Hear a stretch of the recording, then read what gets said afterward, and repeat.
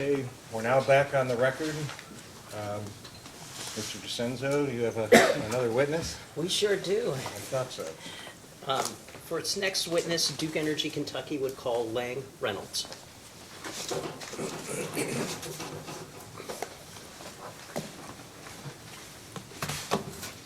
You swear affirm the testimony you're about to give is true and correct under penalty of perjury?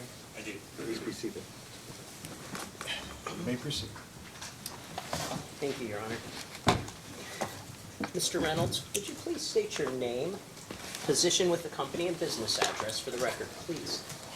My name is Lang Reynolds. My title is Director of Electric Transportation, and my business address is 550 South Tryon, Charlotte, North Carolina.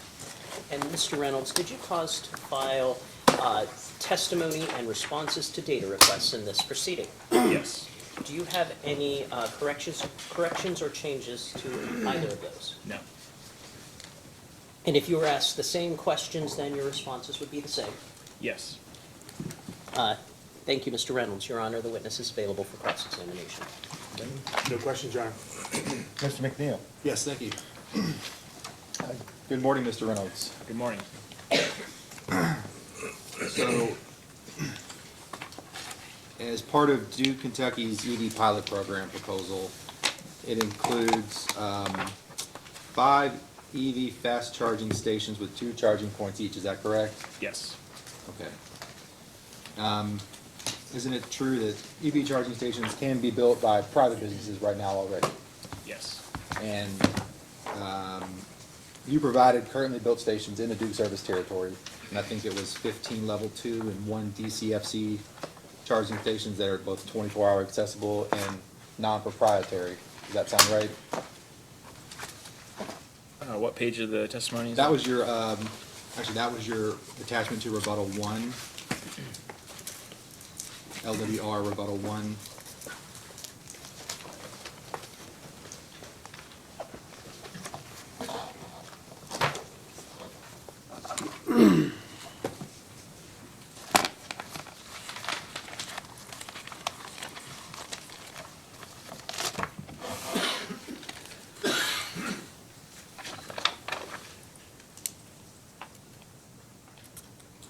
That's correct.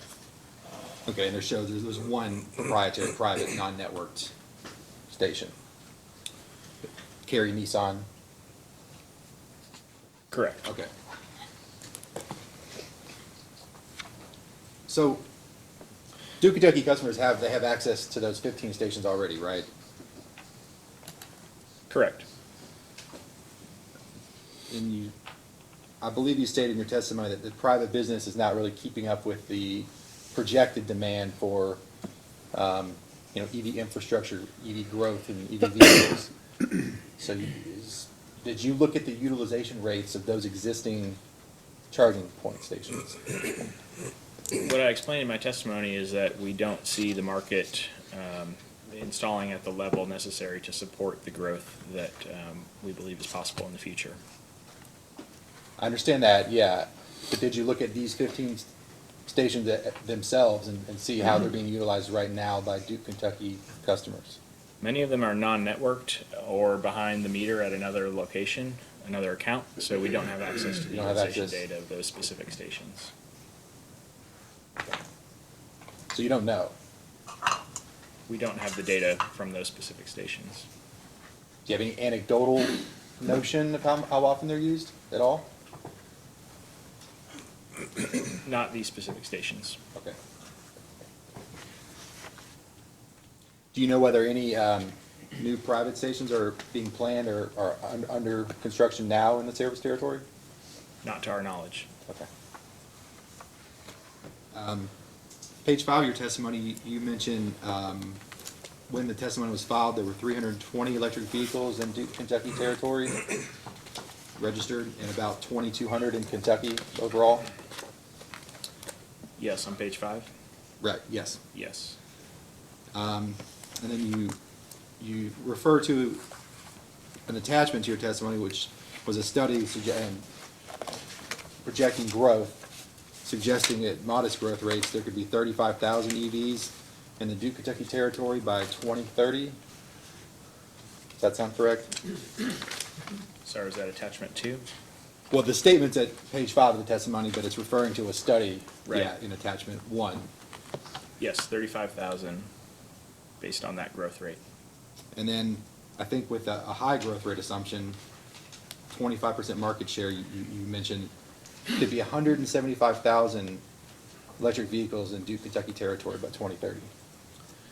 That's correct. A 25% market share of light-duty vehicles would imply 175,000 EVs in DEK territory. And the first estimate would be about, you say, 1,625 combined level 2 and DCFC charging stations. High growth rate, over 5,000 combined charging stations will be needed for infrastructure. Correct. Do you think that sounds optimistic for the growth rate?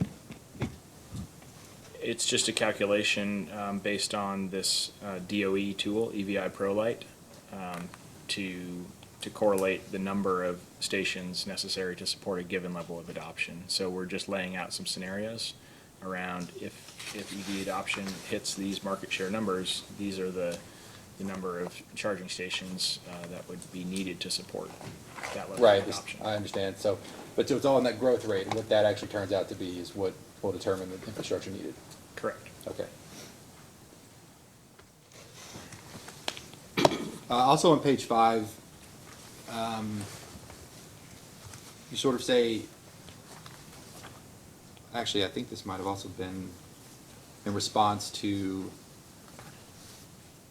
I'm sorry, it is page 5. Duke Kentucky projects minimal revenues from the EV Fast Charge program to begin with, but you expect that to increase as adoption rates increase? I'm sorry, what page was that? I believe it was page 5. Let me.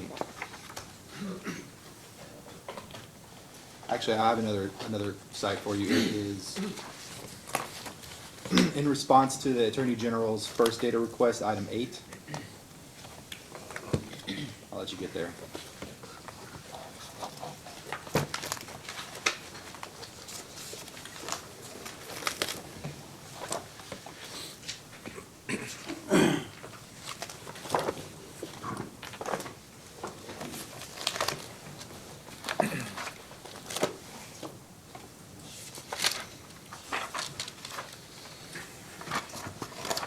Okay, I'm there. Okay, and it's subpart D.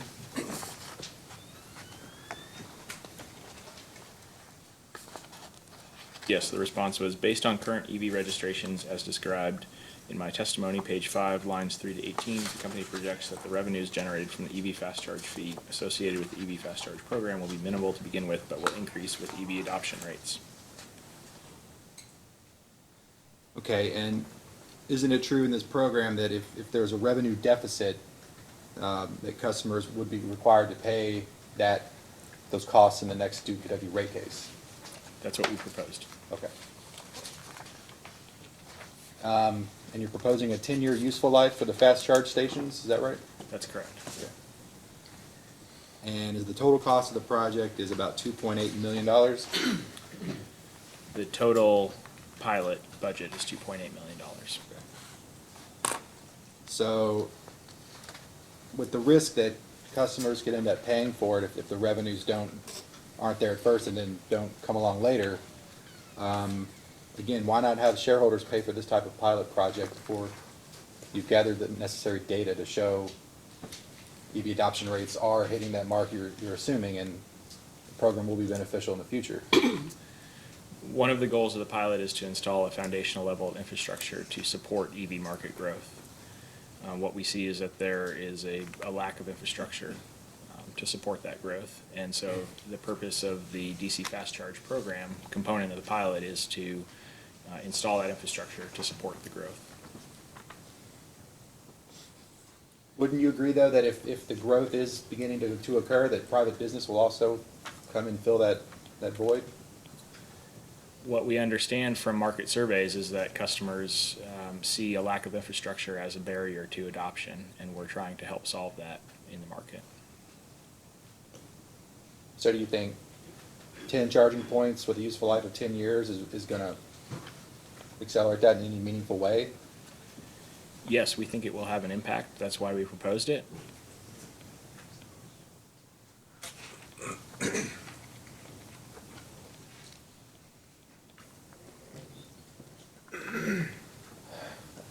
No further questions, sir.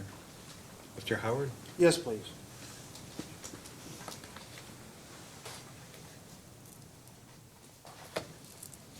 Good morning, Mr. Reynolds. How are you, sir? Good morning. Good, thank you. What is your definition of a monopoly? My definition of monopoly, Yes, please. a monopoly is a market where only one operator is dominant. Does Duke have a guaranteed service territory?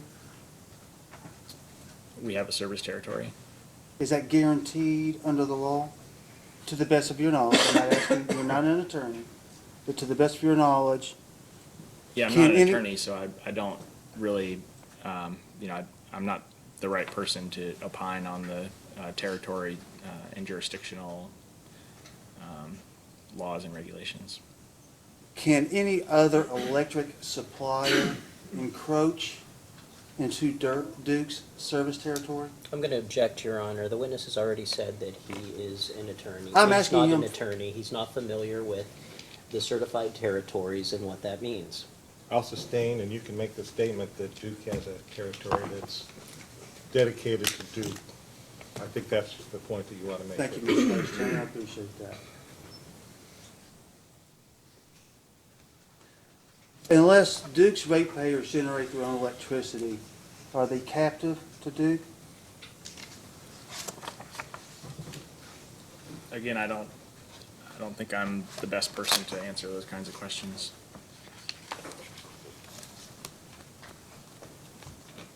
Do you agree that in the private sector, if a business is operating at the highest level of efficiency, that it still might not be in a situation where it can compete?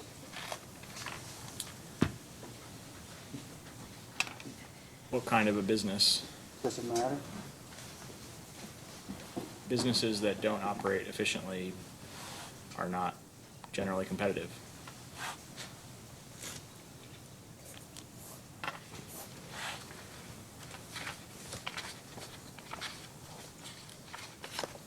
Is it possible that a private business operating inefficiently, and if it doesn't make a profit, it has no way to get governmental intervention to increase its profit? Would you agree with that? I'd rather not speculate on hypothetical situations.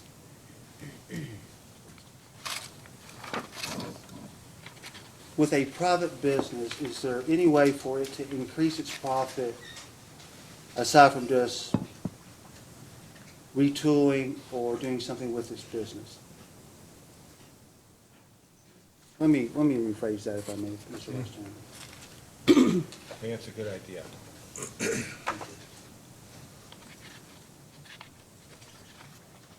A private business cannot come before this commission and ask for an adjustment in its rates, can it? Not if it's not otherwise regulated by this commission.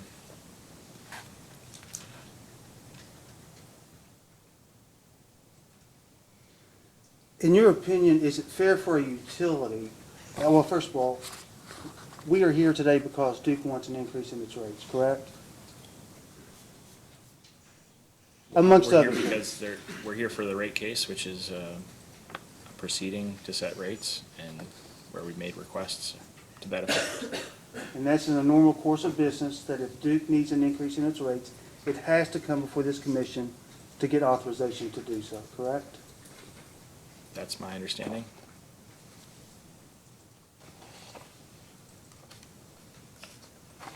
Do you think it's fair for a utility with a virtually guaranteed profit to compete against a private business that cannot seek governmental relief by an increase in its costs? Fair is a pretty subjective term. Without more specifics, I don't feel comfortable speculating on hypotheticals. Well, you've stated that a private business cannot come before this commission and ask for an increase in its rates, correct? That's correct? And you, as a utility, are here to ask for an increase in its rates, in your rates, correct? We're here as our as part of our general rate case proceeding. Do you think it's fair that you can come in and ask for an increase in your rates and a private enterprise cannot? I don't see, the question doesn't really make sense to me because it's, the commission doesn't regulate non-utility entities. If the EV programs are approved, have you agreed with several of Mr. Collins' recommended conditions? We agreed with some of them. You've agreed to limit the investment and O&M costs to the dollars in Table 1 of your testimony, which is found at page 9. Yes, we proposed a limited budget as part of one of the consumer and ratepayer protections of the program. You've agreed all revenues generated from EV programs should be recorded as an offset to deferred O&M costs. We agreed that the net revenues from the EV Fast Charge program should be credited back against the program. We proposed that would be done through the rider PSM, but we signaled in that response that we're open to other approaches potentially. You agree that the EV fast charge fee getting similar treatment if ordered by the commission? I'm sorry? The EV fast charge fee, that should be afforded similar treatment if ordered by the commission. Let's look at your rebuttal, page 4, if I may. Maybe that'll work. Sure.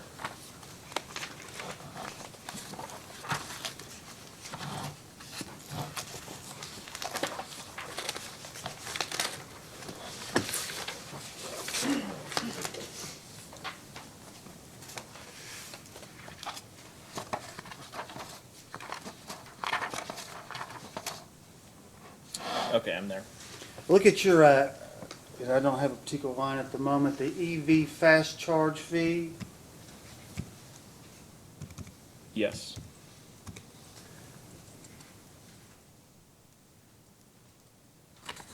What condition do you agree to with regard to the EV fast charge fee? My response was, as stated in my direct testimony, the company has already proposed to credit customers with any net revenue received from the EV Fast Charge fee received by the company from the EV Fast Charging program through rider PSM.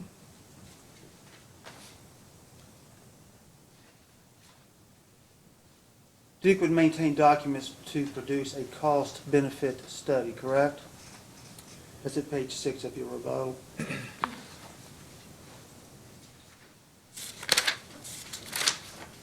The response here was that we've spelled out in detail the large amount of analysis we are committing to perform using data gathered from the EV pilot, including the costs and benefits of charging the different types of electric vehicles served by each program within the EV pilot. You agree, that being Duke, with the limit on expanding the program until the pilot expires, correct? That's at page 7 of your rebuttal. Yes, the company proposed a 3-year duration for the EV pilot specifically because it agrees that the EV pilot should be concluded and analyzed before future programs are scaled. You agree, being Duke, to use the VW funds as an offset to the deferral requested within the EV fast charging program? That's at page 8 of your rebuttal. Yes, the company is already committed to reducing any recoverable amounts by any amount of funding received from the VW Settlement Environmental Mitigation Trust. And with regard to the VW funds, if they become available, those funds would be used to reduce investment dollars and not expenses, correct? I believe by the terms of the Environmental Mitigation Trust, the only eligible costs are capital investments. But I will point out that currently the Kentucky Energy and Environmental Cabinet has not released a final beneficiary mitigation plan with information on how the Commonwealth will distribute any future funding for light-duty EV charging infrastructure or any other use of the Environmental Mitigation Trust. And we agree that your responses to those questions were if the VW funds become available depending on the caveats placed thereon. Correct. Correct? Thank you.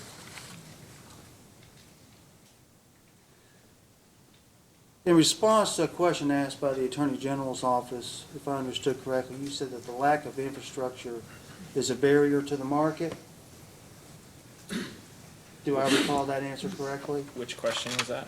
I'm not really sure. I just wrote down that there was a response to the Attorney General's office where you said that there is, given the lack of infrastructure, that creates a barrier to the market and thus the EV industry from really taking off. Something akin to that. Right, as I recently stated, based on surveys we've seen from the market, we see infrastructure as a barrier to adoption for consumers.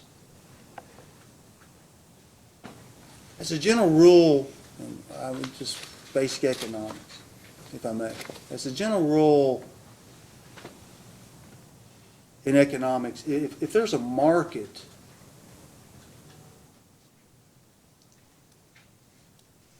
business will come and serve that market. Would you agree with that?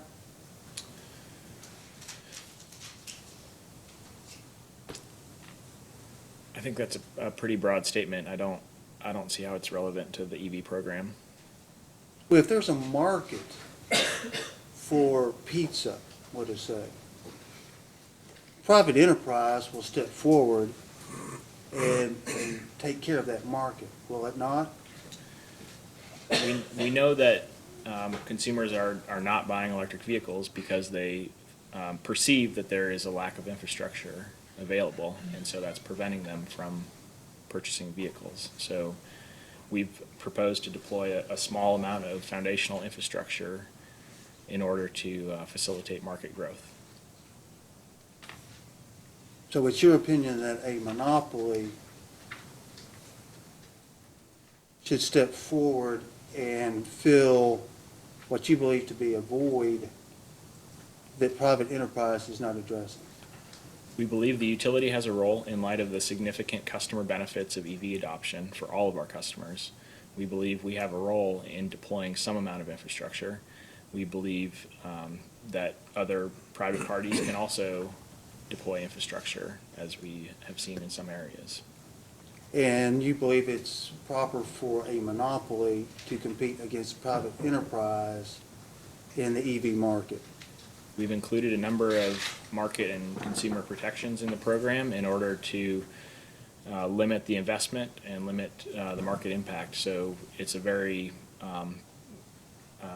small amount of infrastructure that we're deploying versus what we project to be the market need over the foreseeable future. I'd like a yes or no answer to that question, if I may. Can you repeat the question? Do you believe it's proper for a monopoly, Duke, to step forward and compete against the private market in the EV industry? Yes or no? I would disagree with the characterization that we're attempting to, the implication of your question is that we're attempting to distort the market, and we're trying to support market growth. I'm not asking whether you're distorting the market. I'm asking, is Duke attempting to compete against the private enterprise in the EV market with this program? As I mentioned in my testimony, there's only one EV fast charger in Duke Energy Kentucky service territory, so I wouldn't characterize the existing state as being a competitive market. So just yes or no is fine.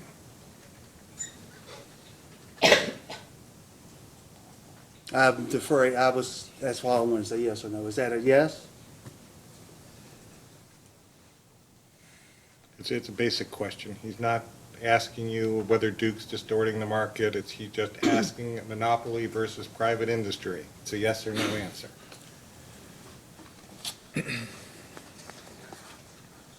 It's basic economics. That's the only question he's asking. I really don't feel I can answer the question. I think you can. He's asking for your opinion. It's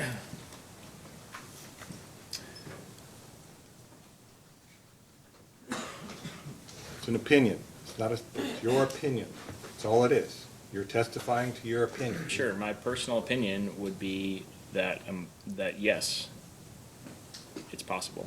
There you go. Thank you, Mr. Reynolds. Those are all the questions I have, Mr. Vice Chairman. Thank you. Thank you. Mr. Lynn. Question, Your Honor. Commissioner Matthews.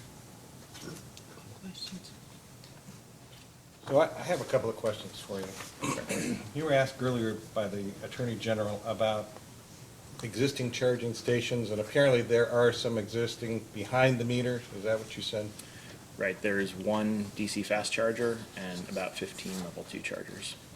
So in doing this analysis on whether there should be additional charging stations and whether the growth should be promoted by Duke or private industry, have you contacted these customers of yours and asked about the activity that has it been successful, unsuccessful? What's the efficiency, usage? In other words, what's the percentage that they're being used? Some kind of an analysis that says, yes, it would be good, no, it's not effective. We have relationships with some of the operators, like EVgo, which is the operator of the one public fast charger in our northern Kentucky service territory. We did not discuss with them the specific utilization of that site. So you haven't asked them, so you don't know whether they give you the information or not? Right, correct. Would there be a reason why Duke wouldn't have, given that this is, as you stated, an effort by Duke to promote electric vehicle usage because a barrier to entry is not enough infrastructure, and these charging stations are being promoted with the idea that it will encourage more people to buy cars, why wouldn't Duke take the step to find out how much the existing stations are being utilized? The utilization of that one station is not particularly relevant to the need for this program, in our opinion, based on the benefits, the long-term benefits of EV adoption, and the fact that we hear from customers that infrastructure is a barrier, or the lack of infrastructure is a barrier. We included the fast charge program to address that barrier, and so knowing whether that specific station, I mean, we've also seen a reluctance from these operators to share that data. So So you have asked them and they've been reluctant to share the data? in other, not that specific station, but in general, in conversations with operators, they don't generally just share utilization. Is there a reason for the reluctance? I mean, I'm kind of surprised. I would think that their business would increase as electric vehicles become more popular, and it wouldn't matter who owned the charging stations. What's ever convenient, whoever owns the car will go to that charging station. I can't imagine that someone is going to pull up to a charging station and look to see what the rate is and say, I'm not going to charge because that one's X tenths of a cent higher than it is at the other station.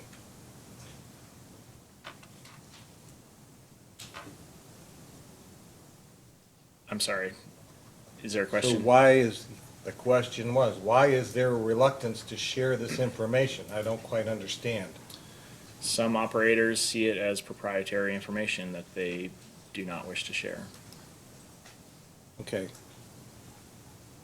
If Duke has information that indicates that there's a reluctance to share by operators, I'd like to see it, okay? If there isn't anything that's been formally done, I'd like you to say, no, nothing's been formally done. Right, like I said, nothing, we have not reached out to the operator for data from that specific site. I just had specific site. You've gone and mentioned other Duke territories that have charging stations where operators are reluctant to share the information. Do you have that data? As in a correspondence where we asked for the data and they didn't give us Mhm. the data? I would have to check if we have that. That's If we have a okay. We can record of ask for it that. in a post-hearing data So request. one of the other issues is that a lot of stations are separately metered. So there are other operators where we have the data directly from the meter. In this case, the DC fast charger is behind the meter of another account, so we can't we can't separate the data ourselves. So in some cases, we can get it without asking them for it. I realize that. I'm looking at, you're looking at a pilot program with 10 charging stations, right? Correct. And Duke has a territory of 144,000 customers, correct? Correct. And how many electric vehicles did you say exist in northern Kentucky right now? In the testimony, the number was 320. at that time. 320. What would you say the territory square mileage is for northern Kentucky, the Duke territory? I don't know off the top of my head. It doesn't really matter. It's a three-county area that exists with, tell me again, how many vehicles? 320? So our projection, we're looking at the future and future growth. And so we're looking at the larger numbers of vehicles we expect to be in the area if we are successful in supporting market growth. But wouldn't there have to be some kind of promotion by Duke that actually indicates to the market that if you buy a car, there is going to be some quick availability? I just don't know where the 10 stations are going to be enough to promote actual electric vehicle purchases in northern Kentucky. We'd be happy to install more. And I'd be happy if you install more too. We're just trying to find out whether it should be paid by shareholders or whether it should be included in a base rate. The other question I had for you is you talk about EV benefits for all customers, right? Mhm. What are those benefits, just for my edification? So we submitted with the application a cost-benefit analysis for the whole state of Kentucky, the whole Commonwealth. And the benefits that we've laid out are electric system benefits, economic benefits, and environmental benefits. So the electric system benefits come from increasing system utilization in a way that puts downward pressure on rates. How does that help Duke, Kentucky, when their electric vehicle electricity, number one, is going to be generated by a fossil plant generator in a territory that's already razor thin on the capacity availability, that this would increase that utilization of the plant and possibly force Duke into a position where they were buying more from PJM? I understood your study is for all of Kentucky, and your pilot program is for Duke territory, and I'm trying to figure out how Duke territory customers are going to benefit from this program, given those prior conditions that I just mentioned. Right, so there's a couple of, a couple of things there. One is that our load forecast that was mentioned yesterday includes a forecast of EV growth. So there is some EV growth embedded in that forecast, which is included in the capacity calculations that were discussed yesterday. We've laid out the case on a statewide basis for the benefits, and one of the purposes of the pilot is to take this high-level possible benefit and, using the data from charging on our system, identify the benefits to Duke Energy Kentucky more specifically over the near term. Are these health, economic, social? What are the? So primarily electric system benefits. That's why we proposed this in the rate case. There are also economic benefits from the cost savings accrued by drivers reducing their fuel costs and keeping those dollars in state rather than going to out-of-state oil producers. That's a pretty far stretch right there, but we'll let It's- that one go. Well, so in our cost-benefit analysis, we show over $20 billion through 2050 of combined electric system and economic benefits from those cost savings of reducing transportation fuel costs. I'm not going to ask where Duke specifically buys the coal for the East Bend plant, but I would be willing to bet that some of it comes from out of state, and the electricity that's being generated would be from that coal going to out-of-state coal producers. Would that be a fair statement? I'm not familiar with our coal purchasing contracts, so I am. but if that's, I'll agree with that, subject to review. Okay. We don't need to review it. I don't have any other questions. Do you have a? I have Oh, one. go ahead. To the question about, is Duke crowding out private enterprise?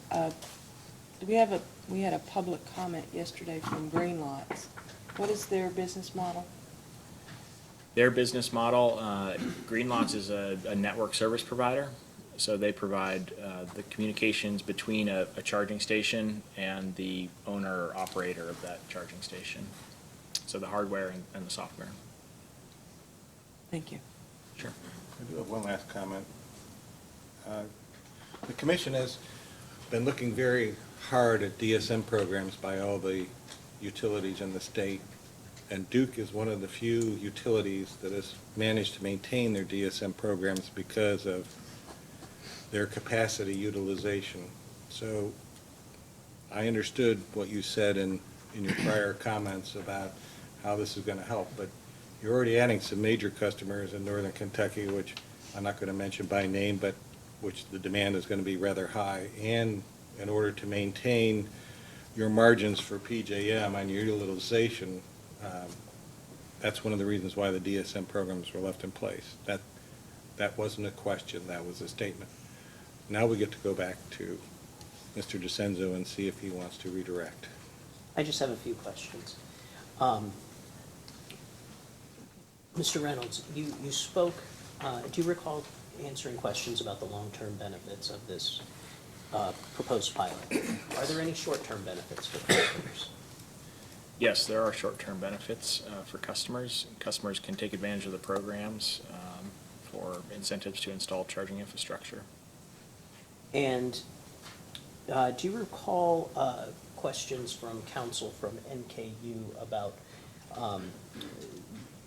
the company participating in the market for electric charging? And you had made a comment that we weren't trying to distort the market. Could you expand upon that a little bit? How are we not distorting the market by participating in owning fast charging stations? Sure. So we laid out a scenario where there's somewhere between 125 and over 200 charging stations needed in the Northern Kentucky Service Territory by 2030. We proposed 5 over the next 3 years, so we see that as being a very small proportion of the gap that's needed between now and 2030. And who made that determination about the number of infrastructure, the amount of infrastructure that's needed for Northern Kentucky? We used a DOE, Department of Energy tool called EVI ProLite, which correlates that number of EVs with the infrastructure needed for adoption. And in your direct testimony, did you include any kind of study or analysis about where these potential charging stations could be located? We did. Yes, we included a study by OKI, which is the Ohio, Kentucky, Indiana Regional Council of Governments. And so would you characterize that as an independent study? Yes, it's an independent third party. And the location of these fast charging stations that are in this study, is this where the company would consider putting its stations? Yes, we would consider locating them there, subject to a number of other variables, including customer interest in hosting the chargers. And can you speak a little bit about the characteristics of the locations in this study? Yes, they were determined based on travel patterns and availability of current infrastructure.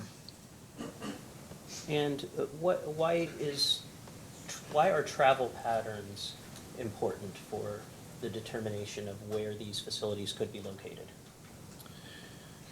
Well, we proposed foundational infrastructure along highway corridors, and so travel patterns are very crucial to that determination. And along those highway corridors, do only Duke Energy Kentucky customers use those highways? No, they would be used by other EV drivers from outside of the territory. And in the company's pilot for those fast charging stations, can you speak a little bit about what will happen with the revenues for that infrastructure? Sure, so the net revenue, we proposed to create a credit against the program costs. And to the extent that those are used by non-Duke Energy Kentucky customers, those drivers will pay that fee and that proportion of the cost of the infrastructure. And does that go directly back to, if this program is approved, will those revenues then go back to Duke Energy Kentucky's customers? Yes, And do you know how that happens? we proposed through Rider PSM. And do you know whether other revenues, such as off-system sales from our generating assets, also flow through that Rider PSM? Yes, And do you know whether our generating assets are in base rates? yes, they are. Thank you. And I think one final question.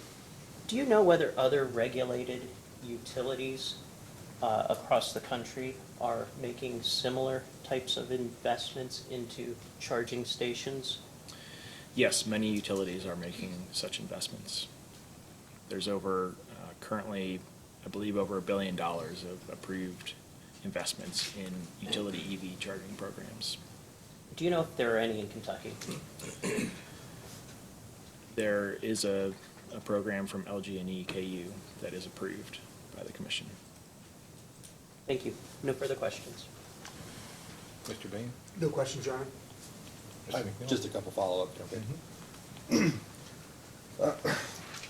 Mr. Reynolds, other utilities, Duke Energy Kentucky has multiple unregulated affiliate utilities, correct?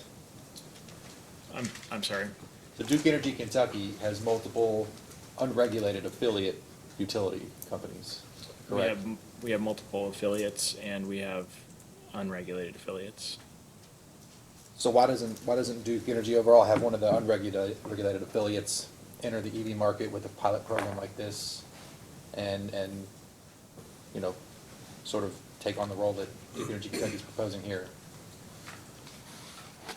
So the purpose of the program is to support EV market growth in the Duke Energy Kentucky service territory. And given that the benefits over the long term accrue to customers, we think it's appropriate that this is a regulated program. Wouldn't it make sense, though, to test that in an unregulated market and see if the results hold? And then before you ask the captive ratepayers of Kentucky to bear that risk?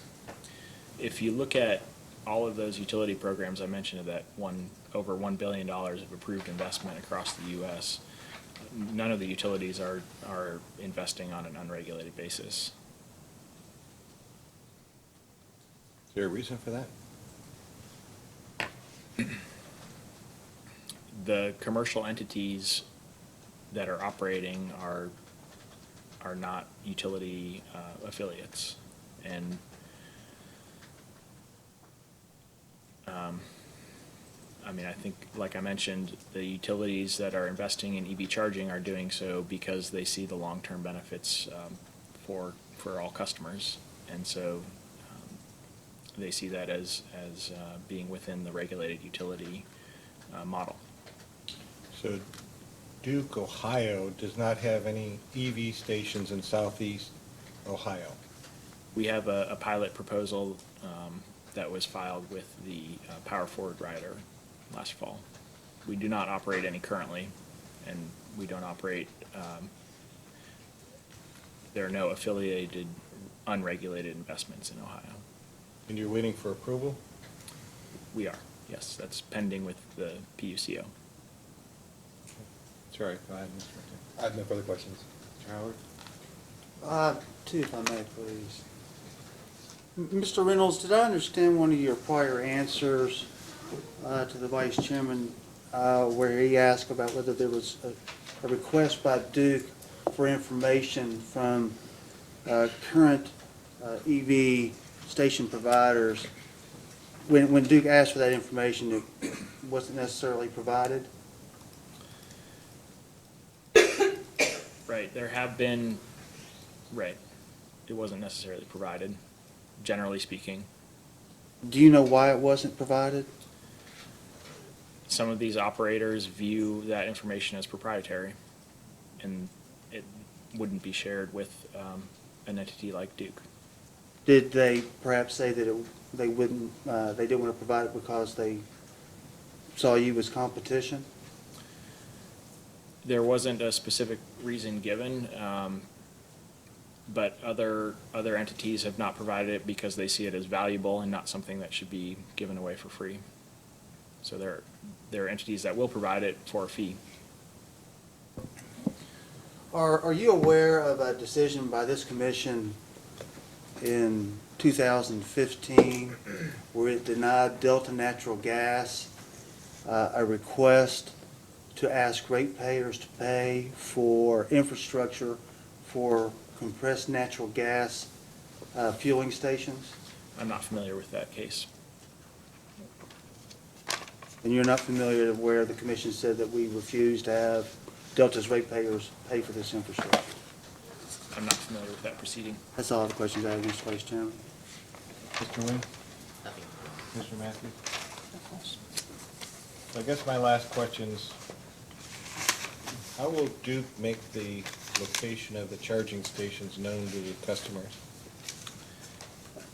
So the stations will be signed and branded, and we also have a significant web presence around our EV initiatives, and we've included some budget for education and outreach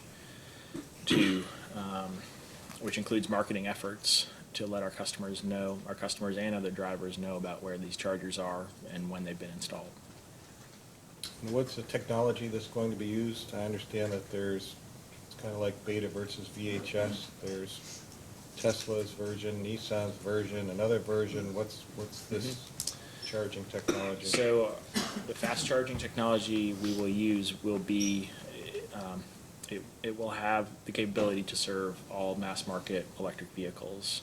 So there are two standards that are open standards, known as CCS and CHAdeMO. Tesla has its own proprietary standard, but their cars, they have an adapter that can be used with the CHAdeMO standard. So by using those two plugs, CCS and CHAdeMO, each station will have one of each of those plugs. And by using both of those plugs, we can serve all cars, all types of cars that are available for sale in the U.S. right now. What's the average charging time for a vehicle? Based on industry data, we're seeing 30 minutes as the average DC fast charging stop for the average driver. So if you were to use 24 hours and said every minute of every day, you'd get 48 vehicles at the most, and an entire day, take it times 30, I don't know how much impact it's gonna have. I don't have any other questions. Do you have any other redirect? Everybody else is okay? And this witness be, did you? No, I was saying no questions. Can this witness be Yes, excused? Thank you. Thank you.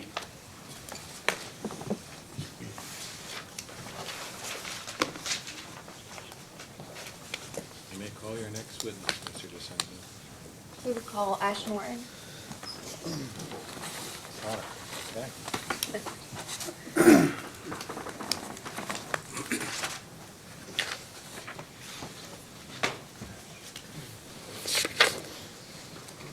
Good morning. Do you swear or affirm the testimony you're about to give is true and correct and free of perjury? I do. Please be seated. Ms. Honecker? Good morning. Good morning. Can you please state your name for the record? Ashley Michelle Norton. And you prefer Ash, correct? I go by both, but yes. And what is your position with the company and your business address? Director of Asset Management for Midwest, and the address is 139 East 4th Street, Cincinnati, Ohio, 45202. And I'll mention that is a change from the testimony. And the title is a change from the, Yeah, that's what's the, the address and the title. okay. And did you cause testimony and responses today to request to be filed in this proceeding? I did.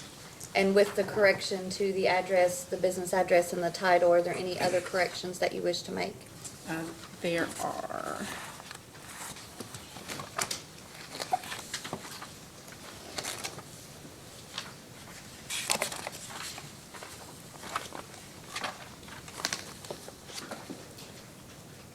On page 3, line 11, it indicates throughout 6 counties, and that should be 5. Okay. Are there any others? On page 5, lines 4 and 5, it indicates approximately 268 kilovolt amps, and that should be megavolt amps, MVA versus KVA. Right. Are those all the corrections you have to make? They are. So if I were to ask you those same questions today with those corrections, would your responses be the same? They would. Is it your desired intent for these to be included into the record of this proceeding? Yes. It's available for cross. Okay. No questions, Your Honor. Judge McNeil? I have a few, yes, thank you. Good morning, Ms. Norton. Good morning. How are you? I want to start Duke's response to Attorney General's data request 276. I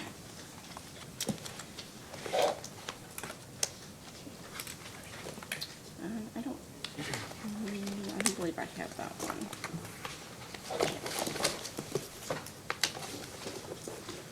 It's the very last one in my binder. Do you have it?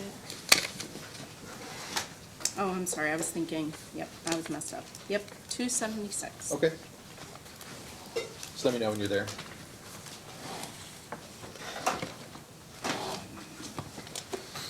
All right. I'm there. Okay, so in this question, we had asked you to confirm that, and I'm looking at subpart B now, the 4-year period from 2017 to 2020, Duke Energy Kentucky will have spent $239.5 million in upgrading its distribution system, representing an average of $59.75 million per year. Is that true that you confirm that? Yes. Okay. And then C, confirm that over the 4-year period from 2013 to 2016, Duke Energy Kentucky spent $82.3 million, representing an average of $20.57 million per year. And you confirm that as well. Yes. And then D, so that translates to an overall increase of 190.47% in that later 4-year period over that prior 4-year period. Is that correct? Yes. So you tell me that your testimony kind of touches on a couple of different things, but what's the primary driver behind that increase? The primary driver would be the localized load growth that we're experiencing. Okay, so certain circuits, certain customers. I mean, you talked about age of assets in your testimony, reliability, customer expectations. Primarily, it's certain load growth in certain circuits, you would say? Yeah, I mean, those are all 4 that you mentioned are all contributors, but the localized load growth would be what I would classify as the primary driver. Okay. So as far as customer expectations regarding quality and reliability of service, would you say there's any shortfall between what customers expect and what Duke Energy Kentucky provides? I think that what we have done has improved our customer satisfaction. So as we've improved reliability, that has improved our customer satisfaction as it relates to power quality. Do you think reliability in your system was lacking before those improvements in the last few years? I wouldn't say it was lacking, no. Okay. May I approach, Vice Chair? Yes, you may.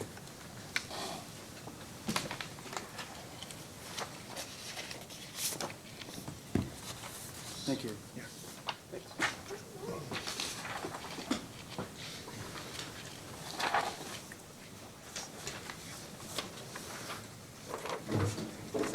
you.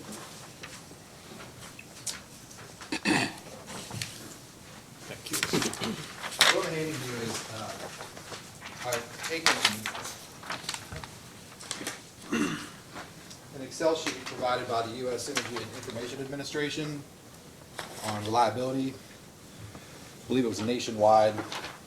And I just selected Kentucky, and I highlighted the investor-owned utilities on this sheet. Okay, I know it's a little bit small, but can you ascertain what's on here? Yes, Okay, so you see Duke Energy Kentucky, third from the bottom. yes. So does it look like, this is year 2018, just to be clear.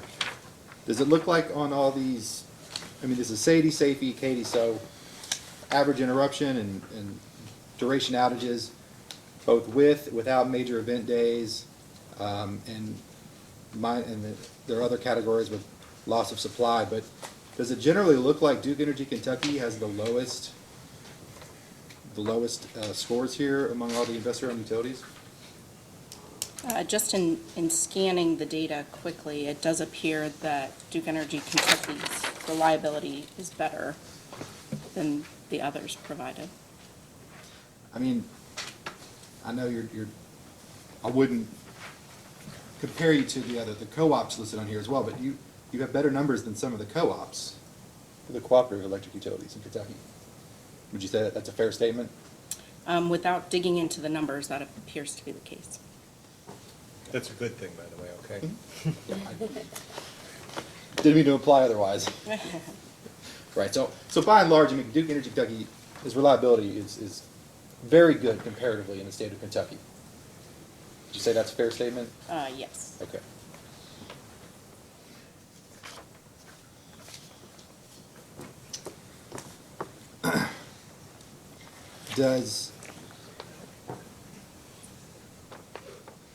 I mean, going forward, are we gonna see the same type of investment, or is the work you've done to upgrade those certain circuits, I mean, is that work been done, or are we gonna see the same type of investment in the distribution system going forward?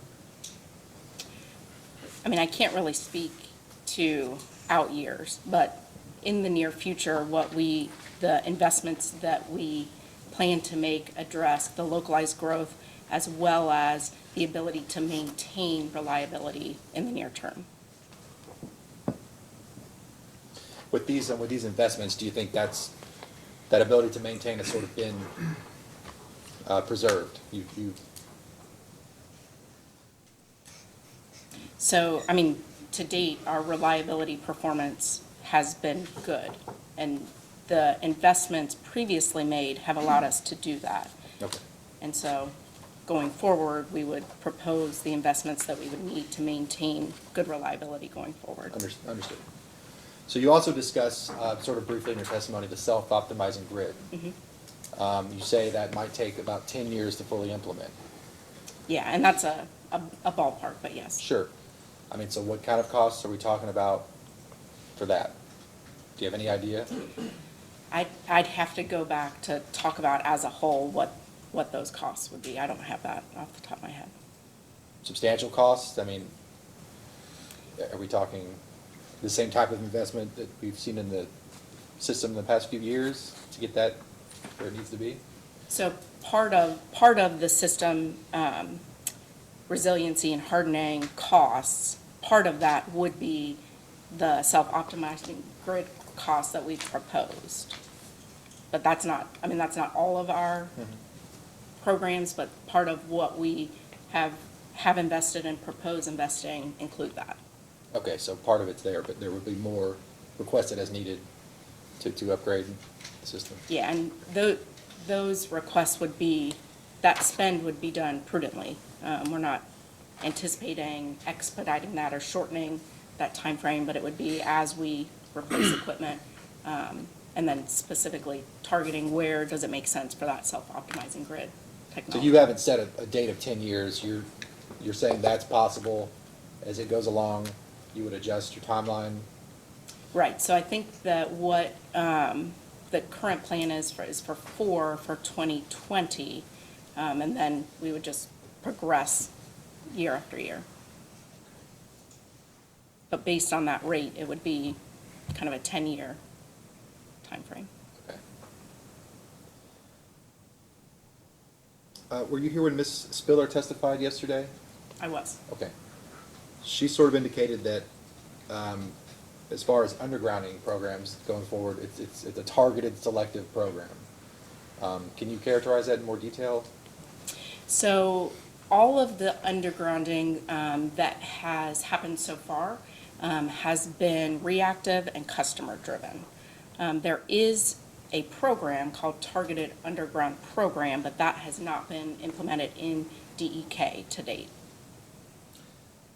So when you say it's customer-driven, is it certain customers, for reliability purposes, are calling you, asking you for undergrounded facilities, undergrounded wires? Yeah, that does happen, or if there is a failed overhead, then it might make sense to replace with underground. How do you make that calculation? How many times does it fail until when you say it's Well, prudent to any underground? time that there would be a failure, we would evaluate what's the best way to replace it.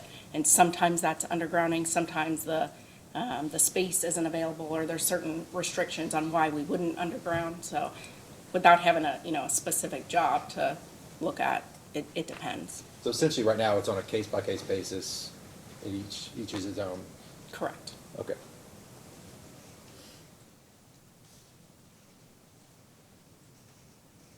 So there's no target. Duke doesn't say we want to underground so many miles per year. It's just based on as things come up. The targeted underground program has not been implemented in DEK. Yeah, I don't mean to say, I mean saying target as a word, not the specific program. You don't have a measure by which you say, we should probably underground so many miles this year. It's just case by case. Yeah, I'm not As aware things of happen. any goals where we would Okay. be looking to do that. Okay. I have no further questions. Mr. Howard? Yes, please, just a few. Oh, sorry, may I mark this as AG Exhibit 2? Yeah, I'm sorry, I forgot, I meant to ask you that. Yes, thank you. AG Exhibit 2. 2. That's right. Good morning, Ms. Norton. Good morning. If you would, please reference your pre-filed testimony at page 17.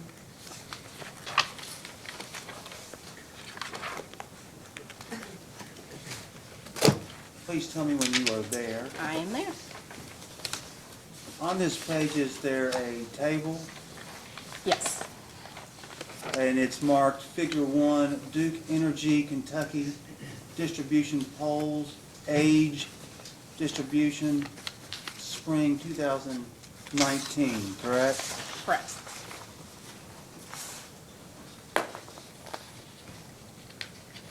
This table, does this depict the poles of the distribution system across Duke Energy Kentucky?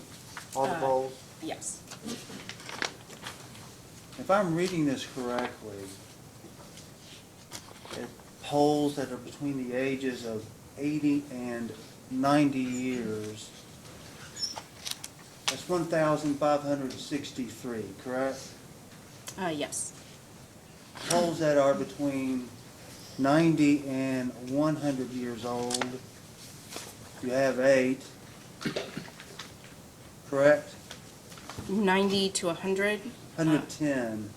I'm sorry, 90 to 100, I'm sorry. You have 283 poles, correct? Correct. And then between the years of 100 to 110 years old, you have 8, correct? Correct. Then you also have the unknown of 173, correct? Correct. Now, if I'm just looking at the poles that are between 100 and 110 years old, that takes us back to, what, 1909 or thereabouts? That sounds about right. And that's, just trying to keep it context for me, that's like 55 years after the Civil War. Is that correct? That's the All the correct. questions I have, Mr. Vice Chairman. Okay, thank you. Mr. Wynn, Mr. Bellamy has this. Mr. Balance. How you doing? I just have a couple questions. Right? Do you have this I think in your testimony, and then the filing requirement 16.7B, I don't have it in front of me. do you have a copy? You ever? Which one is it? It's 16.7B, it's at tab 22 of your old application. Okay. I think I do have an it- extra copy, but. I have it electronically. Let me pull it up.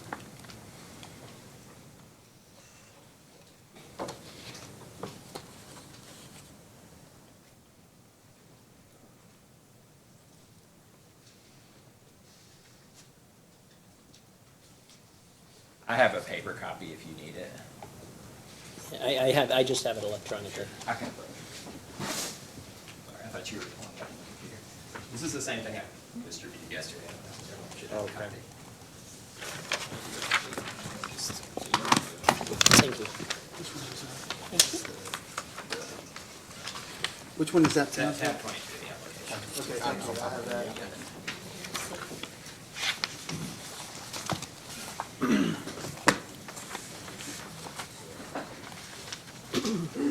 Based on Mr. Jacoby's testimony, and I think in your direct testimony, you contributed information that was included in this tab, is that correct? Correct.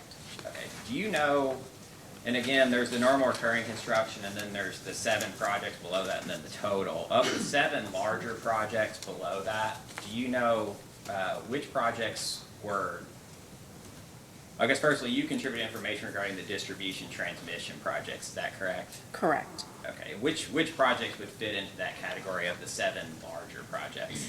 Lines 7 and 8. Line 7 and 8?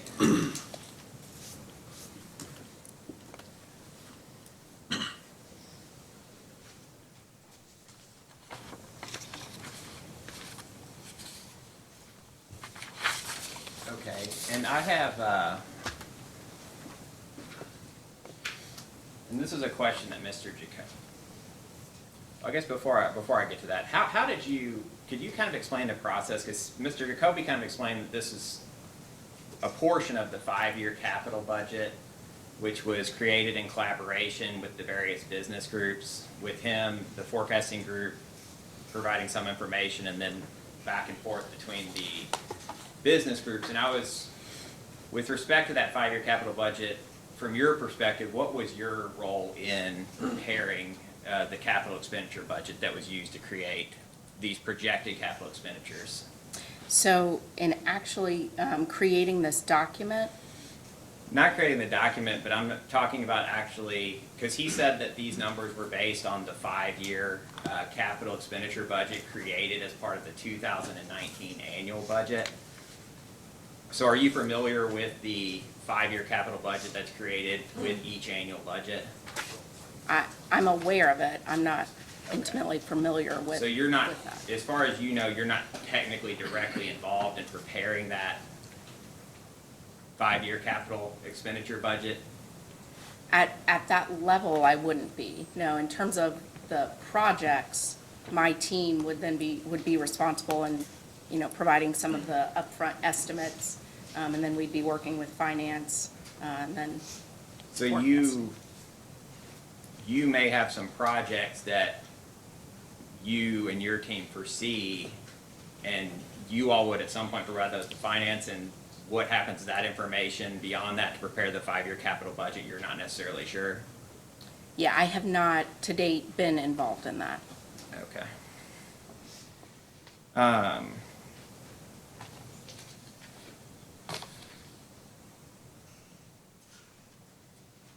With respect to the normal recurring construction, Mr. Jacoby was asked to provide a breakdown of that at staff request 3, item 1. And I have another copy of that, Rocco, if you need me to distribute it.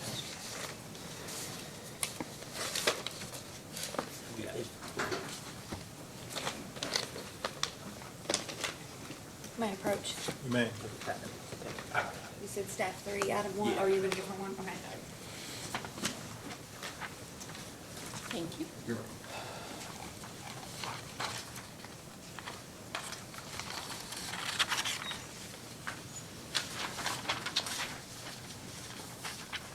And I know this was provided by Mr. Jacoby, so I guess firstly, if you could look at attachment, it's the third page in what I just gave you. So it's page 1 of 1, and it's attachment that has 2019, 2020, 2021, and it has the items broken up, and then it has the total at the bottom. Have you seen a budget with this breakdown similar to this before? I have not Okay. seen it in this way, no. Are you familiar with any of the categories that are listed there in the left-hand side? Yeah, at a high level, yes. Do you know, by looking at this, can you identify any of those categories that would have been for transmission and distribution based on projects that were provided by your transmission distribution group for Duke, Kentucky? So those listed as transmission stations, transmission lines, distribution substation, distribution highway jobs, distribution line overhead or underground, distribution improvements. I would assume that our teams would have fed in some way the information. But you don't necessarily know what underlying projects would have been used to formulate these budget capital expenditures. Is that correct? I wouldn't know that offhand, no. Okay.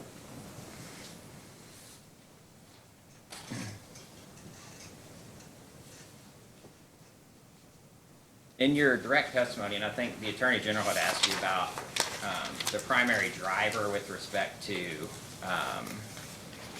the capital expenditures, and you indicated that you thought the primary driver was specific localized distribution projects. And on page 5 of your direct testimony, it's that last paragraph, and then on to page 6, and you kind of mentioned the primary driver, and you mentioned the localized growth on specific circuits necessitates investment. And then on page 6, you have a list of 3 projects. Are those the 3 projects that you're referring to that are the localized projects primarily driving the increase in distribution transmission spending? So this is an example, but it isn't the only drivers. No, we're seeing similar type growth in the neighboring area of Donaldson and Arrow. But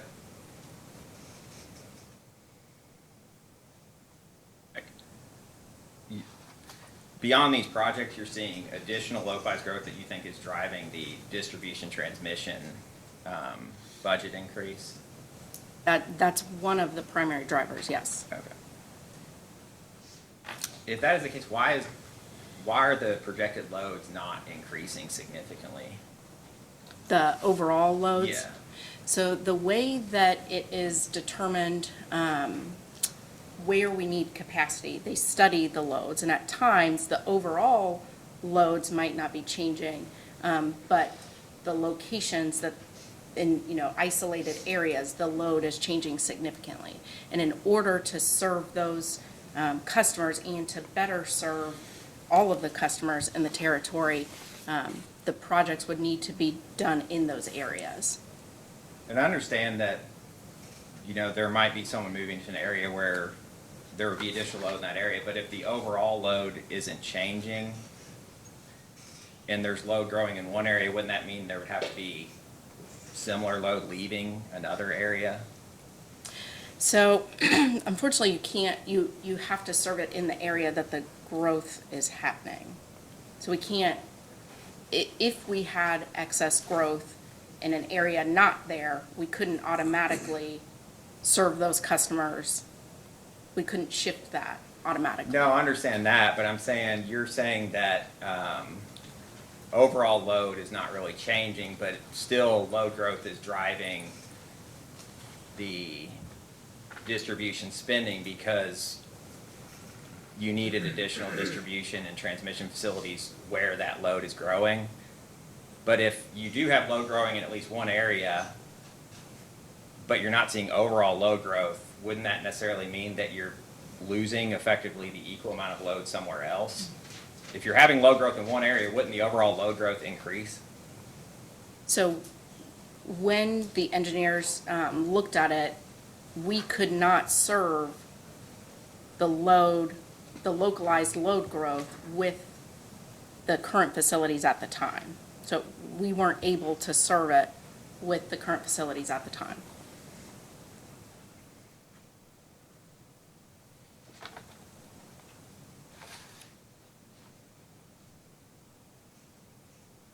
So let me ask a question while he's pondering. I'm familiar with the area where the large growth is, and you're indicating that there's adjacent growth in that territory that is causing this additional spending? It is, it's not, the localized load growth isn't just one customer. There's several customers that's contributing to that localized load growth. But in the adjacent area to where the other major customer is, it's, Yep. okay. So do you have a list of who those customers are that could be provided post-hearing? We could provide that, yeah. Okay. That take care of your... Yeah.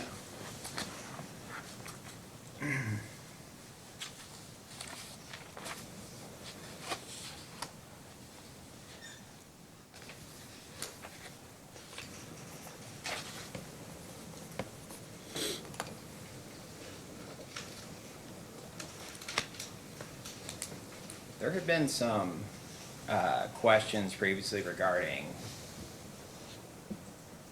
lighting for cities and whether or not Duke has a tariff that would allow for upgrading current facilities as opposed to installing an entirely new facility to allow customers to use an LED bulb and reduce their usage. From an engineering perspective, has Duke Kentucky's distribution transmission group looked at not necessarily whether it would be permitted in the tariff or not, but just from a functional perspective, whether it would be possible and how that would work to upgrade existing facilities to allow those customers to use LED lights versus traditional lights? So the lighting group is a separate organization, and so Okay. I'm not familiar if they've done that or not. Okay.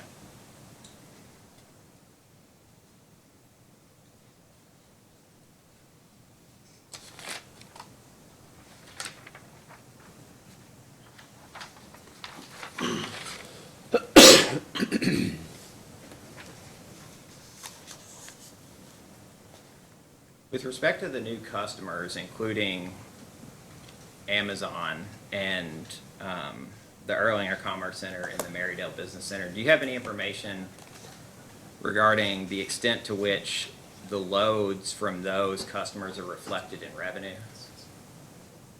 Can you repeat your question? The new customers, I know a lot of the spending you indicated is driven by localized customers. And with respect to the ones you listed here on page 6, the Amazon Air Hub, the Erlanger Commerce Center, and the Marydale Business Center, do you have any knowledge regarding the extent to which their projected loads are included in the loads that were used to calculate the revenues for the forecasted test year? I wouldn't be able to speak to that, no. So you don't know whether they were or the extent to which they were? Yeah, I don't. I would defer, maybe Sarah would be able to speak, Ms. Lawler would be able to speak to that. Okay. Thank you. I don't have any more questions. Commissioner Matthews? Can we go back to some, I guess, wording differences? You said the targeted undergrounding program is not being implemented in DEK. To date, it Correct. has not, correct. And that was, I think, proposed in the last rate case, That's my understanding. and the commission did not accept that. So how does the program where, and I'm maybe paraphrasing what you said,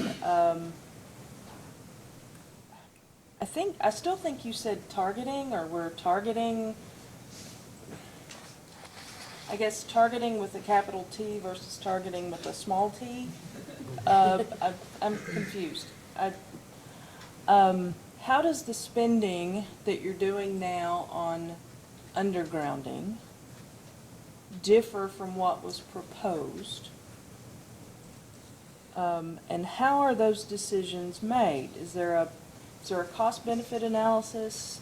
Let's say a new customer is being located. Is there a cost-benefit analysis with the trade-off between reliability and the cost of undergrounding versus above grounding, which is not a word, but more traditional installments? How does that work? I mean, who does that? Do you do that cost-benefit analysis?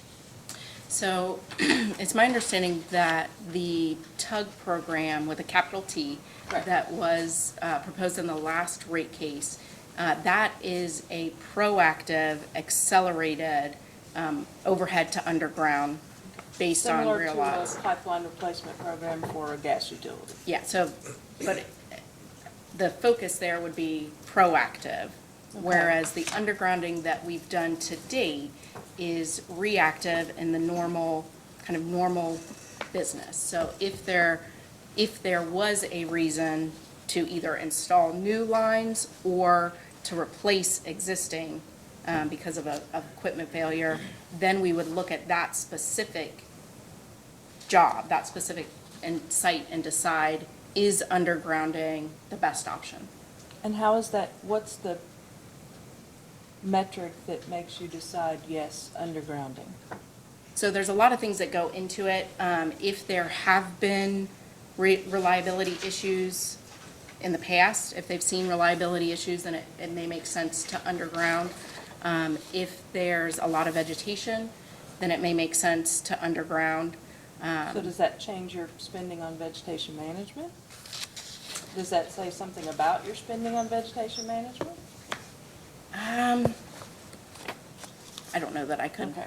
answer that. What is the percentage of the increase in the average spend going forward that's new load versus replacement? Do you know what the breakdown is there? I'd have to get back with those details. Can you write that Send up that in question, a yeah. legit, in a question that makes sense? And then I guess my question is, you know, the value, when you're doing the analysis, how do you determine the value of that reliability? I mean, there are utilities that would be very happy with your reliability metrics, and that's a good thing. I mean, that's, I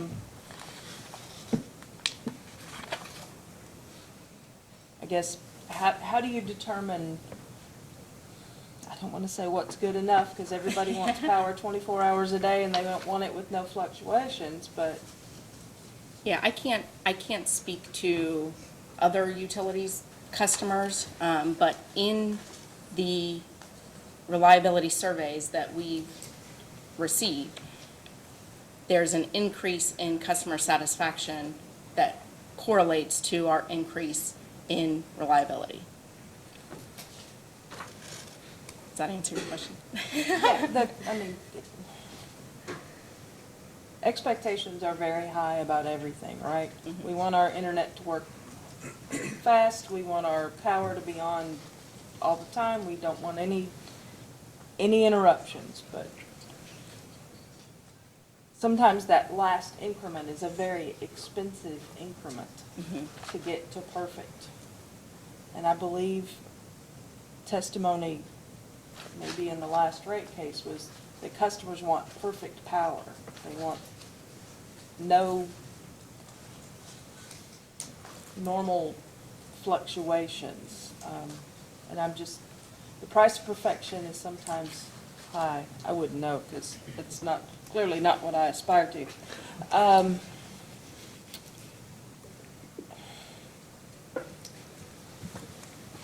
I would like to see that analysis of, you know, the percentage that's replacement, the percentage that's new. And then I'd like to see a breakdown of replacement using more traditional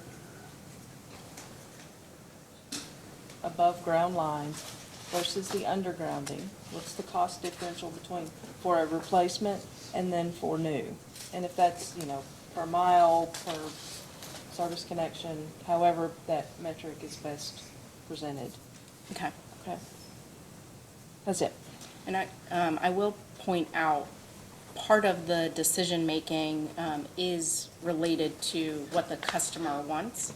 If we Well, does the can, customer pay the difference? so if we can serve the customer with an existing overhead facility, so there's not damage or there's no reason that we would replace it, then the cost, the customer would pay that cost. But if there's a transformer that needs to be replaced, or a facility that needs to be replaced, that's not the case. I don't believe that's the case, but I Not checked even the it. difference between overhead and underground. Right.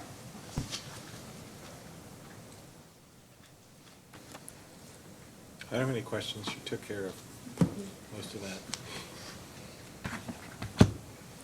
You have any redirect? No. Mr. Bain, I don't have any. Mr. Howard, Mr. Bellamy?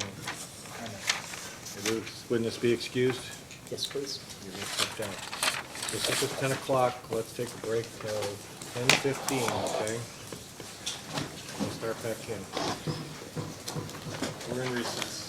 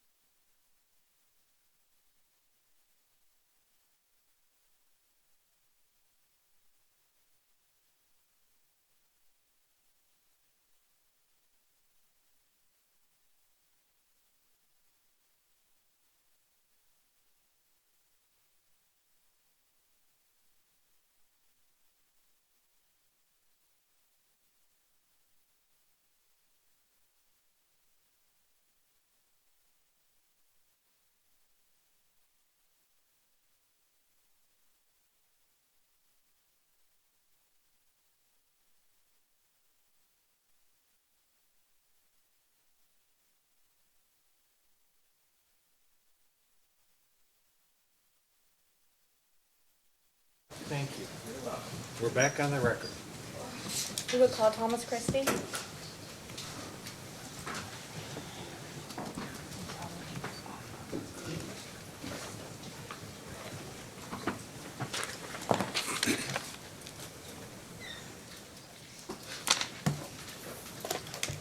Ready? Yep. Do you swear or affirm that the testimony you're about to give is true and correct under penalty of perjury? Yes, I do. Please be seated. So before you start, just a kind of a housekeeping thing here. We will determine after the next couple of witnesses how late we're going to go, okay? All right, Ms. Honaker, go ahead. It's still morning, so good morning. Can you please state your name for the record? Yes, Thomas Christie, go by TK. That's what I started to say. You prefer TK, correct? Correct. And did you cause testimony and certain responses to data requests to be filed in this proceeding? Yes. And I should ask you to state your title for the company and your business address before I said that. Yeah, Director of Distribution and Vegetation Management. Address is 1000 East Main Street, Plainfield, Indiana. And do you have any corrections to make to your testimony or any of your data request responses at this time? No, I do not. If I were to ask you those same questions today, your answers would be the same? Yes. And is it your desire and intent to incorporate those into the record of this proceeding? Yes. Witness is available to cross. No questions, Your Honor. Mr. McNeil? Yes, thank you. Morning, Mr. Christie. Morning. Just have a few questions for you. First, in your direct page 5, you discussed the hazard tree removal program and sort of it being spurred on by this emerald ash borer infestation. I'm just curious, can you tell us, is that still going on? Have you any idea how long that will last? Yeah, so, at least in our area, it's kind of started in Ohio, kind of made its way down to Kentucky, and then it's in Indiana now. So, luckily for Kentucky, we have gotten, we've been working on it for the last 4 or 5 years. It's still present, not as much as it has been in the past, but it's still there. We still see ash trees continuing to die. And then there's other tree species that are taking on new evasive bugs as well. So, I mean, do you see this in the hazard tree removal program having significant increases in costs in the next few years because of this? I don't, to be honest with you. I mean, there's always going to be. We've had a hazard tree program for a long time, and we will still have one. There's continuous trees that will continue to die for other reasons. Wind may blow it partially over, then it'll die. Customers continue to plant trees that will die. To answer your question, I don't foresee it increasing, substantially in the near future. Okay, but you did mention it's more of a focus now because of this. Okay, That's correct. is that right in the right of way where these dead trees are? So what we've been focusing on in the last couple of years is trees from outside of our maintained right of way, so it's on customers' property, private property. So, we'll instruct our contract foresters to look 45 foot or more outside of our maintained right of way to identify trees that could potentially impact our facilities. Okay. So, and then they work with customers to obtain permissions. Some customers do not provide permission and we can't take down the tree, but when the customers do provide permission, then we can take those trees. So you'll keep doing that until this abates at some point? Yeah, I mean, it's part of our integrated vegetation management plan. We don't foresee stopping that. What we're seeing is when we do the assessments by circuits, we're not seeing the volume of trees that we have in the past. So, in our minds, that means, not as many are dying, and we're not finding the volume that we have found in a couple of years past, so. Okay. Now, in response to Attorney General's data request 255, you gave the overall cost of vegetation management for fiscal year 2019 through October as $4.87 million. Was that in the second one? Yes, second 55. It's the last one, I think, in your binder. Oh, okay, gotcha. Give me a second.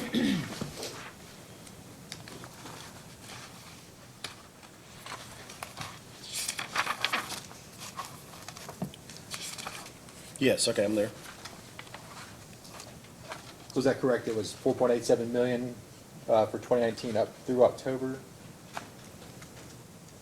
Yes, I believe so. So do you have a final 2019 year number available? So I don't have an exact number, Okay. in my head, but it's it's around 6 million 6 million. is what we finished the year in 19. Could you provide a post-hearing data request, just specifying the exact number? Sure. That sounds, Yeah. so with that number, I mean, do you expect vegetation management costs to continue to rise at the 3.5% sort of assumed rate for 2020 and 2021? So in 2019, we did meet with our suppliers. We've been increasing our partnership with them. We've listened to them. We've decreased our safety oversight model to help improve efficiencies. We've seen some gains in that. We're going to continue to see those benefits in 2020. Our contracts are up this year, so they're set to expire the end of this year. So we do have an option to extend them for 2 years or go to market. Our goal is to decrease the costs. I mean, we don't like the rise in costs, just like customers and everyone else. So our goal is to decrease that. So we're currently evaluating what's our best options. Do you have any sort of goal for, if you went to market for a contract term, how long you'd want to lock in rates, or? Well, Just up to- yeah, so our sourcing group handles the commercial end of that for us. And if I'm not mistaken, I think our normal term is a 3-year contract with, extension options. So and the increasing costs, are those still due primarily to the labor pool and contract rates of available contractors for this work? Are you asking what's the reasons for Yeah, for the increased costs, the rising Yeah. costs. So, to answer your question, we're still seeing, we're listening to our suppliers. For example, the Asplin Tree Services, the supplier for Kentucky.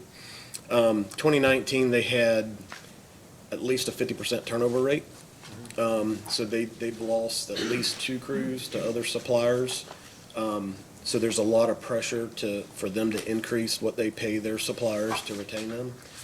So they, in turn have to pass that on to us. So, it's a competitive market. It's a non-craft position. We're hearing that, these guys that come in, it's a lower wage pay rate. They work in the elements.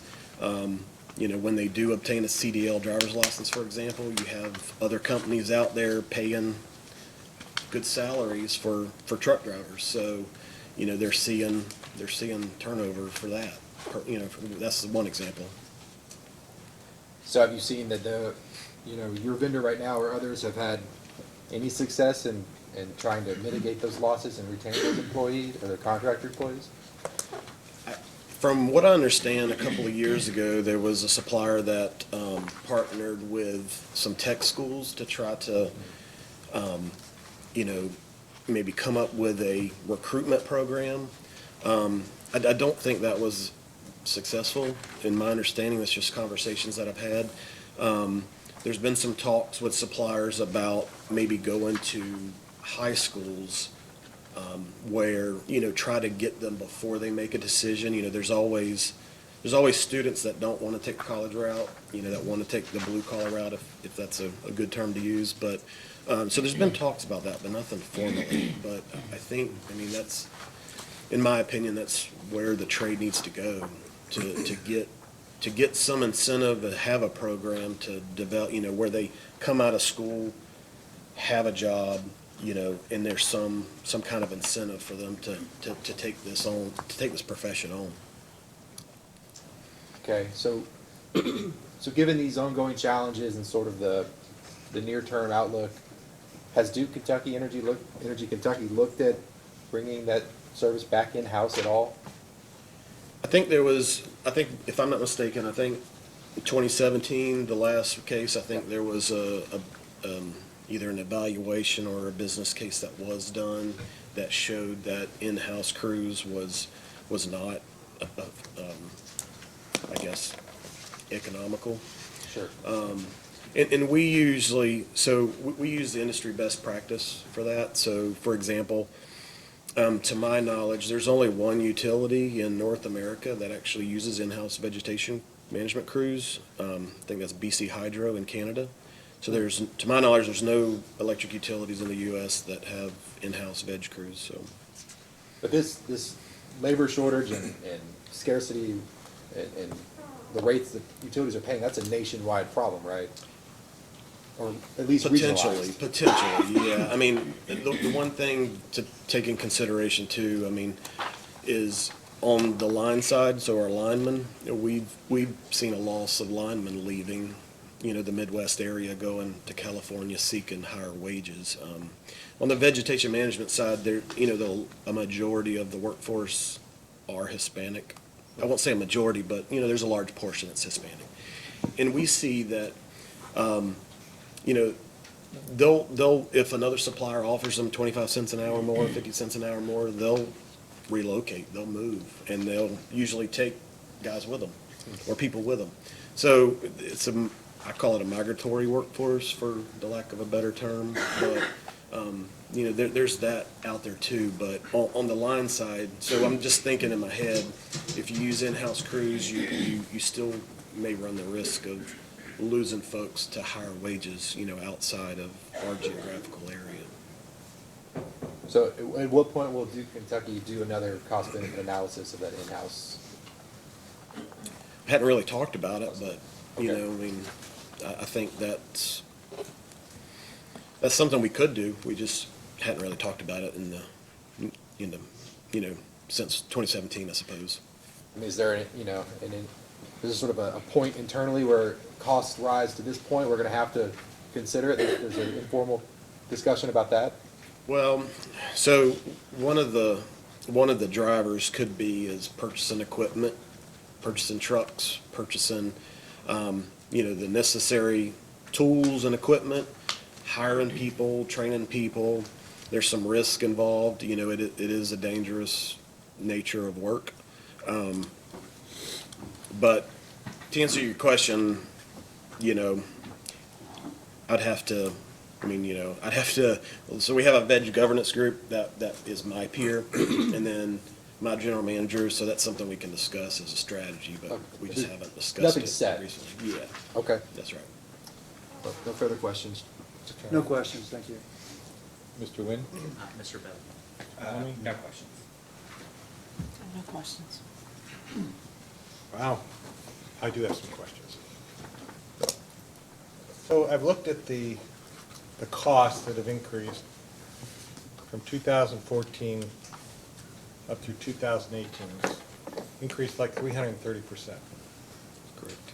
And you've gone out and you've put out RFPs for not only a territory, for Duke's territory, which I think you were doing in the past, but for the localized northern Kentucky area. And you still weren't, how many vendors was that put out to, that proposal? So don't know the exact number right offhand, but in recent, so last year we did some sourcing events for Indiana and Ohio for hazard trees and for tree trim and maintenance. On those lists, there was about 12 to 15 suppliers on that list that was invited to bid. So you took the vendors that showed up at the other Duke territories and invited them to bid on the Duke territory in Kentucky? Sorta. So before suppliers can bid, before they're invited, they have to pass, the system's called a VETA. So it's a process where the company evaluates safety, data, liability insurance, and those commercial items of the contract before they can be allowed to participate in the bid. So we always invite past, people that were bidding on it, and then we also, if there's new companies, new suppliers that contact us, we'll go through the Avetta process with them to evaluate them. So, for example, last year, there were new suppliers on that list that weren't on the 2017 list.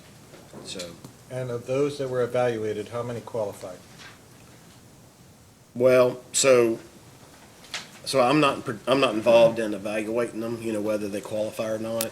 But all of the ones that do qualify were invited to the bid, but not all suppliers provided pricing. How many did provide pricing? For last year, 2019?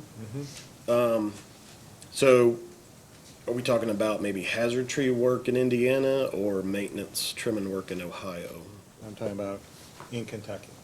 from 2017? Going forward, was that the last time the contract was offered? 2017, I think, was the last bid event for Kentucky, So it's a 1-year contract with a 2-year extension available. a 3-year term with a 2-year extension. It was 3 years. This time I thought I heard you answer the Attorney General that it was a 1 with a possible 2. No, I meant to say 3. So Asplin Tree Service got a 3-year contract, which is up this year at the end of 2020. So that would be their 3 years. So when they received their last contract was when you were in here for your last rate case? No, in 2017, if I'm not mistaken, Lewis Tree Service had, they had the contract from 2014 to 2017. Okay. And then I think at some time in 2017, Lewis Tree Service had also 2 areas in Ohio, and they were stretched too thin, and they had some resource constraints, so they basically gave up the Kentucky area in 17. And then we brought in NG Gilbert, which is owned by Townsend Tree Service. They do work for us in Indiana. They finished the year of 17 out, and then I believe in 17, the sourcing event is when we awarded Asplin Tree Service the contract for years 18, 19, and 20. So what kind of escalation do you provide for in your 3-year contracts? So when suppliers submit pricing, part of the pricing includes an escalation rate. So we evaluate that escalation rate. I don't know specifically what Asplin's escalation rate is in their current contract. Typically, it's around 2%, but it varies by supplier. But I will tell you, last year when we were in talks with our suppliers, improving that relationship, we did obtain a 0 escalation rate for 2020. So they're holding their prices flat for 2020 for us. And we've seen some productivity increases late in 2019. And we'll continue, our hopes is to continue to see those productivity increases for this year in 2020. But your 2020 forecast shows $1 million increase over 2019. The 5.5 million? No, from 17.9 to 19 million. This is your testimony on page 9. There's a chart there, table 1. Let me get to that.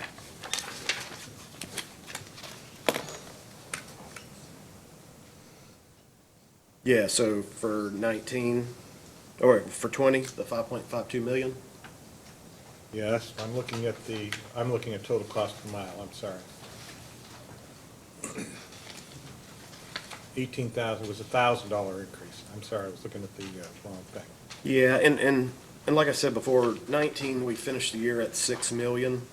So, and then we ended up doing a little more than 320 miles. I think we ended up at 323, 324 miles, something like that. So our cost per mile in 19 was a little over 18,000 a mile. So, we're trying to, so you can see in 17 and 18, I know in 17 we had some storm activity outside of the Kentucky area that prevented us from doing the miles. 18 suppliers had some storm activity, but mainly resource constraints that prevented them from completing the work plan. In 19, we were able to complete our 2019 miles and all of our carryover miles. So we started this year in 2020 with a 288-mile work plan that equates to a 5-year cycle.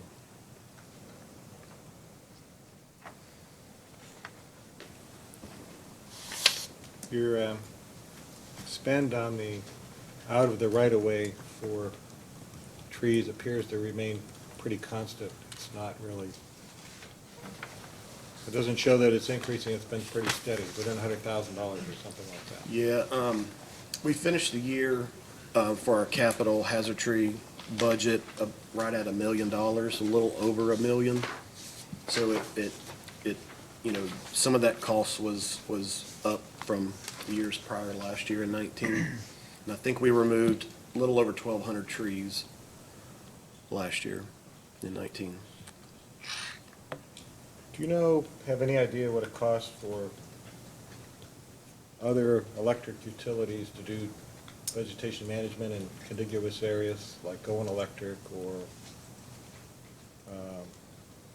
In Kentucky? Mhm. I do not know. I do know some costs from Indiana, Michigan Power, AEP. And I know they've shared some cost per mile with me that is higher than what we're seeing here. How about AEP in northern Kentucky, no, northeastern Kentucky? Yeah, I have not spoke with them. I could, but I have not. I will say this too, I mean, you know, a threefold increase, you know, is a lot. We're seeing it in 2 of our 3 areas in Ohio. We're seeing it in 3 of our areas in Indiana. So that's one of the things that we're evaluating this year about, you know, do we go to market and run the risk of rates increasing more, or do we offer a 2-year extension? That's one of the reasons we went to our suppliers last year and negotiated some savings, 0 escalation this year, and then some productivity issues. Example, kind of, how do I say this? So, you know, encouraging them to use mechanized equipment rather than manual labor to help productivity, to try to help drive that productivity. So those are some of the things that we're evaluating, trying to decide, you know, do we go to market or not? What we're also doing is, like I shared with you earlier, in 19, we actually awarded some hazard tree work to local vendors. So we brought in a couple of new vendors out of Illinois, which is a smaller vendor. There's another vendor that does work in Kentucky and Georgia that wants to come on our system. The pricing that they provided in Indiana was higher than most, and a lot of that is because they have no local workforce, so they would have to pay per diems, put people up in hotel rooms, bring our workforce from another state until they can get established. And so that's one of the challenges with bringing on new suppliers, is if they have no local workforce, then they have to bring it with them, put them up in hotels, and then after a time period, they can hire local, you know, labor. So that's some of the other factors that's kind of makes it a little complicated. So one last question. Did you provide the copy of the vegetation master services contract that was? Yep, I did, from our sourcing partners. Why is everything redacted on a confidential document? I might have to ask my attorneys that, but, I mean, typically we redact information that's not, you know, from the particular jurisdiction. I got 2 pages, and then everything else looks like this.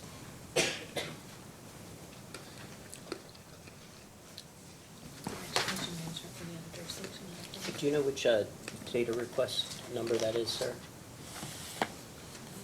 It might be on the upper right-hand corner. Staff data request 2030, confidential attachment 11.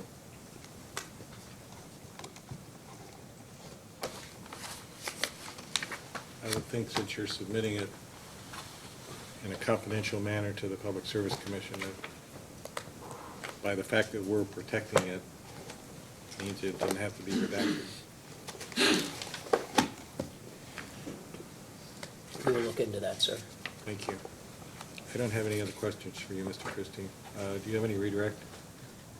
I do Ms. not. Honaker? No? Does anyone else have any additional cross-exam? May this witness be excused? Yes. Thank you. Your Honor, I'd like to call Sarah Lawler next. Okay.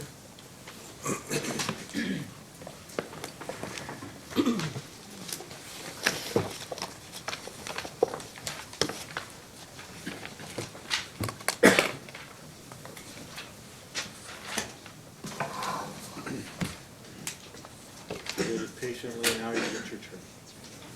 You swear or affirm that the testimony you're about to give is true and correct under penalty of perjury? Please be seated. Mr. Sanford. Thank you, Your Honor. Ms. Lawler, did you call certain testimony in responses to that or request filed in record of this case? I did. Do you have any corrections or additions or updates to that testimony? I do not. If I were to ask you the same questions, would your answer be the same? Yes. Is it your desire and intent to put these into the record of the case? Yes, it is. And before I forget, what's your name? Sarah Lawler, And your title and business address? Director of Rates and Regulatory Planning, 139 East 4th Street, Cincinnati, Ohio. Thank you, Your Honor. The witness is available for You're just a cross-examination. member of the public that just happened to be on there. Mr. Bain? Just very briefly, good morning, Ms. Lawler. Good morning. The description of your testimony is that you provide testimony supporting Duke's overall revenue requirement for the test period and certain adjustments to the test period financial data. Is that correct? That sounds right, yes. Duke submitted a projected test year in this case, is that right? That's correct. And what is the 12 months in the test year? So for the income statement, it's the 12 months ended March 31st, 2021, and for rate base, it would be the 13-month average of that period. Can you explain why it's good policy to allow a utility company to base rates on a future test year? Well, you're setting the rates for that future period, and so the costs better match the period of time that we're collecting those rates over. Thank you, those are all the questions I have. Mr. McNeil? Yes, thank you. Good morning, Ms. Lawler. Good morning.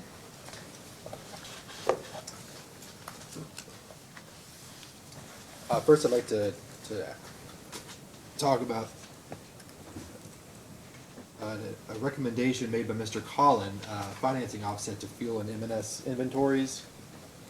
So, is it correct that Duke Energy Kentucky put an amount in rate base, about $19.5 million for fuel, about $18.7 million for materials and supplies, but then did not offset those inventories with related accounts payables? There were no accounts payable offsets to those numbers, that's correct. Okay. Wouldn't you agree that a portion of both inventories amounts is being financed by the respective vendors while there's still accounts payables? There are accounts payables associated with those, but that would be part of cash working capital.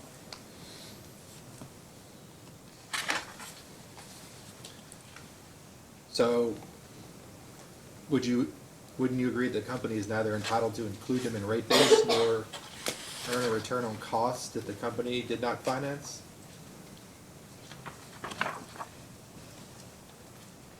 Well, I think we've included everything in rate base appropriately. We've included the inventories, and then we've also calculated a cash working capital amount that would encompass those accounts payable balances. So I don't think that anything has been misstated. There's not a portion, there's not a lag between, while it's still an account payable from the vendor to Duke Energy Kentucky that you're earning a return on? The lag would be accounted for in the cash working capital adjustment. They're two separate parts of rate base. And I guess we might disagree. Mr. Collin, he proposed the lead lag method for cash working capital, and of course Duke had proposed the 1/8 O&M methodology. So if it were under the lead lag proposal, would that be true? Do you know? I'm sorry, what's the question? Are you answering the question under cash working capital using the 1/8 O&M methodology that Duke Kentucky has proposed, you're saying that's appropriate, the way that the offset in there is included? Yes, Okay. So there isn't anything in rate base that you're including that you shouldn't be earning a return on in the company's eyes? that's correct. Okay. Would you agree that it would be inappropriate for the company to include something in rate base that was vendor financed? If it were something you were including in rate base, you were earning a return on it, it was vendor financed, would that be inappropriate?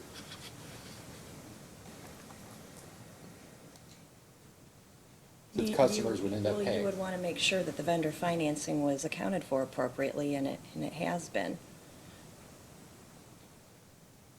Well, I understand that's your position.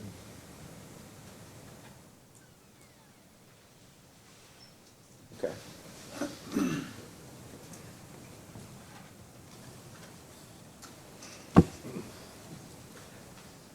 So,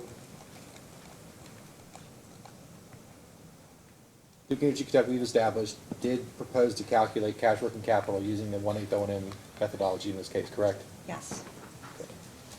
In your rebuttal, you state Ohio and Indiana are states that require Duke Energy Kentucky affiliates to file a lead lag study. Is that right? Did you say Ohio and Kentucky? I'm sorry, Indiana and Ohio. In Ohio and Indiana, I do believe that they have, it's my understanding, their requirements to file a lead lag study.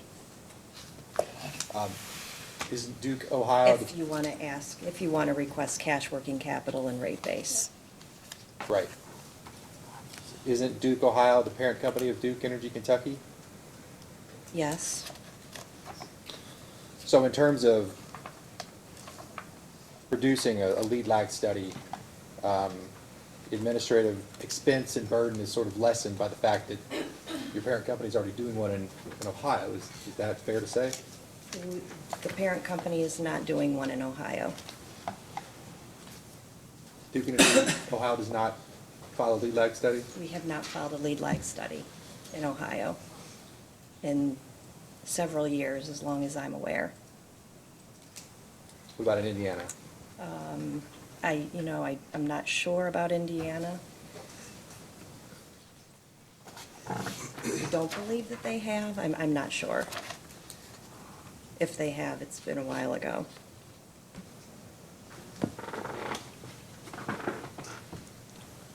But even if one jurisdiction were doing a lead lag study, it wouldn't save the other jurisdiction any time or money. You'd have to do it separately for each, regulated entity.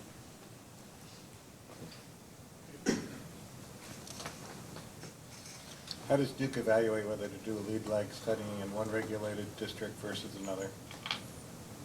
Well, I think partly it comes down to what the rules are in each of the jurisdictions and whether or not, if it is required, it's a lot of work to do a lead lag study and takes a lot of resources. Sometimes you have to think about outsourcing it.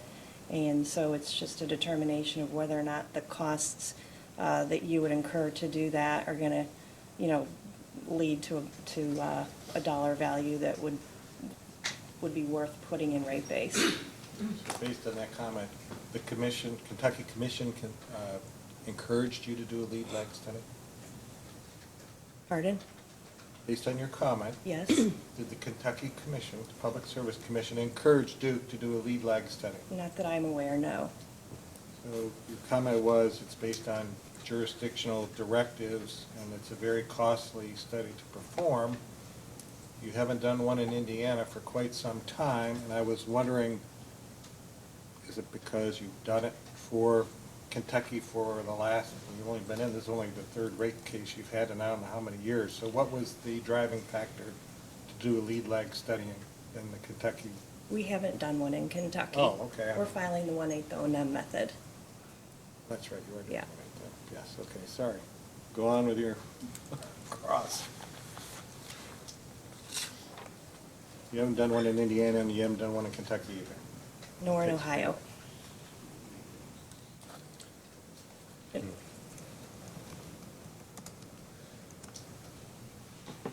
Let me ask, regarding the customer information system, I believe Ms. Hunsicker asked, do you know if Duke Energy Kentucky requested to refer any of the expenses for implementing that system as a regulatory asset to be included in a rate base in this case? So for the Customer Connect program, I think she mentioned that for Kentucky, the costs are roughly $26 million. Of that $26 million, roughly 15.5 is specific to electric, the balance is gas. And so of that 15.5, roughly half is O&M, half is capital. And that's over the life of the asset. There's a very small portion of that capital balance that went into service in this test period. I think about $1.4 million of capital. And so that would be in rate base in the test period. And we'd be requesting a return on that rate base. Now, from an O&M perspective, initially in our filing, we had put a normalized O&M expense in the test period, about $900,000. And then in Mr. Collins' testimony, he suggested that the company remove those costs and request a regulatory asset, and so we've done that in my rebuttal. We've taken that out of the revenue requirement as long as the commission would agree for us to establish a regulatory asset for those costs. Okay, thank you for clarifying. Yep. No further questions. Mr. Howard? Yes, please. Good morning. Good morning. Does Duke have the ability currently to request deferral accounting for any major storms cause a significant financial impact to Duke's earnings? Yes, I believe that we do. Looking at recent history, Duke filed a rate case in 2006, correct? Yes, we did. Filed a rate case in 2017, correct? That's correct. And we have the current case today. Yes. Since 2007, how many major storms has Duke Energy Kentucky experienced? How many major storms?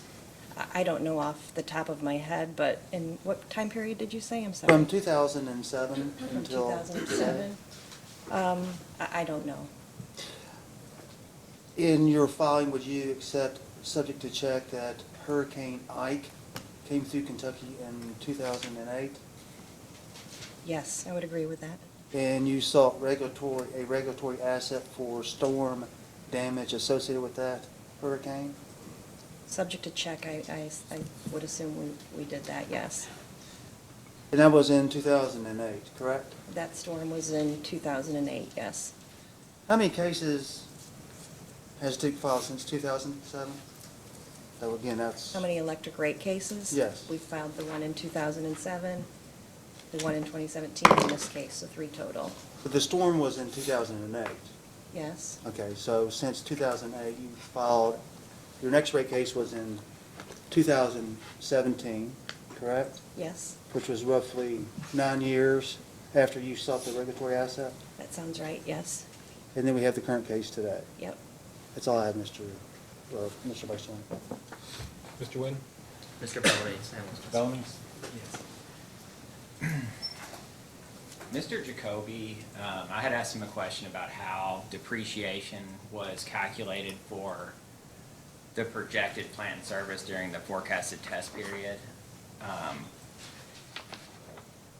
Could you kind of explain that? He deferred to you, actually. Do you know how it's done?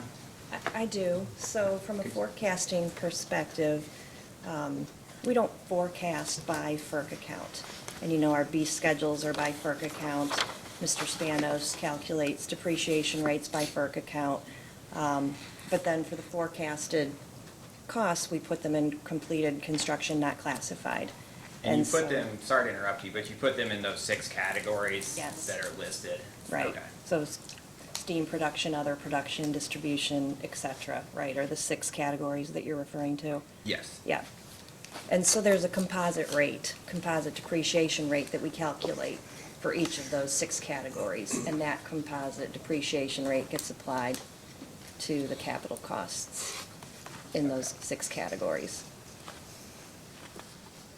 You know, so then you get the deposit the composite depreciation rate for those 6 categories, and then you look at when the projected additions are gonna be placed into service in the forecasted test year, and you apply the rate to that property based on when it goes into service in those particular Well, months and things. really simplistically, you're just applying it to that 13-month average balance. So Okay. that 13-month average balance gets calculated. That's on Schedule B 3.2. And then we take the rate times that balance to get the proposed depreciation expense. And the 13-month average is calculated for each of those 6 categories, so you're applying the particular rate to the 13-month average for each category. That's correct. Okay. And I know with respect to transmission plant, distribution plant, general plant, common plant, he indicated that, those are unchanged from the previous, and I know the steam plant production and other plant production, or other production plant were changed. Are the composite rates, with respect to those 6 categories, because I know it would be made up of composite rates of the things that are within those categories, but are the larger composite rates for the larger 6 categories anywhere in the record that you're aware of? Yes, they're on Schedule B 3.2. Okay.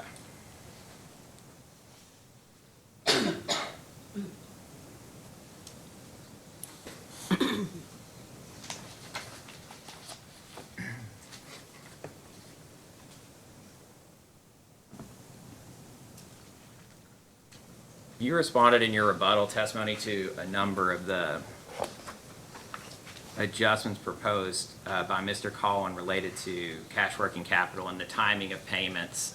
And I think the AG's attorney kind of addressed a little bit that with you. But Mr. Collin proposed excluding certain amounts of inventory based on the accounts payable. And then he also proposed just setting cash working capital to 0 as kind of 2 separate adjustments. I just want to talk first about setting the cash working capital to 0.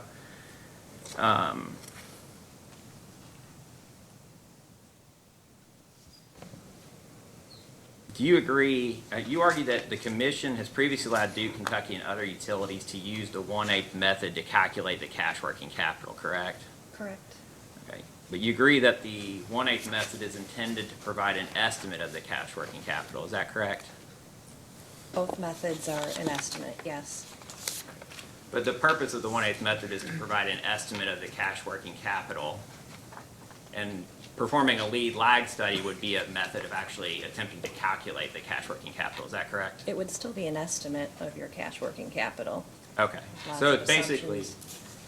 I understand that the lead lag study would have assumptions in there, so it wouldn't be an actual calculation, but basically the 1/8 method and the lead lag study are 2 separate methods of getting to an estimate of what the cash working capital will be during the forecasted test period, is that correct? Correct.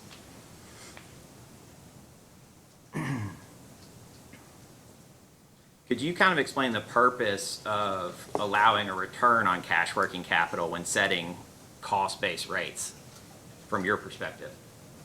So it's an investment that the company has made, just like any other investment in rate base. What's the cost that's being recovered when you're getting a return on the cash working capital? It's just our net cash outlay that we haven't received in cash yet. So just in general terms, would you agree that allowing a return on cash working capital is intended to cover the costs associated with Duke financing an expense until it receives the revenue to cover that expense? Yes. And the 1/8 method is, again, one method of estimating the lag between the utility's expense and its receipt of revenue, correct? Correct.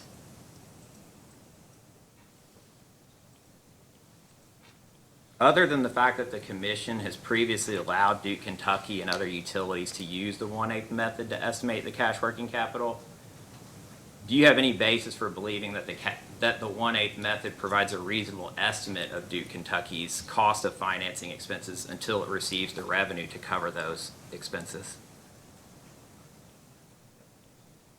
I believe it's a reasonable method. How come? It's a method that's been used, it's a widely used method by regulated utilities all across the country, within the Commonwealth. I understand it's used by other people and it's been used for a while. I'm just curious, under Duke's current operating circumstances, do you have any basis for believing that it's a reasonable method for estimating Duke's cash working capital? I have no reason to believe it's an unreasonable method. It's one of two methods that we can use. Do you agree that Duke sells its receivables to an affiliate, Synergy Receivables Company LLC? Yes. Does it sell its receivables almost immediately after billing? I believe so, yes. What is the time frame? Like a day, or is it literally immediately? You know, I'm not sure. I think it's somewhere between a few days and 30 days. Okay. And does Duke Kentucky pay financing charge to that affiliate to cover its delay in collection of those receivables? Could you repeat the question? Does Duke Kentucky pay a financing charge to the affiliate to cover the affiliate's delay in collecting the receivables? I don't know. Would you dispute that? I don't know.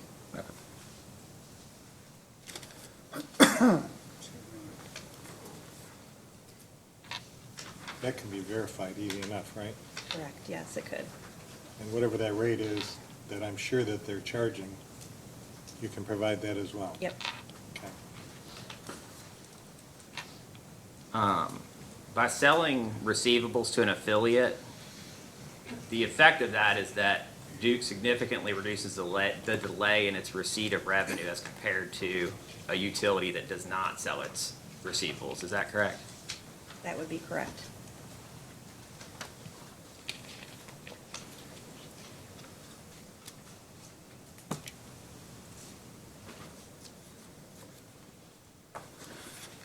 Would you agree that the 1/8 method was intended to estimate cash working capital of the utility that has not sold its receivables in that manner?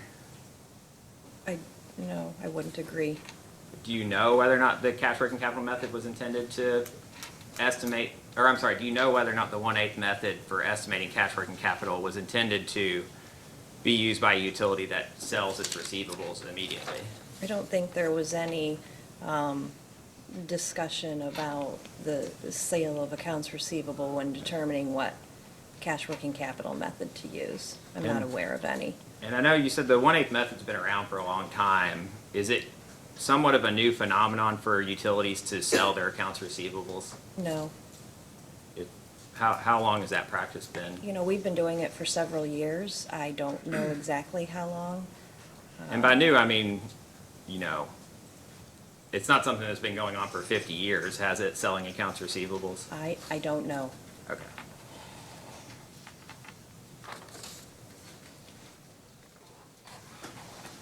Do Duke, you mentioned Duke, Indiana and Duke, Ohio. Do they sell their receivables in a similar manner? They do. Ohio is a little bit more complicated because we have the choice customers, and I don't believe the choice customer receivables are sold, but everything else is. Okay. And you mentioned that in Ohio, if Duke Kentucky wants to recover, I'm sorry. You mentioned in Ohio, if Duke Ohio wants to recover cash working capital, that Ohio requires Duke Kentucky to do a lead lag study. Is that correct? That is the rule in Ohio, although there's been at least one instance where even though that is the rule, the commission has allowed another utility to use the 1/8 O&M method. Okay. But you said that Duke Ohio hasn't filed a lead lag study in Ohio, correct? We have not. And So in Ohio, Duke is not recovering any cash working capital? Correct. Not, well, let me rephrase that. In our retail distribution rates, we are not, when we file our transmission rates with FERC, we do use the 1/8 O&M method in those filings. Okay. So at the retail Ohio level, you're not, no cash working capital is included in rate base? For distribution assets. Okay.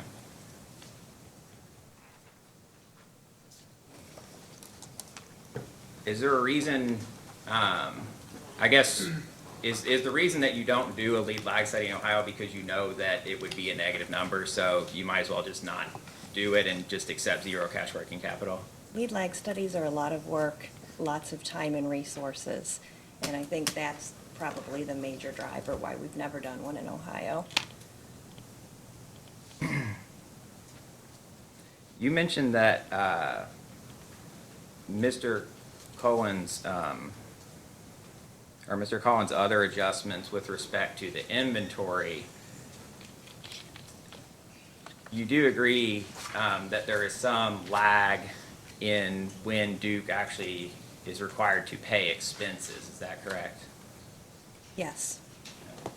And you indicated that there was no need to make those adjustments because that lag in the payment was covered through the cash working capital, correct? Yes.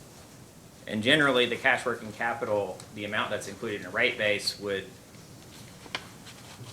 if it's including both the delay in having to pay expenses and the delay in receiving revenue, it would be a composite number of those reflecting the delay, the extent to which one might exceed the other, the extent to which the delay in receiving revenue would exceed the delay in receiving or having to pay the expenses, and together those would be used to calculate the cash working capital if you were using the lead lag method, correct?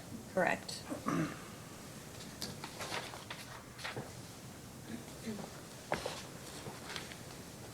You mentioned that FERC uses the 1/8 method. Do you know if they allow Duke affiliates to recover financing charges from the collection affiliate? And I guess you've indicated you don't know necessarily where those financing charges are even paid, but. So So are you might- you asking about Ohio and Indiana? Yeah, well, even Kentucky, I guess, but you indicated that, and maybe you don't know this because, as I understand it, when the receivables are sold to the affiliate, that there is some financing charge. And my question is whether or not FERC allows that, the portion that's attributed to transmission allows that financing charge to be recovered from ratepayers, along with the 1/8 cash working capital. I don't know.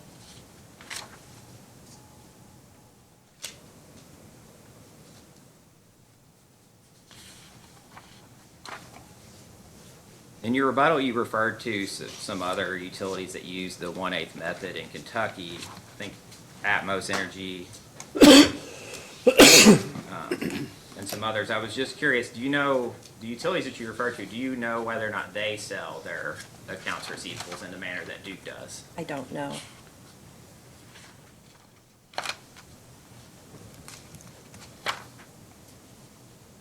Your rebuttal testimony at page 23 and 24 discusses, and I'm switching gears here just so you know, it's something different completely. Your rebuttal testimony talks about the conditional acceptance of the Customer Connect charge, and you kind of discussed this with the Attorney General a little bit. And I guess, why you accepted the adjustment if you could defer the expenses and also receive a carrying cost on the deferral. I guess why is it Duke's contention that it would be reasonable to defer and also receive the carrying cost until the next rate case? So if the costs were in the test period now, like we had originally proposed, we would begin recovering those costs from customers immediately when rates were put into effect in this case. So if we're going to establish a regulatory asset and put those on the balance sheet, we won't be, those will be costs that the shareholders will have to finance until we put those costs into rates in the next rate case. Is the Customer Connect plant assets, are those held by Duke Kentucky or are they held by Duke Energy Business Services? I'm sorry, what's the question? The Customer Connect assets, would those be plant assets that would be held in a Duke Kentucky account, or those assets that would be held by Duke Energy Business Services? Are you asking about the capital or the O&M? The capital. The capital costs would be on Duke Energy Kentucky's books. They both would be on Duke Energy Kentucky's books.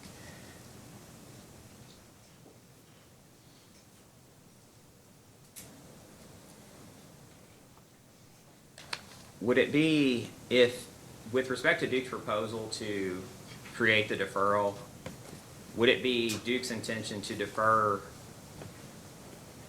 only the amounts expended for the development and implementation of the Customer Connect program, or for all the O&M associated with the program? Just the development and implementation of the program.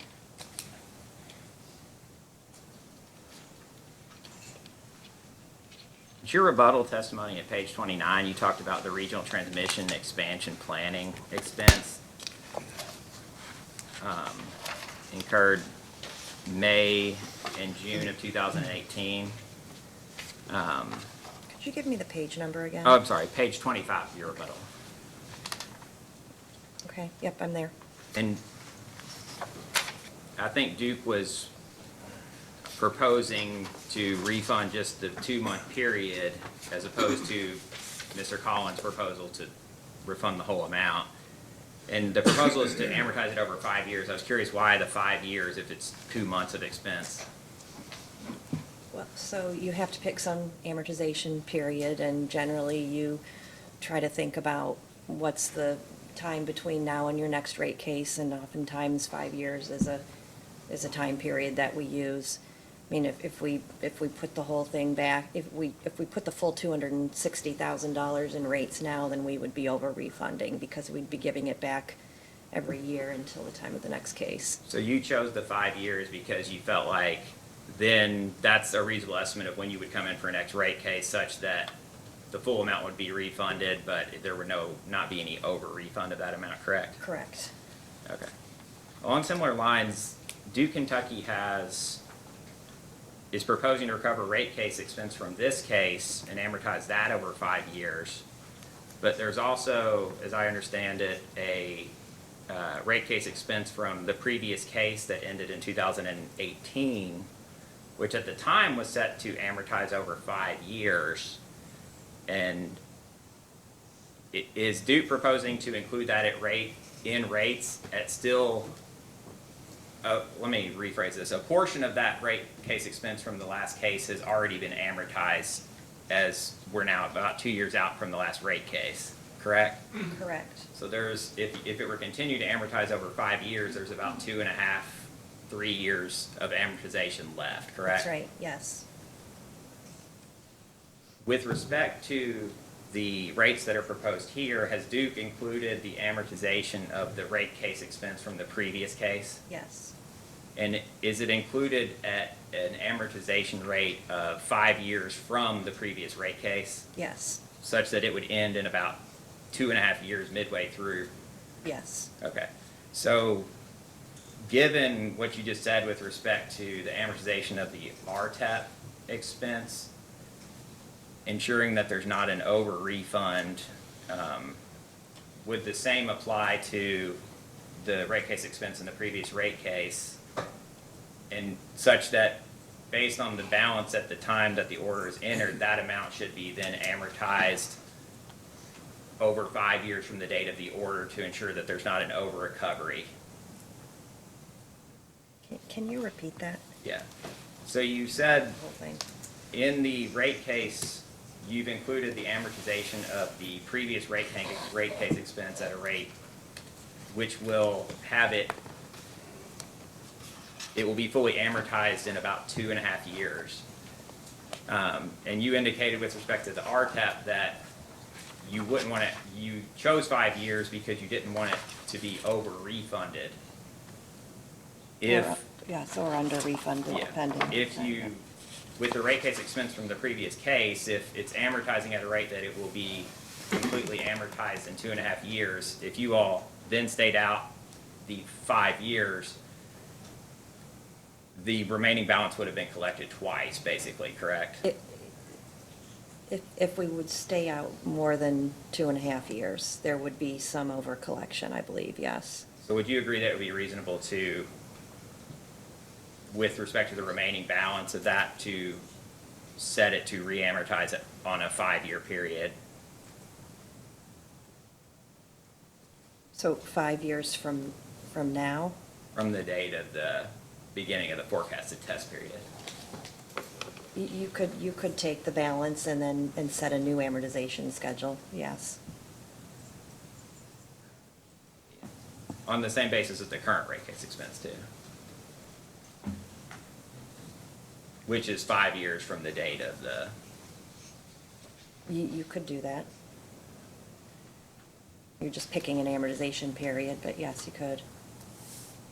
Just so it runs concurrently, there's no reason not to, is there? No. Okay. you disagreed with Mr. Collins' proposal to remove the regulatory asset for rate case expense from rate base, correct? Correct. Okay. And I think he had argued that shareholders benefited from the rate case, and then in your testimony, I think it was at page 13 at line 16.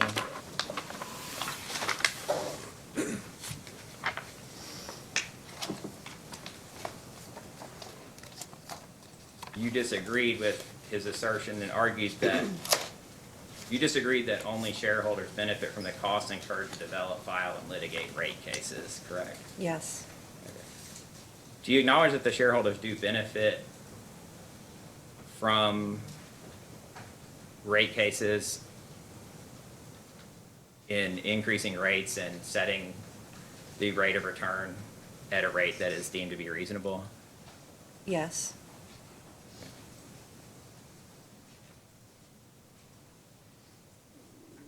And the actual rate case expense, if it's being amortized over 5 years, the actual cost would be collected from ratepayers, correct? Yes. So if The costs of, yes. if you remove it, if you include it in rate base, then the actual cost and the carrying cost of the rate case would be collected from ratepayers, correct? That's the intention, yes.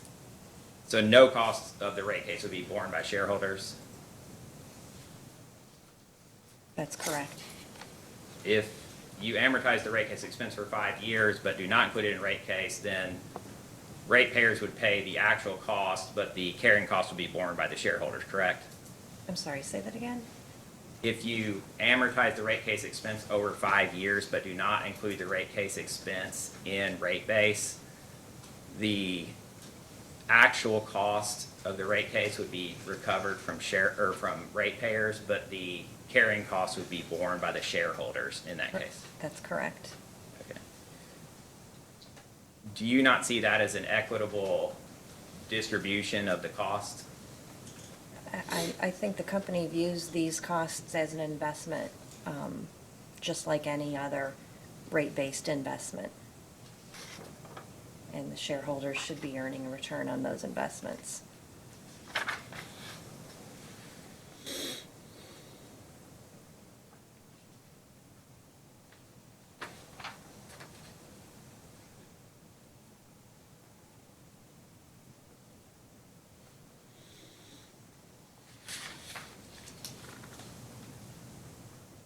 I don't have any other questions, thank you. Mr. Matt? I don't have any. I'm just curious on the sale of receivables in the 1/8 method. Do any of the other Duke jurisdictions adjust for sale of receivables under the 1/8 method? Well, do they adjust their 1/8 method? Similar to what is being proposed by the, Mr., is it Collin? Or is it So what he's proposing is that we would just set our cash working capital to 0. And so if you're asking, do other jurisdictions set their cash working capital to 0? Ohio, just on the distribution side, does use 0. I believe Indiana does. And those are the only 3 companies in our fleet that have the sale of AR program. But then on the transmission side, we use the 1/8 O&M method, even with the sale of AR program in place in Ohio. So there are different variations of the methodology. Yes.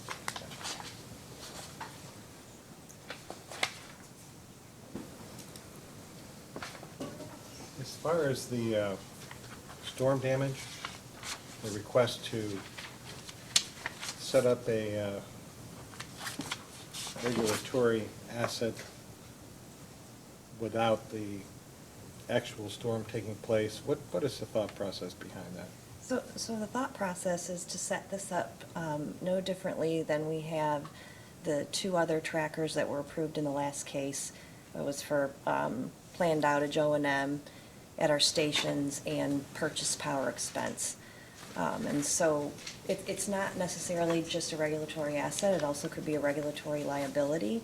And the idea is just to make sure that customers pay no more or no less, and that, the company incurs the expense no more or no less. So it's taking volatility out of the company's income statement, it's taking volatility out of customer rates. And so, I guess the point is, it's not always going to be an asset position. If costs are, we set costs at $1 million in base rates. If they're $1.3 million in 2020, then we would set a regulatory asset for $300,000. But then the next year, if they're only $700,000, we'd reduce that regulatory asset down to 0. And then maybe in the third year, if we're still $300,000, if we incur $700,000 again in that third year, then you're in a liability position where you're owing money to customers. But that's what it's intended to do. Is the company's position that they would still come to the Public Service Commission to determine what a major storm is? Yes. So in other words, Yes. if you set up this regulatory asset or liability, I think right now it's established your O&M at $1 million or something like that? Correct. Okay. And sometimes you spend more, sometimes you spend less, according to what you're stating in your testimony. And you go forward and it's a $700,000 or it's a $300,000 or whatever, but one year it's $1.3 million and you want to establish this regulatory asset. You're going to come to the commission and say, we believe we have major storm damage and we need to increase. So, we could do it a number of ways. We have a similar mechanism in Ohio, and in Ohio, we make annual filings of the storms that we incur every year, and that's reviewed by commission staff. I would think that if you're going to have commission approval, you'd probably want to do it annually regardless of whether or not you're in an asset or a liability position. Well, I know right now, whenever there is a major storm, then Duke comes into the commission and requests to establish the regulatory asset. Right. And if there hasn't been a storm, Duke doesn't come in and say, we over-collected, so That's correct. we want to give money back. That's correct. We generally don't do that. But this mechanism would be handled that way. Okay? Are there any other questions? Just a couple, Your Honor. Ms. Lawler, you were mentioning that, there was some talk about cash working capital. Do you recall that? Yes. There was, I think you said that the 3 operating utilities that have the receivables facility are the ones that are basically in the Midwest. So would you agree with me that that really probably came out of the, probably the pre-merger when it was still Synergy? Yes. So that facility's been in place for at least a decade and really probably 14 or 15 years. Yes, yes. Okay. And has the company had rate cases in those 15 years? Yes. Has the company ever had a rate case where the return was set based on rate base? Are you asking just for Kentucky? Yes. Yes, our gas case last year did. And did this cash working capital come up as an issue in that context? I believe it did, yes. Now, in prior cases, it was based upon capitalization, correct? For Kentucky, yes. But one of the filing requirements is that there's a reconciliation between capitalization and rate base, correct? Correct. And I think you said this earlier, but even though Indiana and Ohio, the state commissions have a little bit different rules than Kentucky has, one of the equalizers is FERC has the same jurisdiction over all three states, correct? Yes. And so the 1/8 method has been consistently applied by FERC for Duke Energy Ohio, Duke Energy Kentucky, and Duke Energy Indiana, correct? Yes. And that's even after this receivables facility has been in place? That's correct. Thank you. Mr. Bain? Mr. McNeil? I don't have any further. Yes, please. Yes, Mr. Howard? Ms. Lawler, I just want some clarification here about, if I may, on the mechanics on the storm deferral. Earlier, in response to a question, you agreed that if the company experiences a storm and significant financial, there's a significant financial impact, like with Ike, the company can come in, like with Ike in 2008, and ask for a regulatory asset, correct? Correct. And that's up to the discretion of the company. Yes. Some questions from the vice chairman, and in your responses, did I hear that you would be coming in on an annual basis and advising the commission if there had been a major storm or not, and then on an annual basis, either truing up or down the difference in the dollars banked? So if the commission would like us to come in on an annual basis to show what those regulatory assets and liabilities are, we will obviously do that. But the intention is just to have this mechanism approved so that any given year, whether or not we've spent more or less than the $1 million in base rates, we would just automatically record a regulatory asset or a regulatory liability. And, I mean, if you look at if you look at history, there's been years that we've been a little bit over, there's been years that we've been a little bit under. It's designed so that over time, that everything likely balances out, and there's really no reason to kind of put that reg asset or reg liability into rates, but it keeps costs for the company consistent, it keeps costs for the customers consistent. And so instead of, I guess, if we were just coming in for a regulatory asset and let's just say it was $1.2 million over top of the $1 million, and then we would want to amortize that $1.2 million into rates. Similarly to what we're doing in this case for a storm we had a few years ago. With this mechanism, we would take that $1.2 million and just look at the next year and the next year and the next year, and likely, as history indicated, those numbers are going to kind of go up and down, and they won't be that material of an asset or a liability that we would need to adjust rates.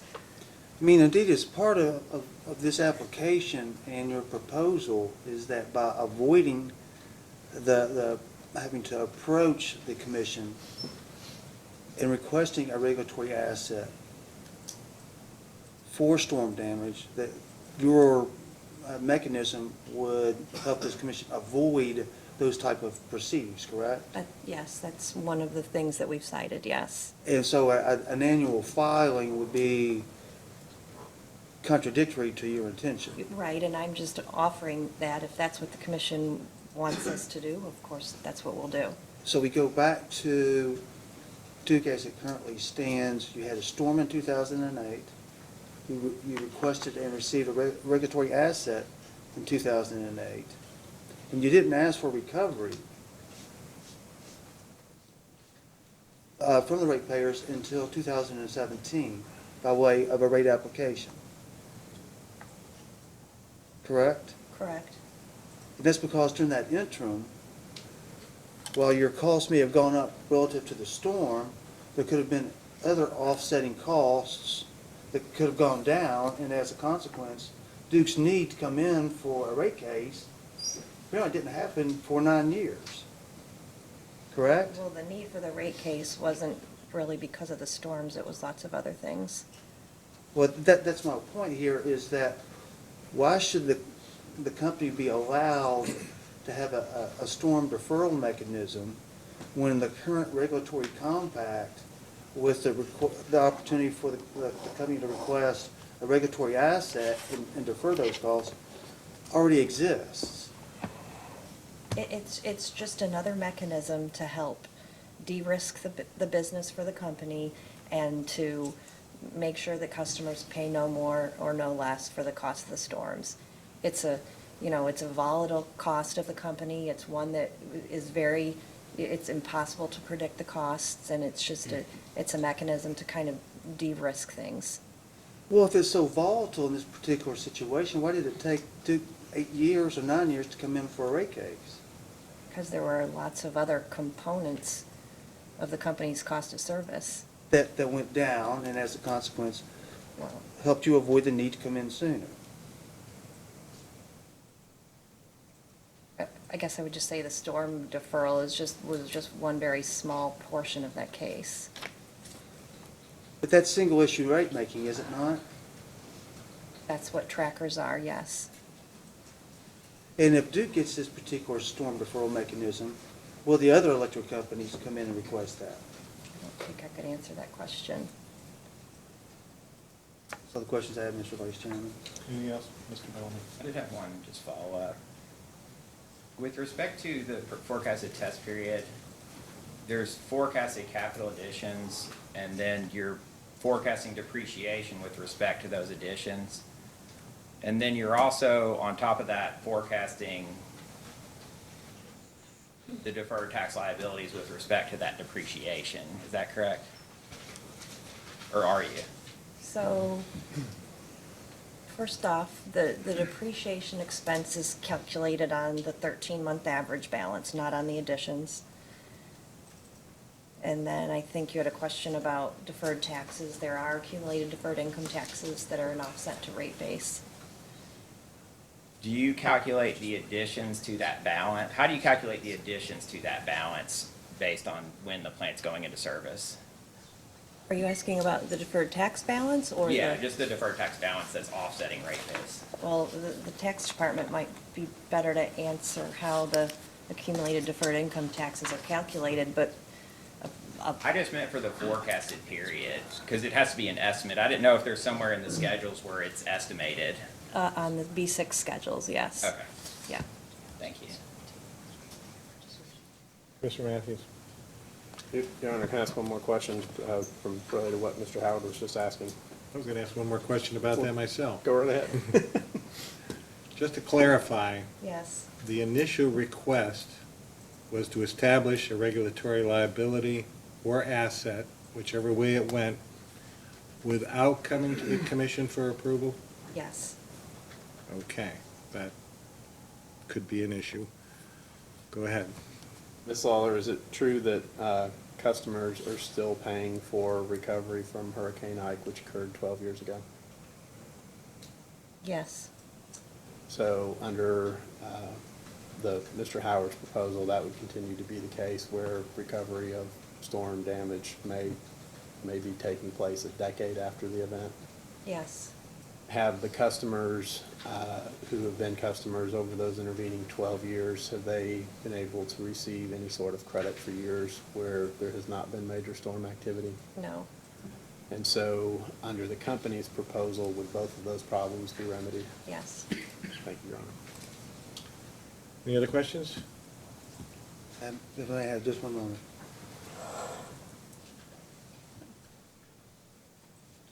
Yes, one question, if I may. Ms. Lawler, isn't it the general rule that the company will recover or request recovery of the storm damage costs within a period of 5 years?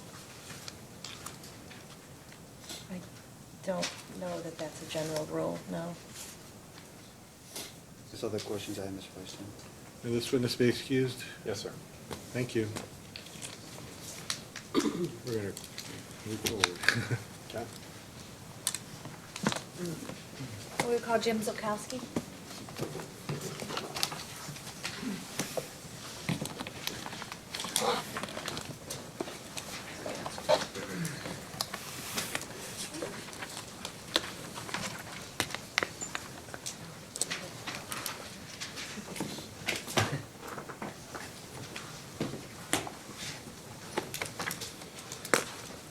Morning. Do you swear or affirm that the testimony you're about to give is true and correct under penalty of perjury? I do. Please be seated.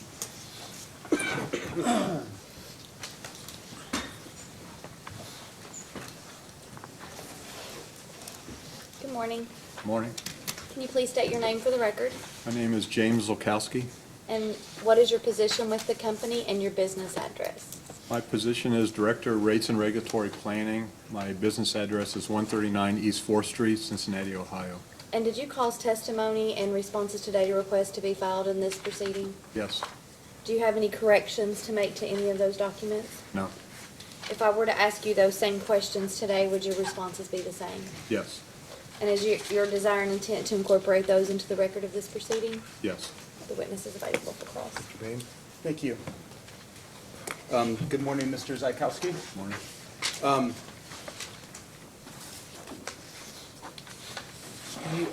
You discussed the 3 cost of service studies that Duke Energy Kentucky prepared in this case in your testimony, is that right? Yes. And those cost of service studies are the average of the 12 CP method, the average and excess method, and the production stacking method? Yes. And you recommend that the commission approve the 12 CP, the average 12 CP method, is that right? Yes.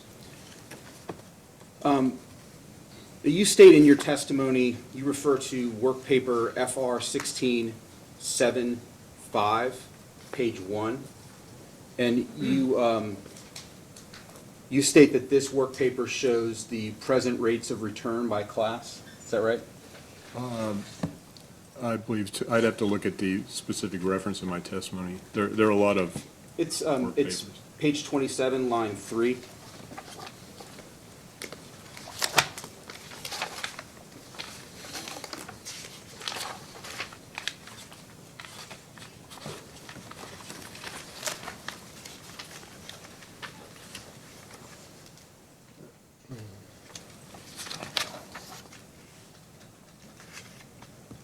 Okay, I'm there. So you state here that this work paper shows the present rates of return by class, is that right? Yes. And that work paper generally shows that some classes are paying, or that the Duke is earning a higher return on some classes than others. Yes. And you filed testimony in Duke's last rate case in Kentucky, is that right? Yes.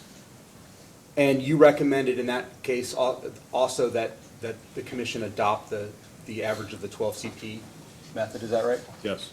And the commission adopted that proposal in their final order? Correct.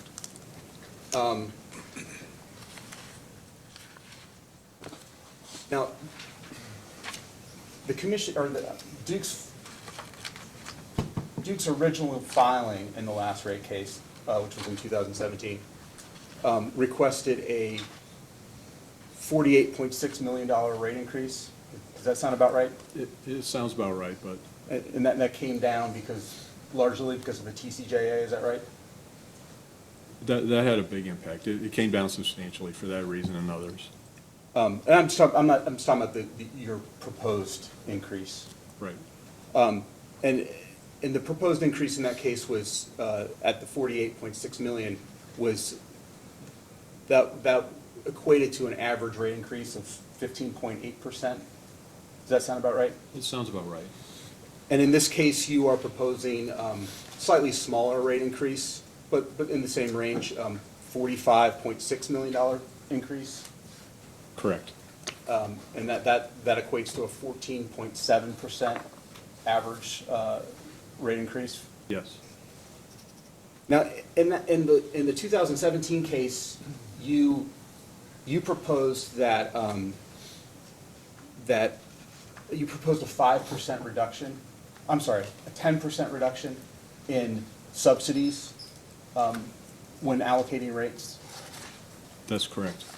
And in this case, you are proposing a 5% reduction in subsidies, is that right? Yes. And the commission accepted the 10% subsidy reduction in their final order? I recall that they did, yes. Have this, and on page, back to page 27 of your direct testimony, you state, again, you state that, that the work paper FR 1675, page 1, indicates that there are, that there is a significant difference in the returns by class, is that right? Yes. Thank you, those are all the questions I have. Mr. McNeil? Just a few, yes. Mr. Zukowski, good morning. Morning. You're directed page 20. If you look there real quick.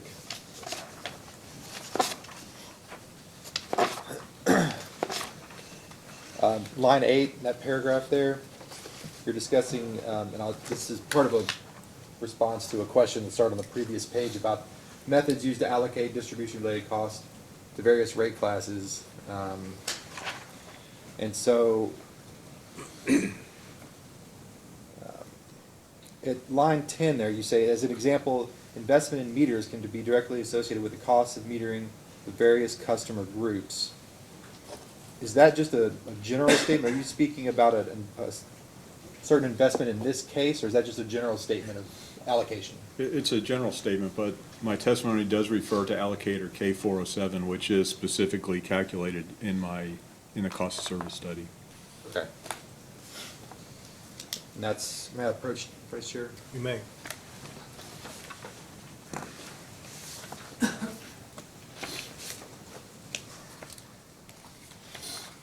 Thank you.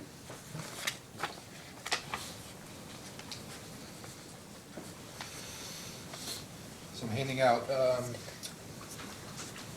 work paper, same one Mr. Bain was referencing, FR 16-7B, page 5. This is both one from this case and one from the previous rate case. You want to establish it as AG Exhibit? Number 3, yes, please. Number 3.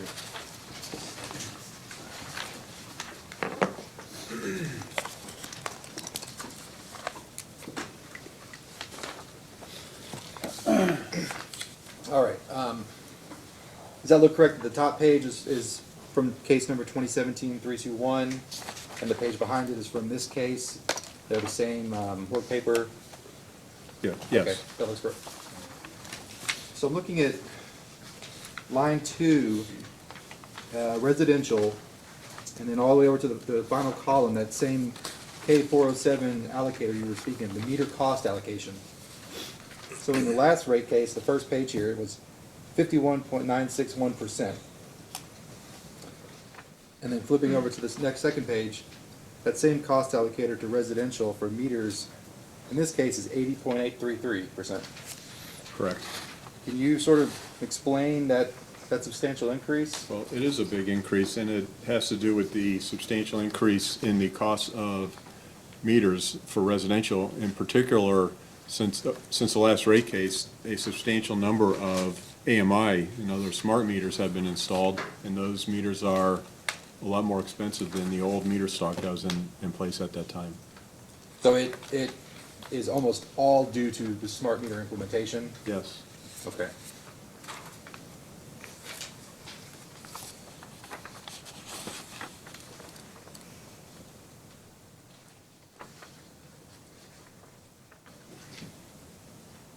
Is it fair to say that no other class saw an increase of that sort of magnitude between the cases?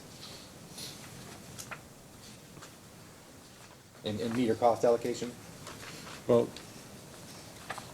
no one saw an increase of that magnitude. The distribution second was allocated less, as a percentage, on a percentage basis, but residential saw the big increase because the smart meters are more expensive than the old meters that were in place. Thank you. I'd like to move all of my 3 exhibits into evidence at this time. So moved. No more questions. Mr. Howard? No questions, thank you, Mr. Vice Chairman. Mr. Nguyen? Yes, just very briefly. Good morning, Mr. Zakowski. Good morning. Can you refer to Duke Kentucky's response to staff's 3rd request, item 69?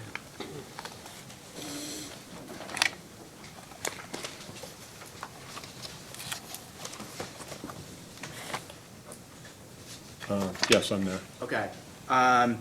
So the question that was posed by staff in this discovery request was for the provision of support that the zero intercept method produces statistically unreliable results for cost allocation, conductor cost allocation, and transformer cost allocation, correct? Yes. Okay, and the response was, you skip down to the next page, it was that the company, Duke Kentucky, did not have enough data in the proper form or detail to prepare such a zero intercept modeling, is that correct? That's correct. Okay, can you explain or provide any more detail as to why Duke Kentucky didn't have the data in the proper form or detail to perform such a modeling? Well, just as a general statement, when we were preparing the cost of service study, a lot of the data, for example, transformers, we can get some data in forms of data sets, and a lot of times the transformers are categorized in the data sets as between, say, 25 to 50 kVA, or 50 to 500, or 100 to 500, and that's too wide of a variation to plot that and do a regression analysis. Ideally, the data that I would have would be specific. We have so many transformers that are 50 kVA, and and so many transformers of this size, but the data that I was able to access was all the transformers of a given size were lumped into a category, say 25 to 100 or 50 to 150, but that's too broad of a brush to do a regression analysis. And so that's why I stated that the data wasn't granular enough to do a good zero intercept. So even the data that has for a particular group of assets, say for the transformers, you're saying that particular group is too broad to make it any appropriate modeling for that particular group? Correct. And I would state that hope by the next time we do another rate case, maybe we can refine that and do and provide more or obtain more granular data such that we could do a regression analysis. But as I'm sorry. But as a result, though, we decided to go again with the minimum size study instead of the zero intercept regression. So on a going forward basis, Duke Kentucky could establish those accounts in a more granular detail to provide the proper data in the right format and detail to conduct a zero intercept analysis. I would say we would certainly try to get that data and work to see if we can get more granular data before the next rate case. Okay. But I don't think I can guarantee it at this point. Okay, well, what about pole costs? What sort of details or formats that Duke Kentucky did not have in the right manner for Duke Kentucky to perform a zero intercept model?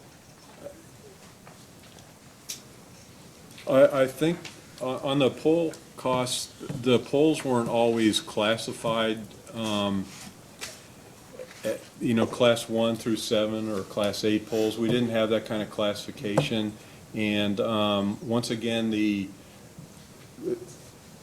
all I was able to get was maybe 5 or 6 groups of data, and the data was not, when you do a regression line, it was sometimes coming out negative, and it just didn't seem to be good data. So ideally, to do a regression, I'd like to see 30, 50, 100 data points, and to get something that's statistically valid.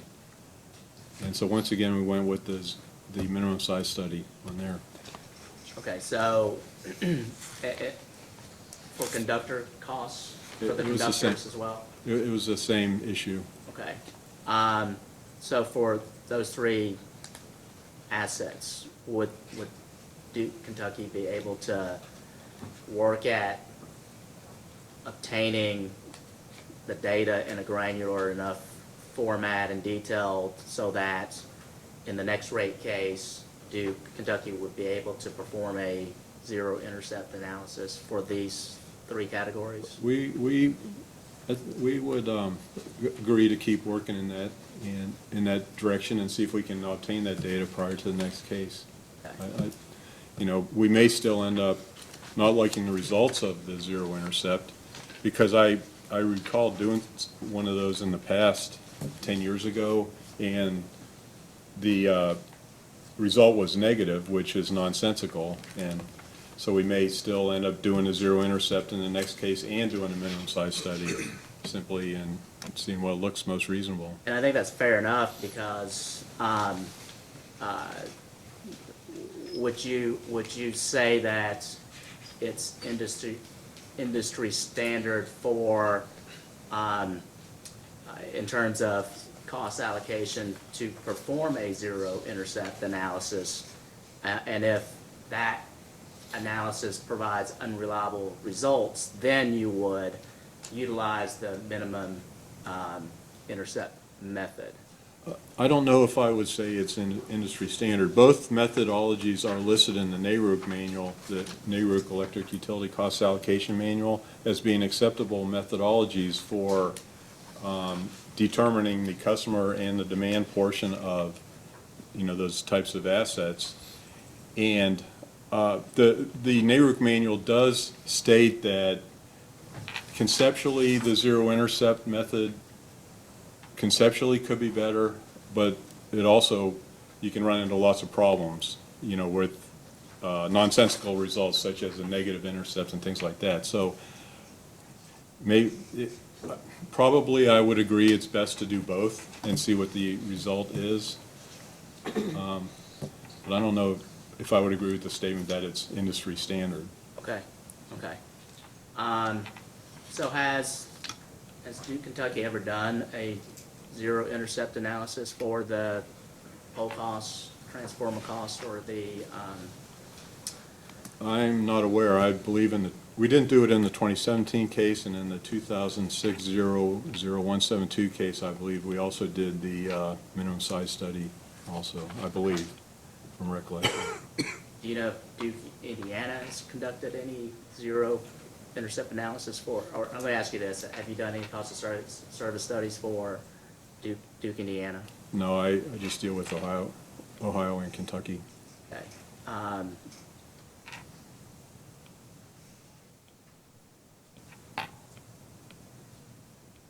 Does Duke Ohio perform any cost of service studies?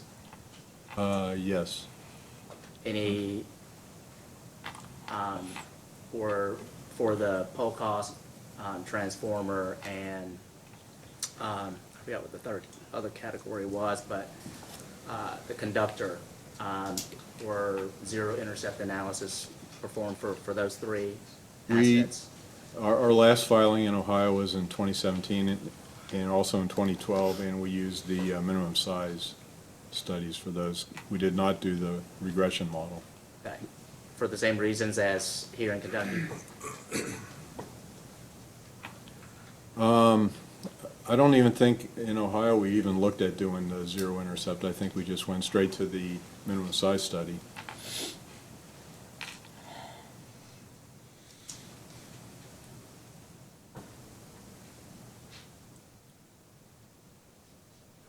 Those are all the questions I have. Thank you. Mr. Matthews? Questions? In the cost of service study, Duke is proposing to raise the fixed charge for residential from 11 to 14.29, is that right? Yes.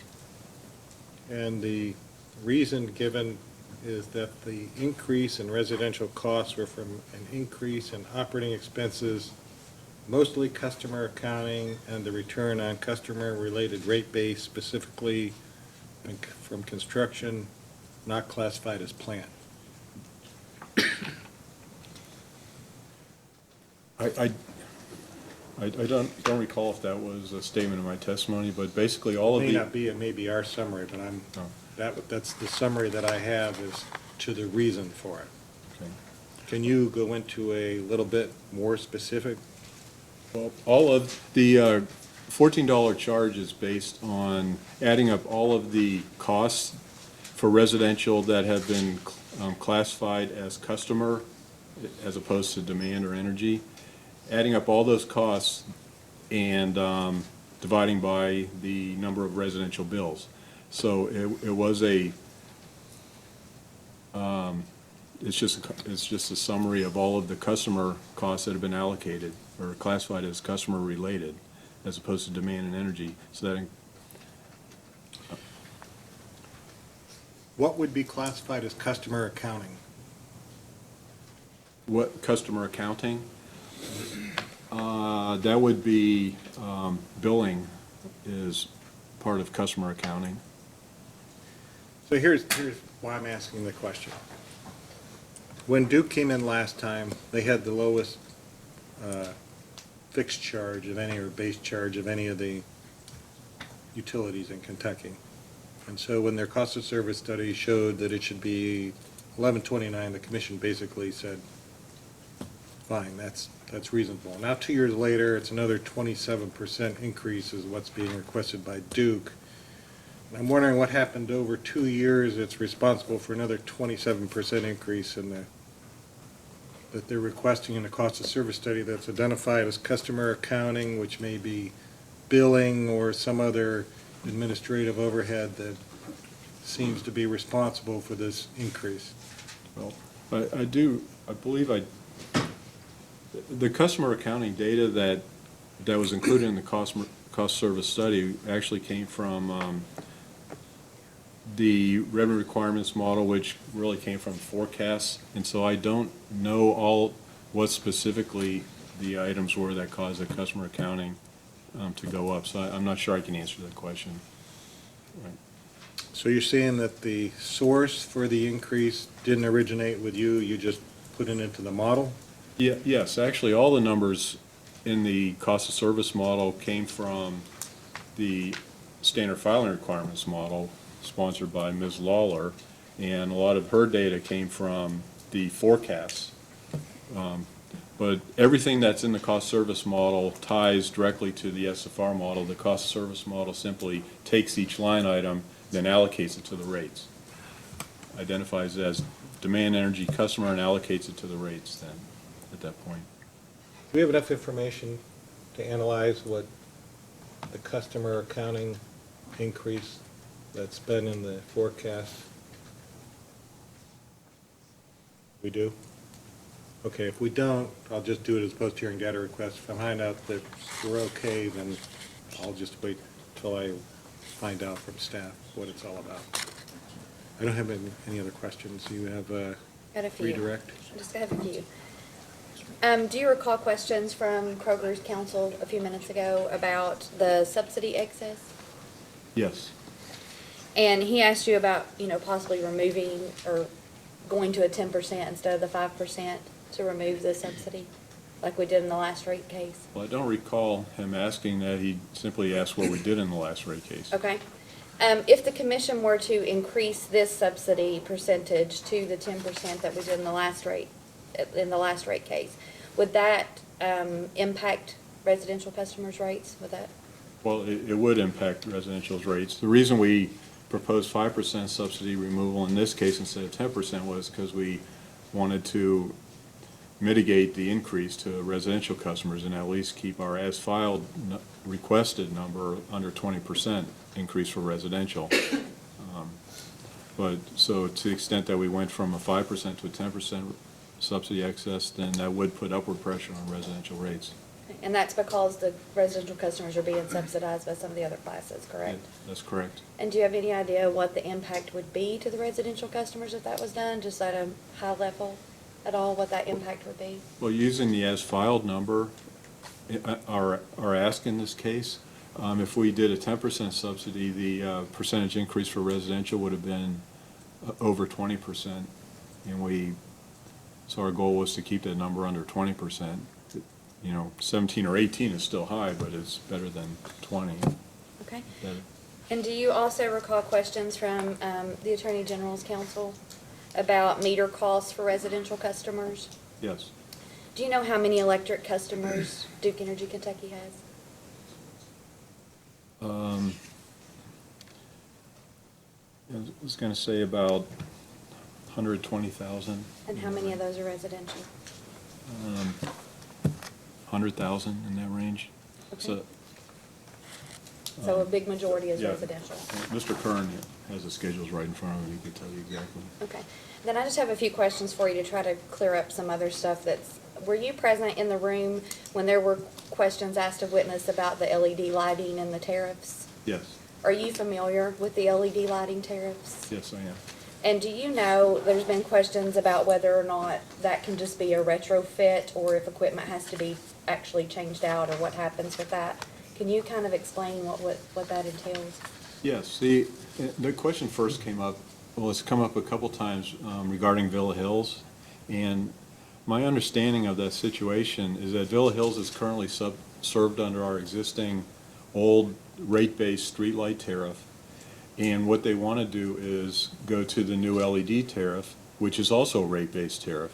In other words, all the lights go into rate-based. But what they're finding is that when you switch from the old tariff to the new tariff, even though those LED lights are more efficient, their bills go up. It's more expensive. And that's because the LED equipment is new and it's more expensive. So then the question is, well, why can't you just take the old street light bulb, basically unscrew it and screw in a LED light, and then everybody's happy in that minimum cost? But it really doesn't work that way, because at a minimum, you need to replace the fixture. The new fixture for the LED has to be compatible with the LED lamps and ballast and any kind of controls that you have. And sometimes you can do that. If the old street light is on a wood pole with just a mast arm, and you can just go and replace the mast, the arm and the fixture, and minimize the cost there, and keep the old wood pole. But in other cases, you have to replace the whole pole and the entire fixture, because the old pole may be a decorative fiberglass, and it is just not compatible with putting in a new LED fixture. It doesn't fit. And in other cases, the old pole might be decrepit. It might be 20 or 30 years old, and it needs to be replaced. And it might be an old fiberglass pole. So you need to look at this on a case-by-case basis. But to summarize, both of these tariffs are rate-based tariffs, but the new tariff will probably be more expensive, because when you take service under streetlight tariff, you're not just buying electricity, you're also paying for the capital cost of that pole and the fixture that's on there, not just the light bulb, it's the entire equipment. And that's actually the majority of the lighting cost. The electricity is a minor portion of the lighting costs. So I liken it very much to, you're trading in an old car that's kind of a fuel hog, and then you buy a new car that's gets really good gas mileage, but your monthly payments go way up because you're buying a new equipment versus the old stuff. So that's my summary of this. Okay, I have nothing further. So can I ask one question regarding your example? Yes. You said that the capital costs primarily drive it, not the fact that the electricity rate is a portion of the tariff. So the question is, You said that some can be replaced if the pole, if the mast can just be taken off and a new one put on. Other ones, it's a fiberglass pole, the whole thing needs to be replaced.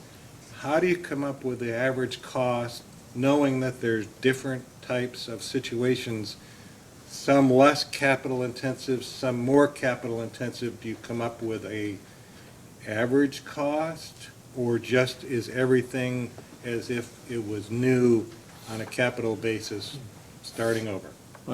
Under the LED tariff, there are separate charges for poles, separate charges for the mast arm, separate charges for fixtures. And so depending upon what is required for that specific situation, customers may have to pay for the entire pole and fixture and lamp, or they may just be So able it's to. componentized? Yes, it's componentized. Okay. So what about in situations where you know there's a safety issue with a pole that's 30 years old, and even though they're not going to put up an LED light, it has to be replaced? How does that work into normal O&M, or is that something that goes through the tariff as it's added to the capital base? Under the traditional rate-based type tariffs, if a unit has reached the end of life, then the company will just go out and replace the equipment and charge dollars to either capital or O&M as appropriate.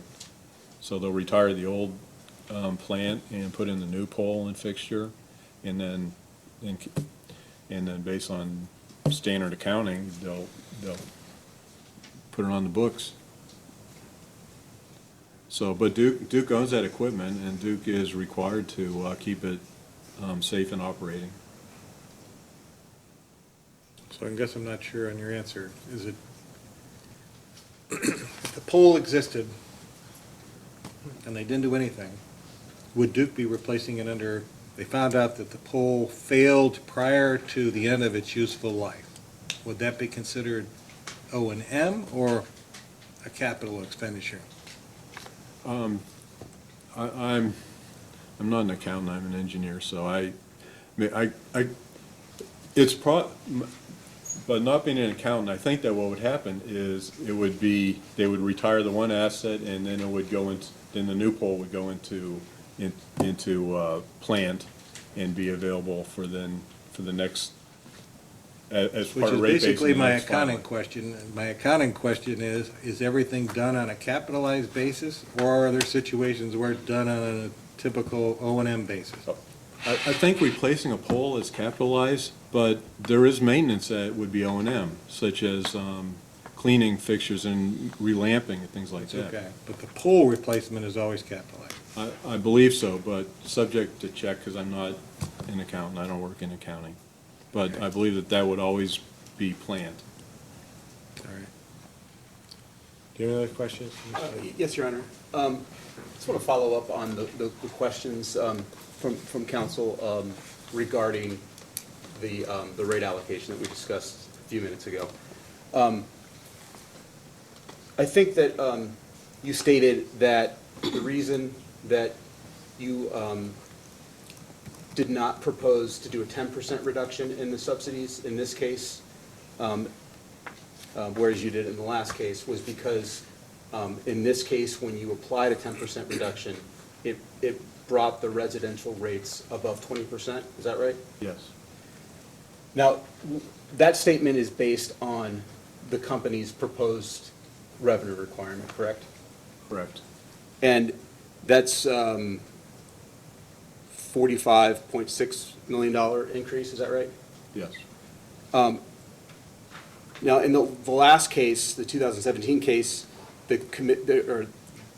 Duke proposed about a $49 million rate increase, but in the commission's final order, it ended up being about an $8 million rate increase, is that right? Subject to check that, yes, sir. And that equated to a 15.8% increase going down to about a 2.7% increase. That sounds right. In your experience, in rate cases in Kentucky and in other states, do the utilities usually get approval of 100% of their requested rate increase? in my experience, it's always less than 100%. Sure. And if the commission did approve a reduction to, approve Duke's case, but reduce the revenue requirement from Duke's request, that would bring down everyone's rates, correct? Correct. And that could conceivably bring down the residential rate, well below 20%? Certainly, depending upon the magnitude of, or whatever the final revenue requirement is. Do you think it's reasonable for the commission to consider the rate increase that each class will receive in the rate allocation at the rate that the commission, I'm sorry, at the rate increase that the commission ultimately approves? I'll restate, that wasn't stated very well. Is it reasonable for the commission to consider the approved rate increase instead of Duke's proposed rate increase when determining what percent rate increase is reasonable for each customer class? Well, I think so. And I think that Duke and the commission are actually have the same goal. We want to have a reasonable rate allocation. Take the revenue requirement, allocate it reasonably between the rates such that we minimize customer complaints. So once again, the reason we proposed 5% was simply to mitigate the residential increase and have that less than 20%. But to the extent that the final order authorizes a lower increase, then we would be amenable to changing the subsidy elimination from 5 to 10 or even a higher number. So whatever is reasonable. Thank you. Those are all the questions I have. Mr. McNeil? Anything further? Nothing further? Just one quick question, Your Honor. And this could be done as a post-hearing data request, but, or if you can, if you know it off the top of your head. Duke Kentucky is proposing to increase the real-time pricing rate, the energy delivery charge for that rate schedule. Is that correct? I believe so, but that was actually sponsored by Mr. Kern. Okay, then, well, I can ask him. Thank you. That's all. Mr. Matthews? May this witness be excused? Yes. You may be excused. Thank you. I think it's right. We're going to go into recess, and let's make it 1:15. 1:15? All right, thank you. Let's see, we're off.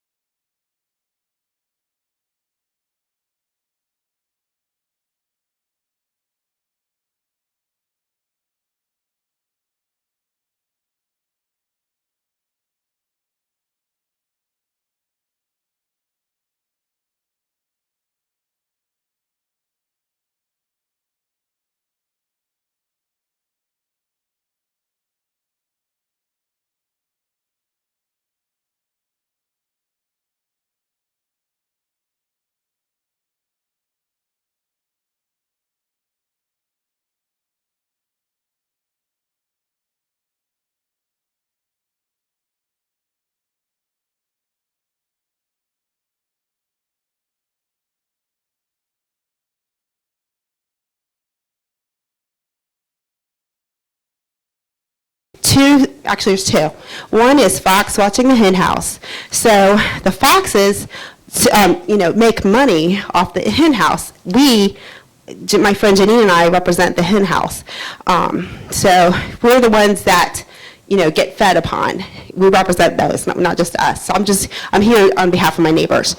So we're the ones that are, being eaten alive here, because apparently there's different quote-unquote classes of ratepayers, and apparently we are the bottom class, so we provide the most money.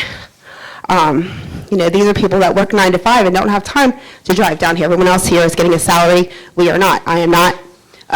So I apologize for this microphone. But so anyway, one thing I wanted to at least give you, so one point is the fox watching the hen house. The other point is that we, the ratepayer, the hens, are having to pay for the capital expenditures that all the investors are making millions and millions of dollars on. $1 million salaries, $1 million, huge rate of returns, but it's all coming off of our meat. We're the hens. And so, I once ran for office, and the reason I ran was because a good parasite does not destroy its host. And so I feel like that's what's happening here. Northern Kentucky, I don't know if we're considered, I just think that we're just being destroyed. You already raised your rate 2 years ago. I don't know why you're back. Because for one thing, the gas prices have gone down. If anything, you should lower the prices, but instead, we're being forced to pay for these smart meters that we didn't want in the first place. Okay, and you told us that that would decrease labor costs, but is that decrease in labor costs being allocated to us? I don't think so. No, we won't pay attention to that. So I'll just close with that. One, fox watching hen house, and two is stop making capital gain investments, capital investments, and charging it to us where you get the return on the investment. Now, that's wrong. So that's just all waste, fraud, and abuse, and it needs to stop. Thank you. Thank you. Was there anyone else that was from the public that wanted to speak? My battery died, so she's trying to find someone that has stuff or cables. So my husband doesn't drive down from Northern Kentucky to tow my car. So. Okay, well, we can't wait. That's okay. So we have to move on. At this point, Mr. DeCenzo, you have 2 witnesses left, or is it Ms. Honaker? I'm doing this one. Okay. Call Jeff Kern.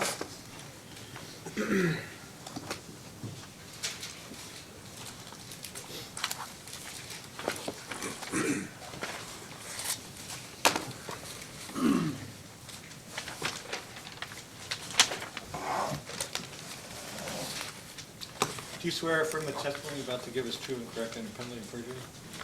Please be seated. Ms. Honaker. Good afternoon. Good afternoon. Can you please state your name for the record? Jeff Kern. And what is your position with the company and your business address? I am the lead rates and regulatory strategy. My business address is 139 East 4th Street, Cincinnati, Ohio, 45202. And did you cause testimony and responses to certain data requests to be filed in this proceeding? Yes, I did. And do you have any corrections to make to any of those documents? No, I do not. If I were to ask you those same questions today, would your answers be the same? Yes, they would. And is it your desire and intent to incorporate those documents into the record of this proceeding? Yes. The witness is available for cross. Mr. Bain. Thank you, Your Honor. Good afternoon, Mr. Kern. Good afternoon. You sponsored Schedule M as a part of your testimony, is that correct? Yes. Do you have Schedule M in front of you? Yep, sure do. Can you please turn to Schedule M-2.1? Is this in the test period or the base period? This is in the test period. Test period.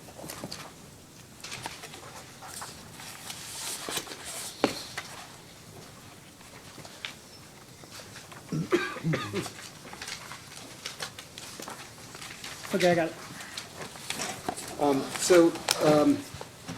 Schedule M-2.1 is the test period revenues at current rates for the 12 months ended March 31, 2021. Is that right? Yes. And give me a moment. Actually, I did turn to the base period, not the test period.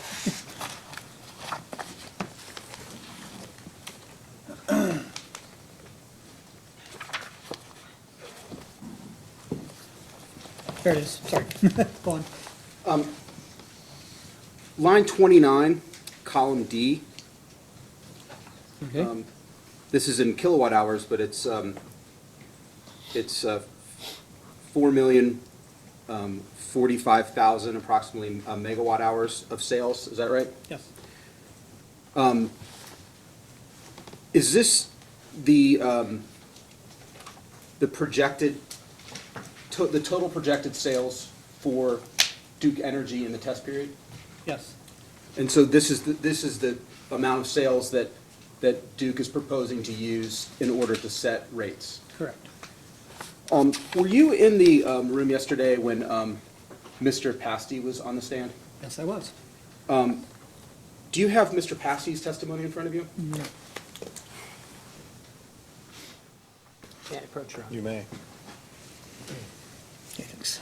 Thank you. Can you please turn to attachment BWP-2? Okay. Now, yesterday I discussed this schedule with Mr. Pasty, and we discussed specifically the industrial column, and we discussed how the projected industrial sales were increased by approximately 30% between 2020 and 2022. Yes, I Do you recall that? Yes. And we also discussed how this impacted the total consumption, and we discussed how the total sales increased by approximately 6.5% between 2020 and 2022. Do Yes, you I recall recall that? And those numbers sound They sound generally reasonable, reasonable to you? And the, and I think sort of a loose end from that testimony was that we never got down to what the company's, what total sales the company was using in its test period. Do you agree that we didn't discuss that? Yeah. And so, this number from Schedule M 2.1, line 29, column D, that's the number that will be used, as you said, Right, to set rates, correct. correct? And you would agree that, based on the projection done by Mr. Pasty, the total sales will increase over this number by about 6%? That was my calculation. Does that sound about right? That's- You mean in total? Yes. Yeah, I will accept that subject to check, but that sounds about right. Okay, thank you. Those are all the questions I have. Mr. McNeil? Yes, thank you. Good afternoon, Mr. Kern. Good afternoon. We've covered some of the ground on customer charge, but I won't belabor the points, but I want to hit a few things with you. Part of your rebuttal, you state that the increase to the residential rate, RS customer charge, is going to be a 27.3% or thereabouts for someone with zero usage. Is that Right. correct? That's the baseline customer charge? Right. Okay. And then prior to the previous rate case, 2017-321, Duke, Kentucky's customer charge was $4.50, is that right? That sounds about right, yes. So if Duke's $14 proposal is accepted, would that be about a 211% increase in a matter of 3 years or so, subject to check? Again, for a customer that uses zero energy. Zero usage, that's the baseline, Right. okay, entrance point, okay.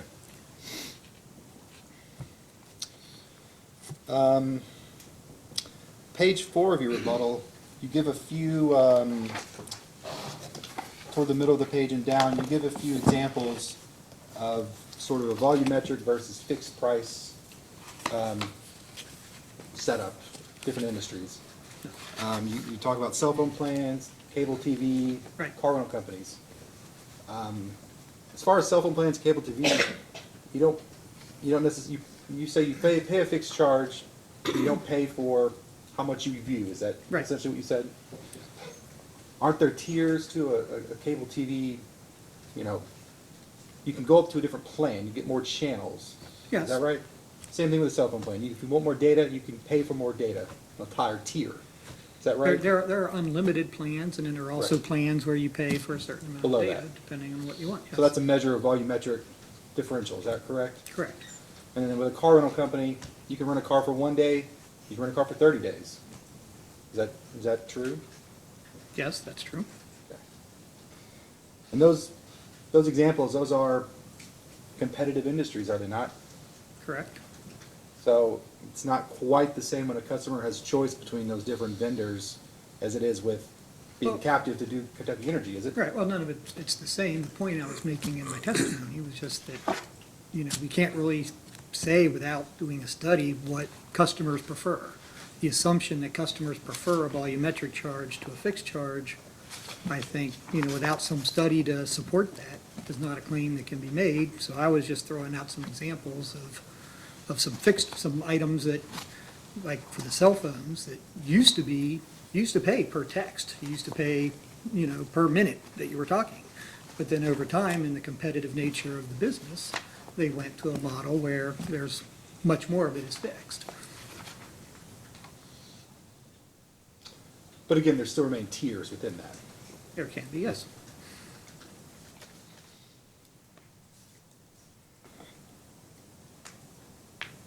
What about the marginal cost of one additional byte of data? I mean, how would you characterize the cost of that? Small or large? I would assume it'd be small.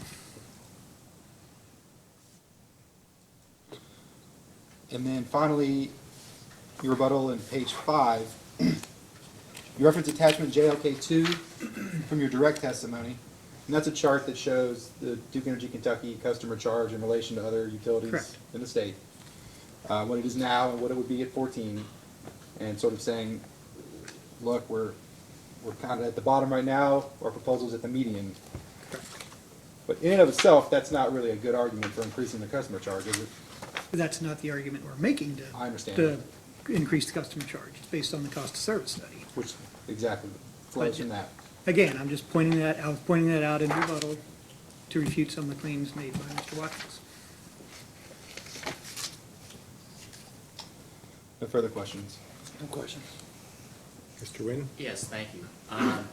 Good afternoon, Mr. Kern. Good afternoon. Just a few questions. Do you recall that Duke Kentucky is proposing to increase the energy delivery charge rates for real-time price? Yes. Okay. And that's based on the cost of service study, That's correct, yes. Okay. If you don't know off the top of your head, we can request this as opposed to a data request. But could you identify where in the cost of service that rate is supported? I probably can't do that off the top of my head, but yeah, if you could do that in a post-hearing data request, I can Sure, provide we'll do that that. easily. If you can refer to Duke Kentucky's response in which you sponsored staff's second request for information, item 171, in particular 171A1 and A2.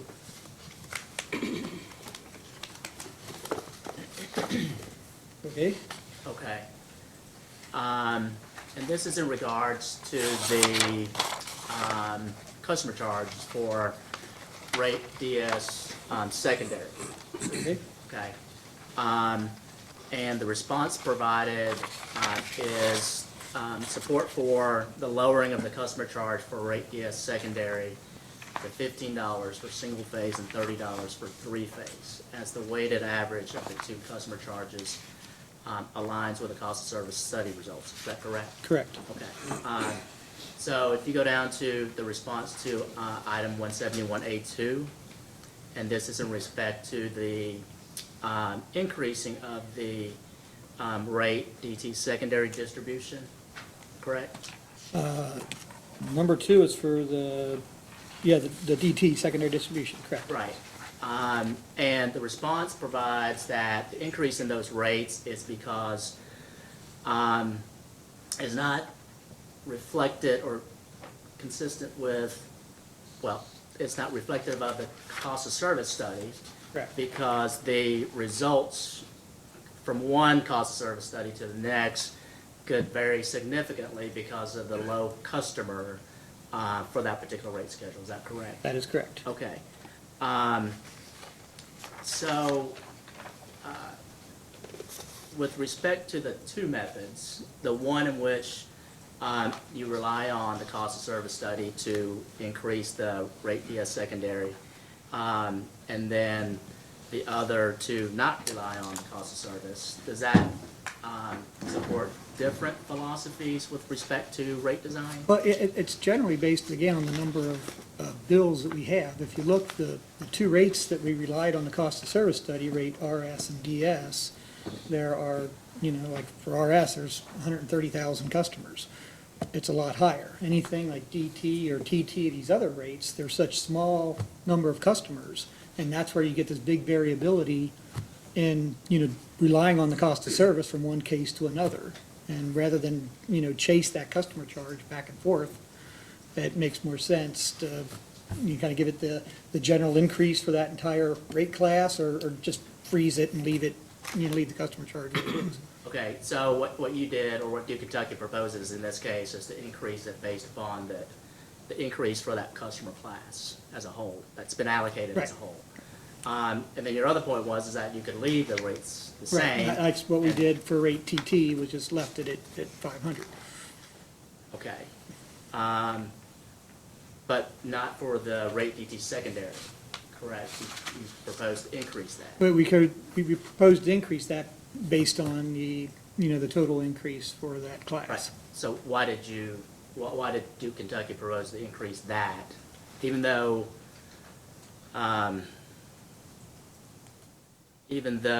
the current customer charge for rate DT secondary single phase and for the three phase is already greater than the cost of service study result?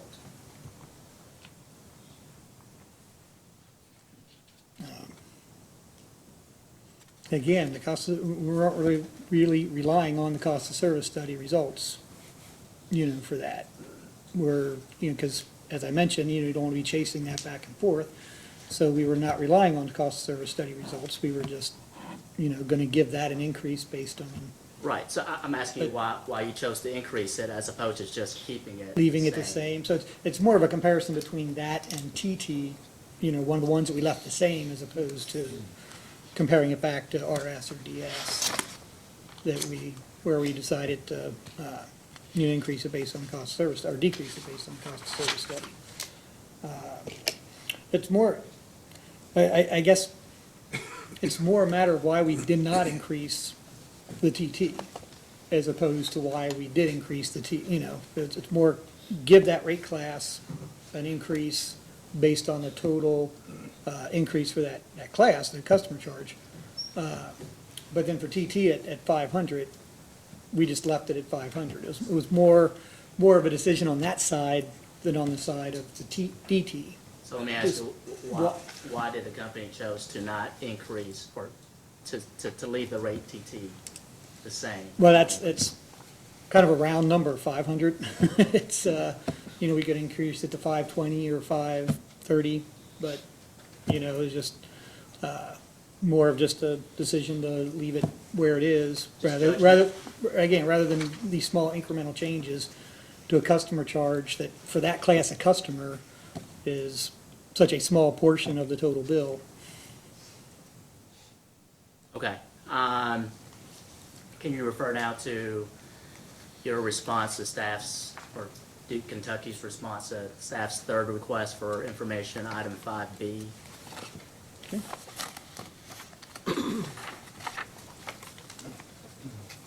Okay. Yeah, so this is in regards to the rate LED customers who choose to pay the cost of the additional facility investment, either on a monthly basis instead of an upfront payment. Correct. Do you know why, why would a customer choose to elect to pay a monthly rate in perpetuity or until the equipment is taken out of service rather than an upfront payment?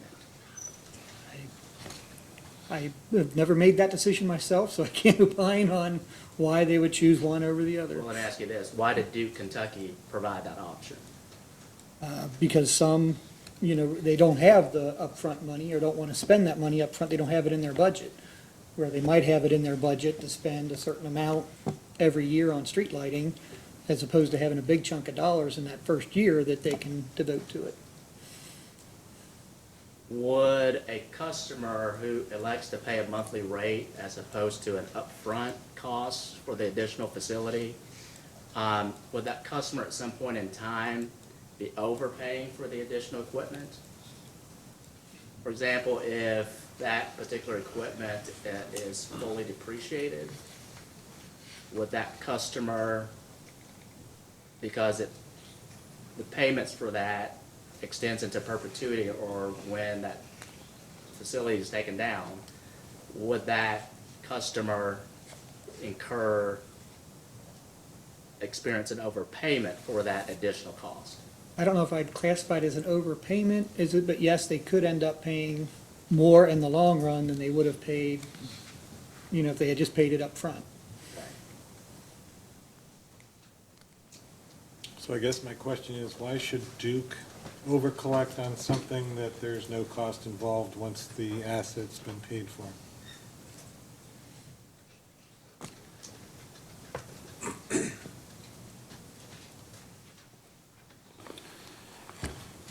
It's, this being in the rates, is it really, it's not like an installment plan that we're selling this to them for this amount. It's just like the rest of the rates that the company charges. I mean, there are certain. The rest of the rates are either fixed rate or based on usage. In this case, It's based on the street lighting equipment. that they're going to continue to pay for forever if it's not taking out of service. But they have the option, if they don't want to do that, to pay it up front. I think the question is because you made a payment convenient, that means you should just keep collecting the money? I'm not sure what the useful life of these are, how long, do they really extend That beyond can the easily length of be that? established and put in the That's- tariff, and it said, it's got a 5-year life, we'll collect 5 years, or what, it's 6 years, whatever it is, and after that, it's free to the customer. Yeah. I'm just curious. I can tell you, I have not really looked at it from that standpoint, so I don't have an answer for you. Okay. Yeah, so along those lines, what would the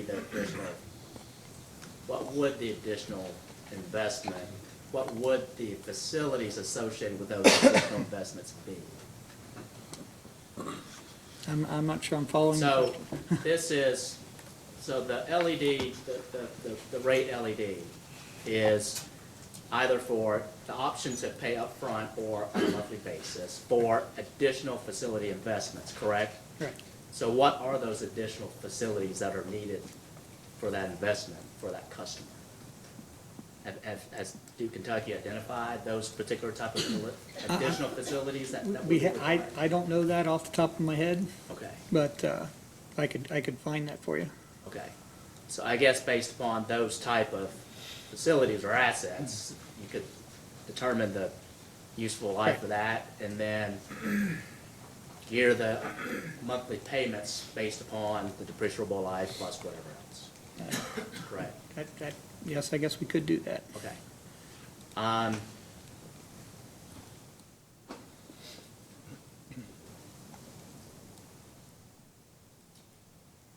Are you familiar with the usage alert, the outage alert, and the pick your own due date programs? Just as far as what we've included in the tariffs about it. Yes. But that's about it. So in response to staff's third data request, item 2 and 4, I'm sorry, items 2 and 3. Yes. You can turn to it if you like, but the response provided that if directed by the commission, Duke Kentucky would include a more detailed description of these programs in its tariff, because the tariffs are proposed do not include any detail or description. Right. As a post-hearing data request, Could you provide the additional language that Duke Kentucky would recommend including in the tariffs for these particular programs? Yes, I can get that. Okay.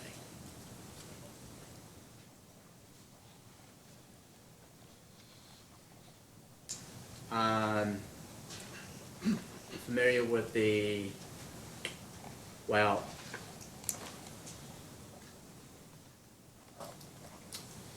are you familiar with the changes, the proposed additional changes to Duke Kentucky's tariff under the terms and services regarding charge for reconnection of service?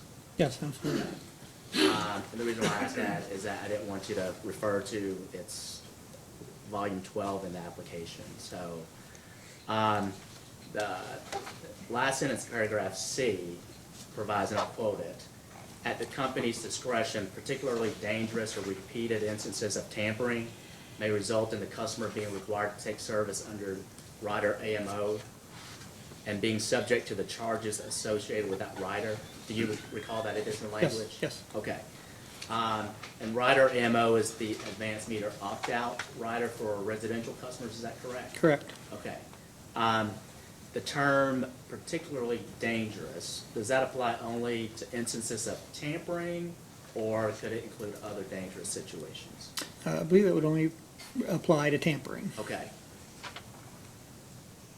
And then when the language that says repeated instances of tampering, is there a certain number of times that that meter is tampered with that would then trigger this, that customer would be served under the rider AMO?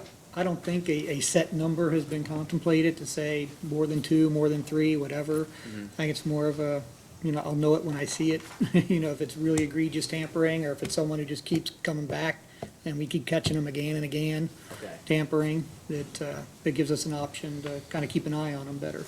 So it's within the context of the tampering, or not? It's in the context of the tampering, yes. Okay.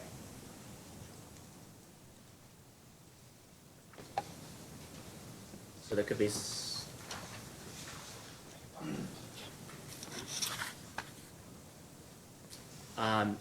in your experience, with respect to customers tampering with meters, is that typically done in a willful and intentional manner, in a willful and intentional way to bypass service? That I cannot answer. I do not have direct experience with that myself. So who actually makes the determination, or who is going to be the one that makes the determination of how many times, or if it's egregious enough that they need to be charged $2,000? I imagine it would be so in that revenue recovery section of the company where they, where tampering, how do we catch when we catch someone tampering now? So they would have a subjective, Right. and you think it should be subjective? Well, again, the tampering is not, the fee is just if you're tampering. You know, Right, that's the not, that's not subjective part subjective. is The whether subjective it's, part is whether they have to go on that, have to go on the opt-out. somebody's determining that, because they Right. just asked the question and said, how many Right, times? what I'm saying is, I think, and maybe I misunderstood, your question included the actual fee, the $200 and $1,000 fee. I don't think I that's understand subjective. the fees are laid out. Right. The and that- subjective part is who is subjected to those defined fees that you've laid out in the tariff, and I think right now, If they no, that is, if you're tampering, you'll get that fee.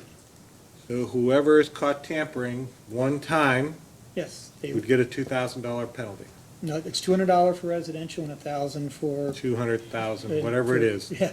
They would, Right, they would get it. What's, the subjective part is what we were just discussing with, if it's particularly egregious and dangerous or repeated, then we can ask them to, force them to go on the AMI. The opt-out. I'm still at the same place I was at. I was talking about the $2,000. That's not subjective. And it's not $2,000, it's, I'm missing something totally here. where are you getting the $2,000 You from? just mentioned the $2,000, 200 for residential. It's and 200 for 1,000 residential. non-residential. right? And then what happens? 1,000 for non-residential, Okay, and that is not subjective. All right? Okay. If you tamper, you're gonna get those fees. The subjective part comes in is if you've been tampering, if repeated offenses or particularly dangerous, then we can force that customer to be on the AMI opt-out so that a meter reader goes to their residents, once a month to read their meter and can then keep an eye on them to see if they're doing anything like that again. Kind of lets us have another eye on there and to. And there's keep- no fee associated with that? Well, there is, it's $25 a month, if I remember right, is the fee for the AMI opt-out. My apologies, I thought I heard 2,000 both from Okay. there and from there. Yeah. Okay. Sorry, go ahead. Thank you, Your Honor. So yeah, there is under the rider AMO, there's a $25 per month fee. But there's also a one-time fee of $100. Is the customer subjected if they are caught? Yes, they would be repeating subjected to that tampering? as well. The $100 and also the $25 per month. In addition to either the $200 or the $1,000 Correct. penalty or fine.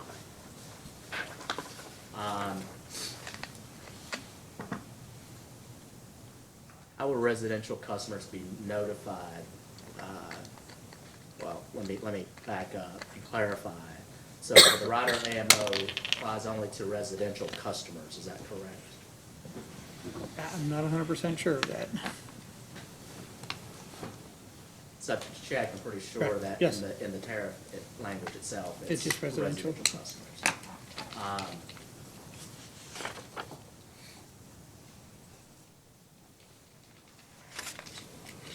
Well, I'll just ask, how will residential customers be notified that they will be placed under rider AMO under this proposal?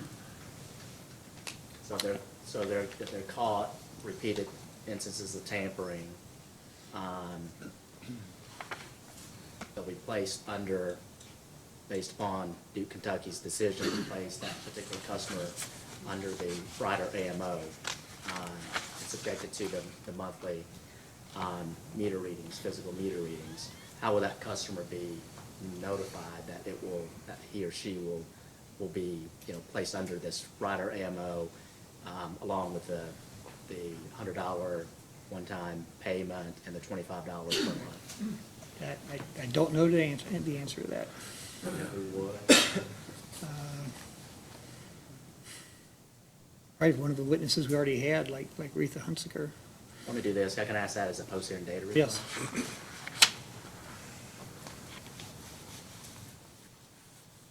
And will residential customers that are placed under rider AMO, under this proposal, have a way to transition off of rider AMO? If they behave themselves for long enough, that, again, that would be another question for Retha. Another question for someone else or Right, post-hearing? right. Someone else or post-hearing data. There's only Mr. there's Waddle only- left, I believe. Right, there's only one left, so probably post-hearing data request.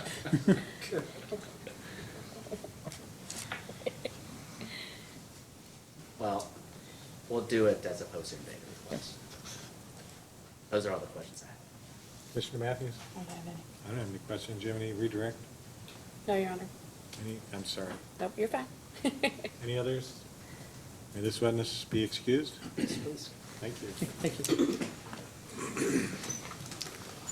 Your Honor, we'd like to call as our final witness for the company, Mr. Don Watson.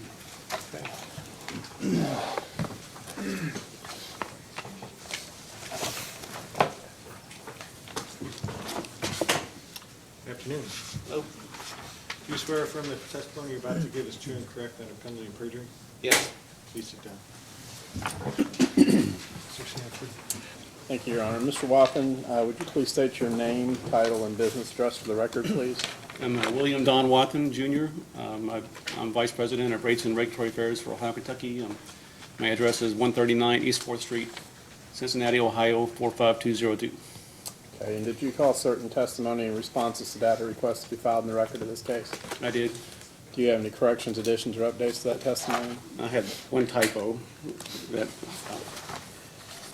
probably not worth mentioning, but on the page one of my, on page I of my initial testimony under bullet 6, there needs to be an R in front of that word, like, to make the word reasonableness. Okay. With that one addition or correction, if I were to ask you the same question, would your answers be the same? Yes. Is it your desire and intent to incorporate your testimony and record responses to that request in the record of this case? It is. Your Honor, tender the witness for cross-examination. Mr. Boone? No questions, Your Honor. Mr. McNeil? Yes, thank you. Good afternoon, Mr. Walden. Hello. I really just have questions on one issue. Your rebuttal testimony, you address an adjustment suggested by Mr. Collin relating to the transmission operating and maintenance expenses, and Mr. Collins' adjustment to refund a portion of that. I only address his proposal to refund some RTEP costs. I don't address any other component of his O&M adjustments. Just the RTEP, the transmission cost. Thank you. So in your rebuttal, you make sure to mention that you're using, you do a calculation for illustrative purposes to kind of use Mr. Collins' reasoning, and kind of you make your own calculation to show that you think the company is under-recovered on some of those costs. Is that correct? If you follow Collins' logic, and I don't, but if you do, and you do the math, then we've under-recovered for that particular cost. Yeah. And so you say you were using accounts 560 to 576 on page 4, is that correct? Those are the transmission accounts, Transmission right? accounts. I see that footnoted there. And you go on to say that Mr. Collin did not include accounts 575 and 576 in his own calculations. Is that right? He didn't. The exhibit he included only showed the accounts on one page of the Form 1. So can I have you turn to Duke's response to staff data request number 2, item 60? To item 15 or 50? 60. 60. 60, yes. You say staff or AG? Staff. Staff 2, 60.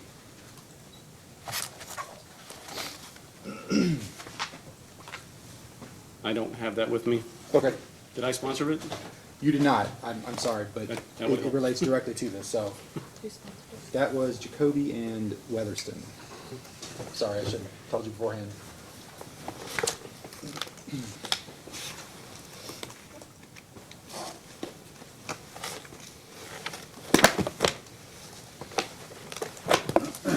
I have a copy here if you want. I have a copy.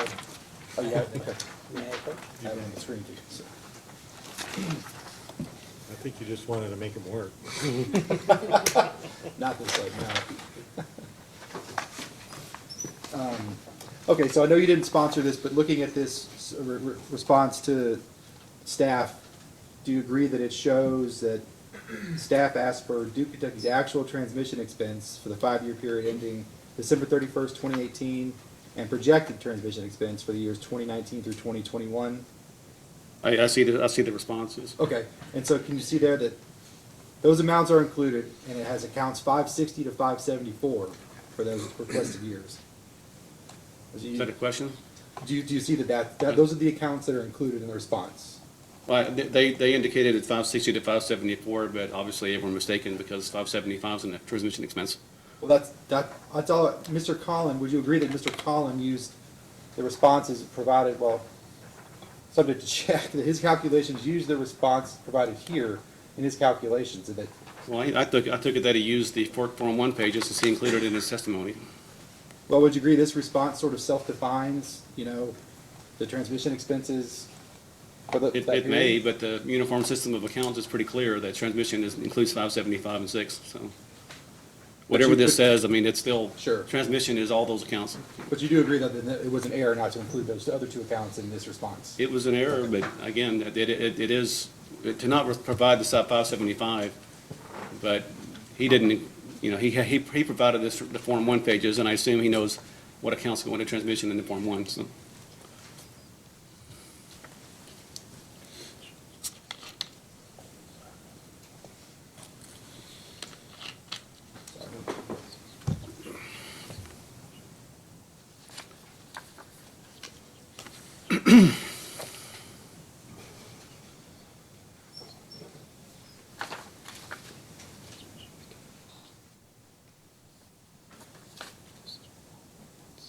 It's still irrelevant because I don't agree with the logic anyway, so.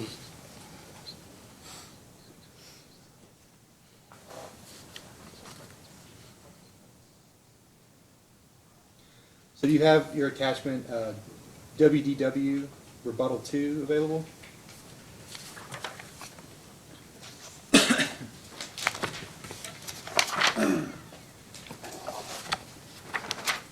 I do. So page 3 of 18 there, if you could turn there. Okay? So can you see here that this page is where accounts 575 and 576 are listed? Yes. I mean, does the headline on line 113 there for the 575 accounts read as regional market expenses? Yes. Is it, I mean, does this define itself as transmission costs? Well, we're talking about PJM cost, and PJM is a regional market operator, so PJM is a transmission operator, so they are transmission cost. Before 2006, all these costs were included in accounts 561 to 574. The FERC issued an order in 570 in 2005 and forced utilities to account for those transmission costs in these separate accounts. To your knowledge, is FERC still today consider 575 and 576 transmission expense accounts? They are transmission costs. We consider them transmission costs. When we do in Schedule C 2.1, we include this cost in our base and forecasted test period.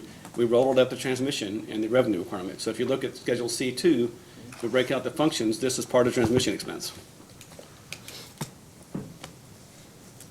We don't have a separate line for regional market expenses. It's included in transmission cost.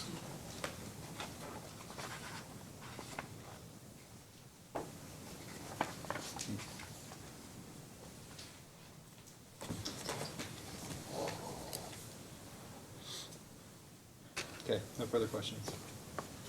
Mr. Howard? No questions, thank you. Mr. Wynn? Mr. Bellamy's hand. Mr. Bellamy? I did have just a couple of quick questions. I think you might have just answered one of them, actually. On your, if you look at your rebuttal, attachment number 1,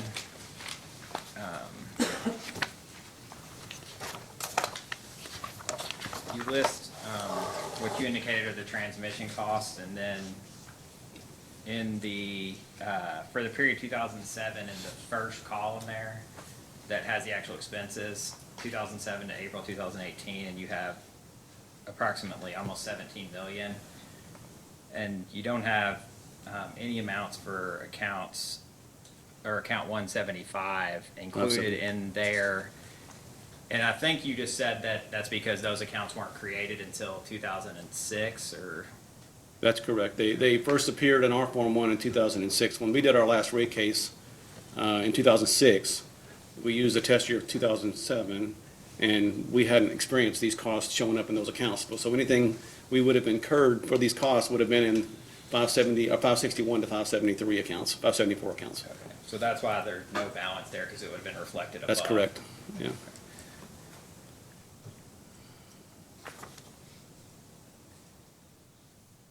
With respect to the regional transmission expansion, or the RTAP expense that was refunded, is that an amount, when those expenses were incurred, are those expenses that would have been offset against revenue from PJM in order to determine the amounts that would go to ratepayers through the PSM rider? No. Those are just strictly charges to us. Okay. What about, with respect to the transmission costs here that you're, in the years 2012 through 2018, you're showing, the total cost in those years. Would any portion of those costs have been expenses that would have been offset against the revenue through the PSM rider?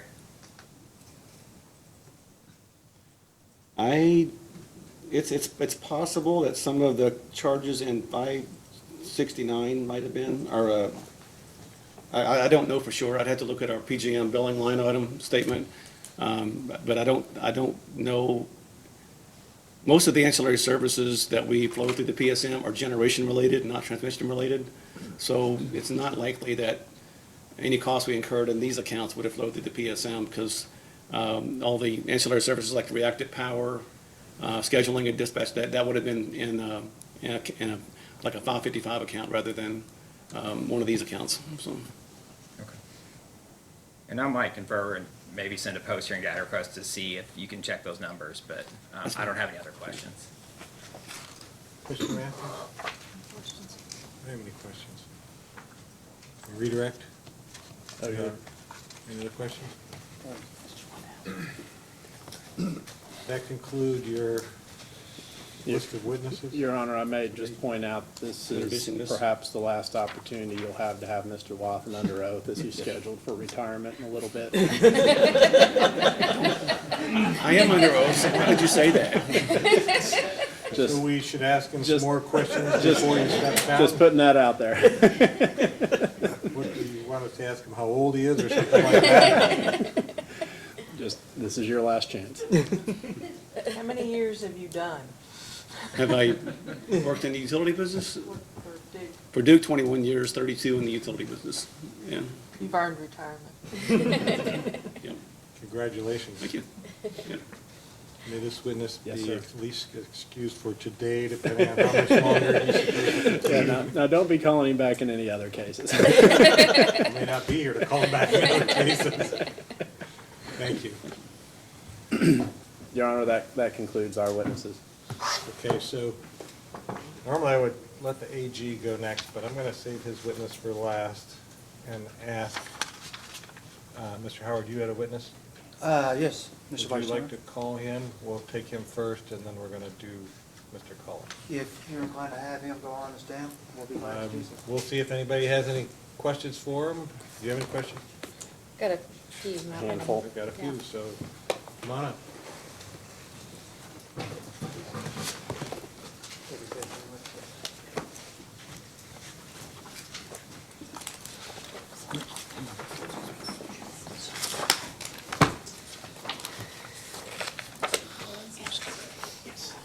Good afternoon. Do you swear or affirm that the testimony you're about to give is true and correct under penalty of perjury? Yes, I do. Please be seated. Mr. Howard? Thank you, Mr. Vice Chairman. Mr. Collins, would you state your full name, please, Brian C. Collins? and your address? Yes, it's 16690 Swingley Ridge Road, Suite 140, Chesterfield, Missouri, 63017. And by whom are you employed? I'm employed by Brubaker and Associates Incorporated. Have you been retained by NKU to file testimony in this case? I have. Have you also sponsored answers to certain discovery requests? Yes. Your testimony in those requests, or your answers to those requests, those have been admitted into the record, have they not? Yes. If I were to ask you the same questions that appear in the testimony, and if those same questions were asked of you today in the discovery request, would they be the same? They would. Do you have any changes at all to be made to those? I do not. Mr. Vice Chairman, accept the cross. Ms. Honaker? Right. Good afternoon. Good afternoon. I just have a couple of questions for you. Were you in the room yesterday when there was some discussion with Amy Spiller regarding Duke's sustainability goals to be carbon neutral? Yes, I was in the room. Okay. Are you aware that NKU has the same sustainability goals and the same time frame to reach those goals? I'm aware that they are part of an initiative. Okay. Are you aware that their commitment is to have a sustainability, the achieving carbon neutrality by 2050? I believe if you're referring to a document there that I think I have seen, I would agree. And as part of that, is it to reduce the energy usage and their transportation emissions? That I'm not sure. Mr. Vice Chairman, at this point in time, counsel is referring to a particular document. Is it okay if the witness sees that document? If you want to, I think she was, his answers were acceptable? Yes, and I think he's already seen this document Yeah, this morning. I think it's the same document that I've seen Yes. earlier. You want to I'm validate happy to that by provide. showing it to him? Go ahead.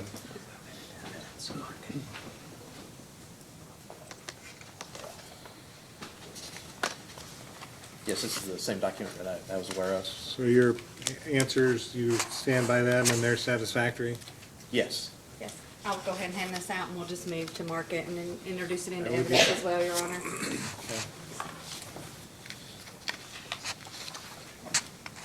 Yeah. Big Duke Exhibit 3, Your Honor. Duke Exhibit 3?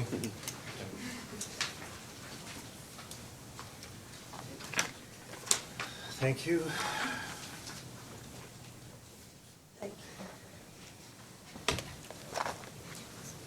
Does that That's all the conclude your questions I process? have. Yes. Mr. Maine? No questions, Your Honor? Mr. McNeil? I don't have any questions. Beth has no questions? I have no questions. No redirect? No redirect. Will this witness be excused? Yes. Thank you very much. Thank you very much. So according to my list, I show, besides Mr. Cullen, did we do Glenn Watkins? No. Is he here to, available? as Yes. witness? Well, let's take, I know that there's going to be a lot of questions for Mr. Cullen, and I'm saving him for last, okay? Well, I appreciate that. Thank you. So that, the Attorney General's office will call Mr. Glenn Watkins to the stand.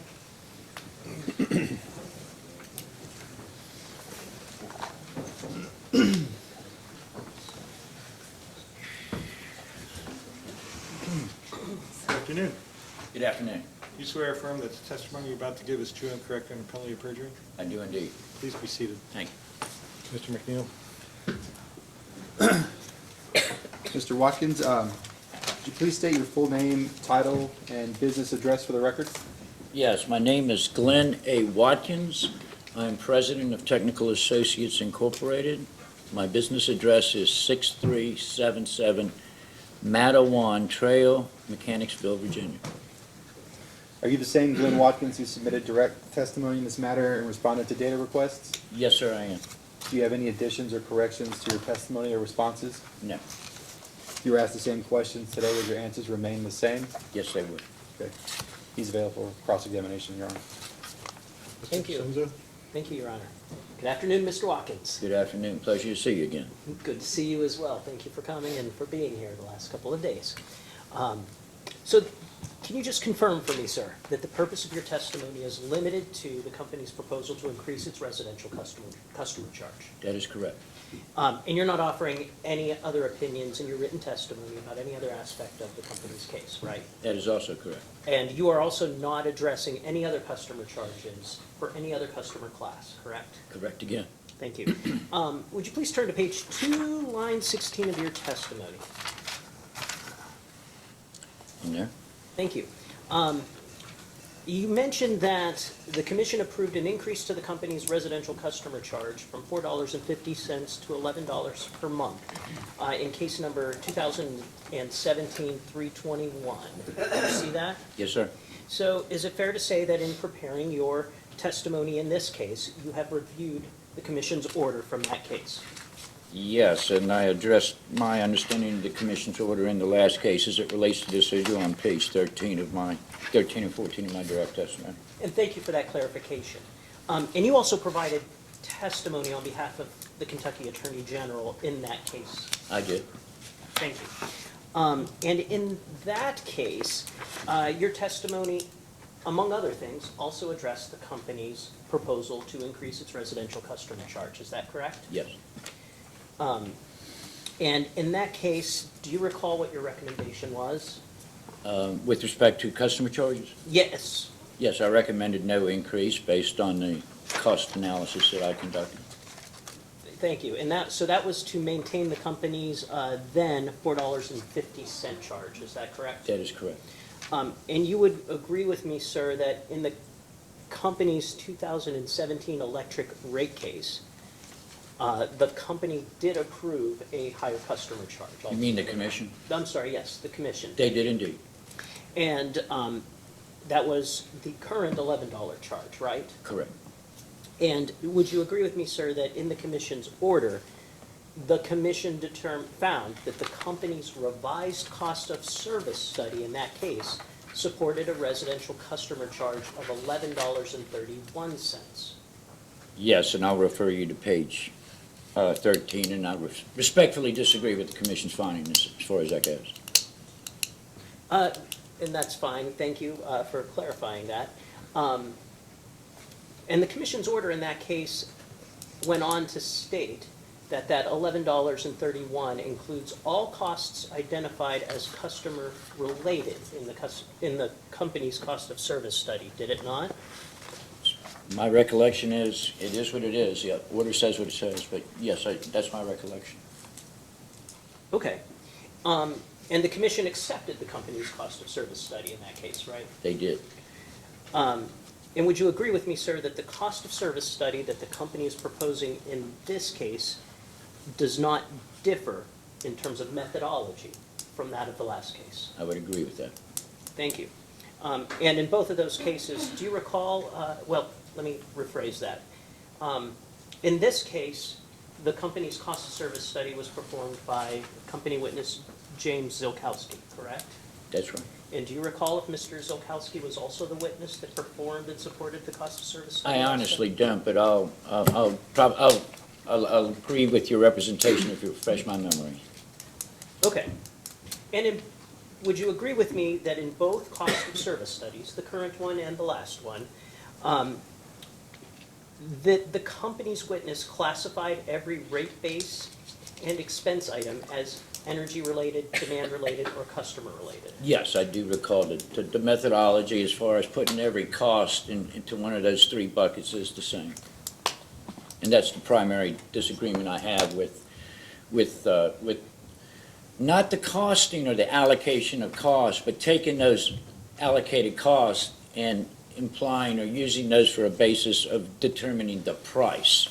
There's a difference between the way you allocate costs and the way you price things, and this is my respectful disagreement with the commission's finding in that regard. I had no disagreement with the way that these costs are allocated. It's just then the implication that you must take those costs and say, well, what I put in the cost bucket, in the customer bucket, must be collected in a fixed, non-bypassable customer charge. That's the difference that we have. So, and let's talk about that just for a moment, your disagreement, sir. On page 13 of your testimony, around line 10 in this case, you state that you believe residential customer charges approved by commissions throughout the country are a matter of policy, correct? They undoubtedly are. And you, sir, are familiar with, let me rephrase that. You are generally familiar with the customer charges of the other investor-owned utilities in the Commonwealth of Kentucky, correct? For the most part, yes. But you did not perform any study or analysis comparing Duke Energy Kentucky's current or proposed electric residential charge to that of any of the other investor-owned utilities?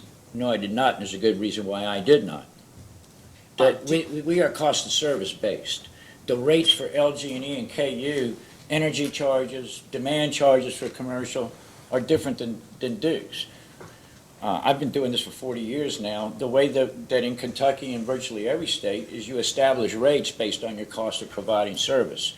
So in my opinion, the most relevant aspect is to look at cost on a utility by utility basis in evaluating the reasonable prices. If that were not the case, we just have a statewide rate for every utility in the state. So that's why I did not. And I understand that, sir, but again, you believe that establishing a residential customer charge or any customer charge is a matter of policy for the commission, correct? It clearly is. There's philosophies differ around the country from commission to commission, and I'll be candid. I have my theoretical basis, which in my opinion are solidly based on accepted economic principles and theory, and there are other utility typically sponsored experts that simply feel that if it's a fixed cost, it should be recovered in a fixed charge. So we have disagreements, obviously. Do you know what LG&E's current fixed charge is? Off the top of my head, no, sir, I don't. I was in the LG&E case, but I frankly don't know off the top of my head. Your Honor, may I approach, please? You may. Thank you. Let's mark this as Duke Energy Exhibit 4 on 4. Thank you.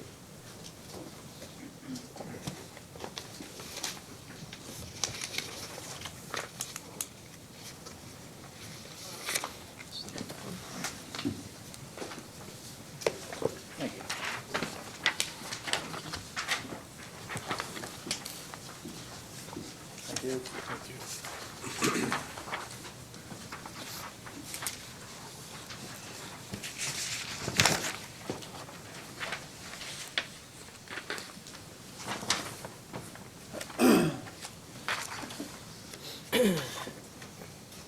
Mr. Watkins, do you have in front of you what has just been marked as Duke Energy Kentucky Exhibit number 4? Yes, sir, I did. And I would like to draw your attention to the middle of the page under the heading rate that says basic service charge per day. Yes, Do sir. you see that? Yes, sir. Would you agree with me that LG&E actually charges a daily fixed charge? Yes, they do. And that is 45 cents per day, correct? That's what it says. And would you agree with me, sir, subject to check, that depending upon the number of days in a month, that on a per-day charge, that would equate to between $12.60 and $13.95? Actually, it's $13.68 if you take 365 days divided by 12. So I guess, yes, we're both in agreement there. Thank you. And do you know whether LG&E's fixed residential customer charge included distribution system costs that were upstream of the customer service line? I apologize, I don't. I do 20, 30 cases a year, and they all run together. I was in that case, I just don't remember, I apologize. Okay, fair enough. And are you familiar with Kentucky Utilities residential customer charge? To the extent that I was in that case as well, as we all know, they run in tandem. I don't recall the levels off the top of my head, however. I do recall, I believe that they're on a daily rate as well now, though. Your Honor, may I approach, please? You may. Thank you.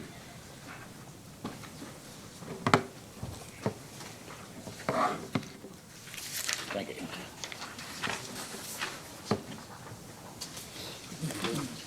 This would be marked Duke Exhibit 5? Yes, sir.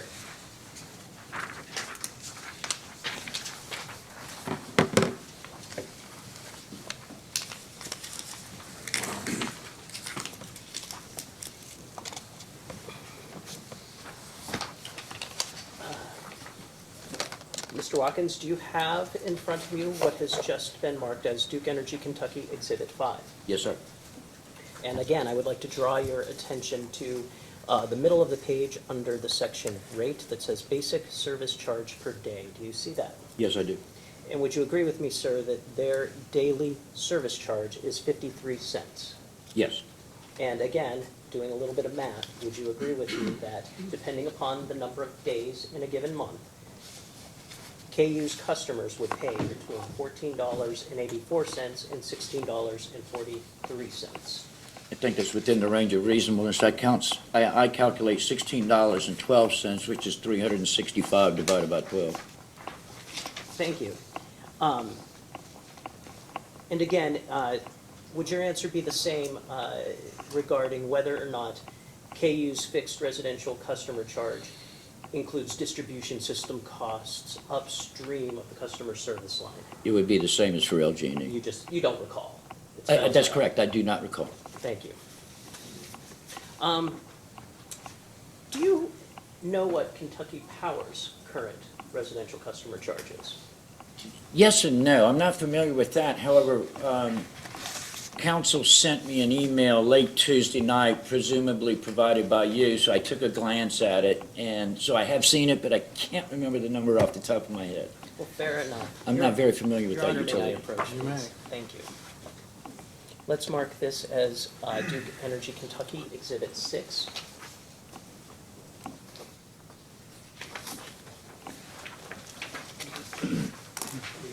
Thank you. Give her one. Oh, thank you. Sorry, didn't mean to. These marked as Duke? Kentucky Exhibit 6.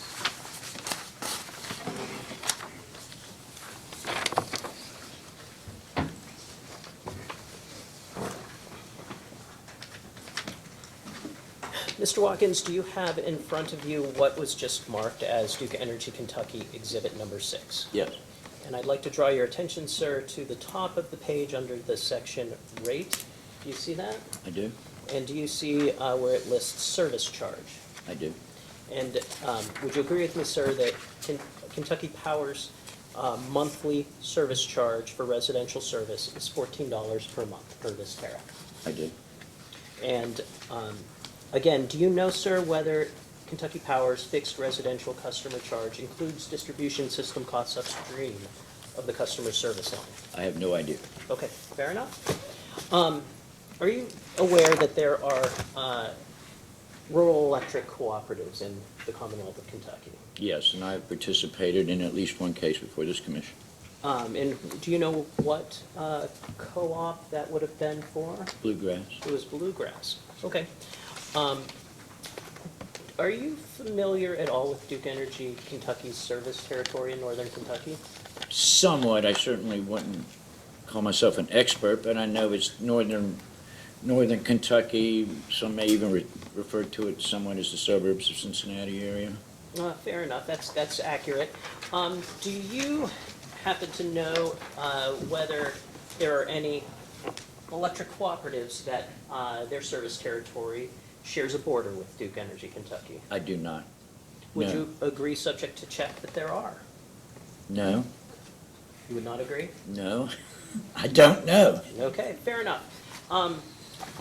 Would you agree that electric cooperatives have tariffs filed before this commission? That I do know, and you are correct. Your Honor, may I approach? You may.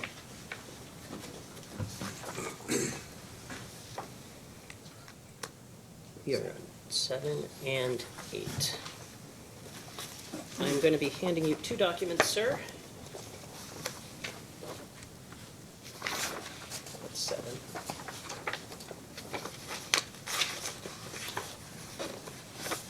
And that's 8.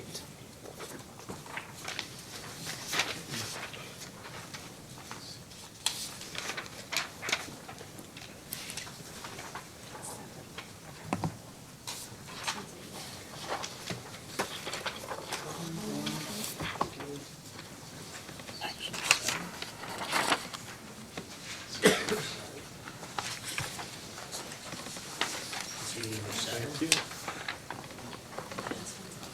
I need one more, number 7, please.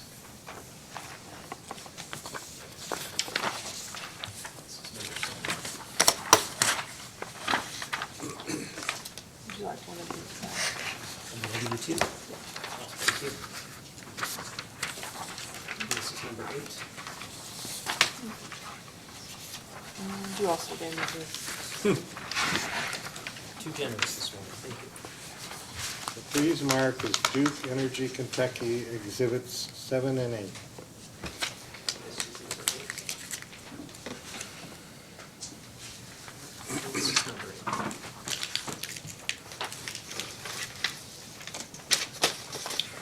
8. And Mr. Watkins, do you have what I just handed you as Duke Energy Kentucky Exhibit number 7? Yes, I do. Let's focus on that one. Would you agree with me that the service territories in Kentucky are what they are? Yes, I would agree with that, whatever they are. Fair enough. And I'd like to draw your attention to the center of the tariff that is marked Schedule 1, Farm and Home. I'm there. Do you see under, it looks like item B, available? It says it's to farm and residential customers. See that? And I'd like to draw your attention to item D, where it says rate. Could you tell me, sir, what the customer charge is under rate for that tariff? $20 per month. Thank you. And I'd like to draw your attention to what was previously marked as Duke Energy Ohio Exhibit number 8. I'm there. And again, would you please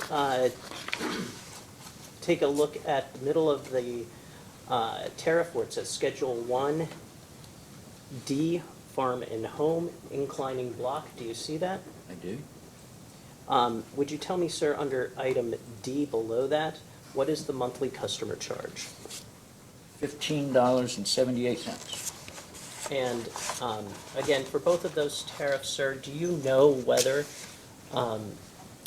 in calculating those monthly customer charge, whether it includes distribution system costs that are upstream from the customer service line? I do not know.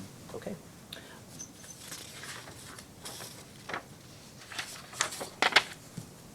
Mr. Watkins, referring to page 12 of your testimony, lines 19 and 20, you state that consumers and the market have a clear preference for volumetric pricing. Do you see that?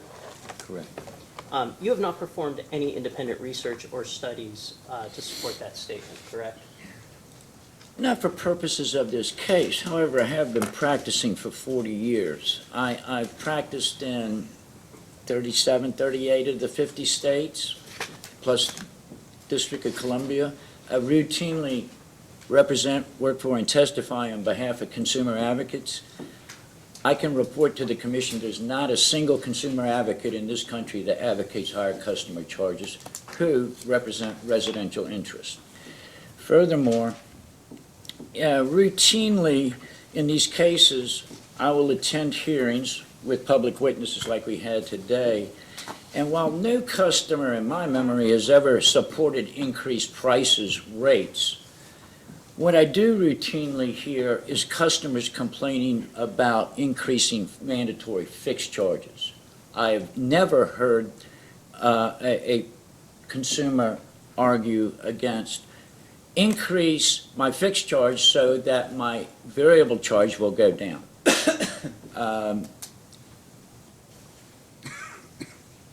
In 350, 400 cases, that has never happened. So as far as conducting a statistical survey, no, I did not. But based on my vast experience, I can represent to the commission that this is an accurate statement. Fair enough. No further questions, Your Honor. So Thank you. you want to enter, you want to enter these? Yes, please. So moved. No questions, Your Honor. Mr. Howard. No questions. No question, John. Matthews, I don't have any questions. Do you have any redirect? Just a couple. Sure. Thank you. Mr. Watkins, in your opinion, is it a good practice to consider a comparison with other utilities in setting a customer charge? No, like I testified, I believe there's so many differences in the entire cost structure across utilities, both on the generation, sometimes on the transmission and distribution side. The practice in this in every state is to base rates and prices based on their cost, individual cost of providing service, not on some statewide average necessarily. In your opinion, is there a fundamental difference between an investor-owned and a cooperative electric utility? In many regards, there are similarities, but in many regards, there are.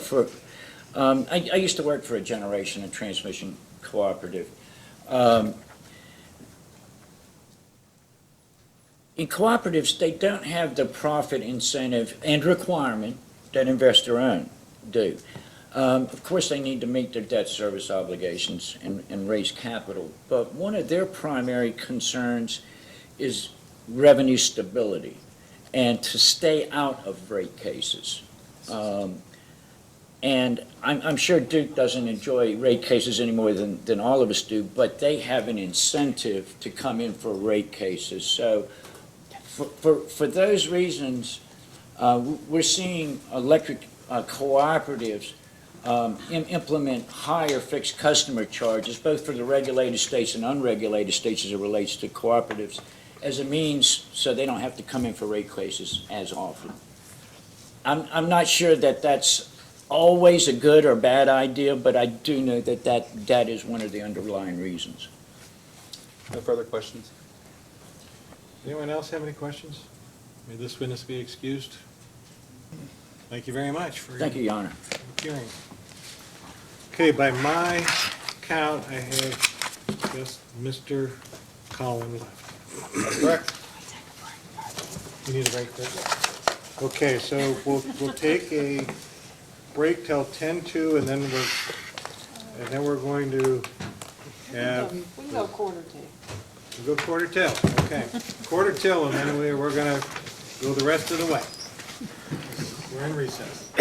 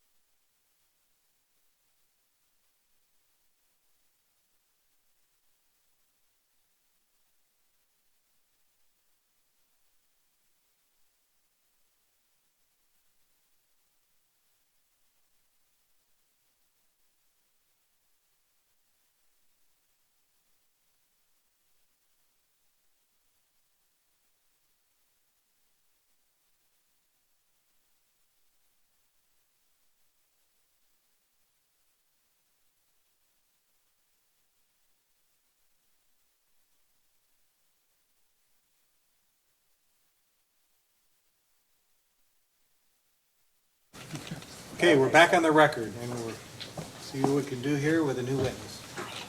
All right. Do you swear affirm the testimony you're about to give is true and correct under penalty of perjury? I do. Please be seated. Oh, we gotta wait. Yeah, I was trying to interject this last year. Mr. McNeil. Looking around for counsel. I did not notice he wasn't sitting there. Well, stay comfortable for a few minutes. Thank you.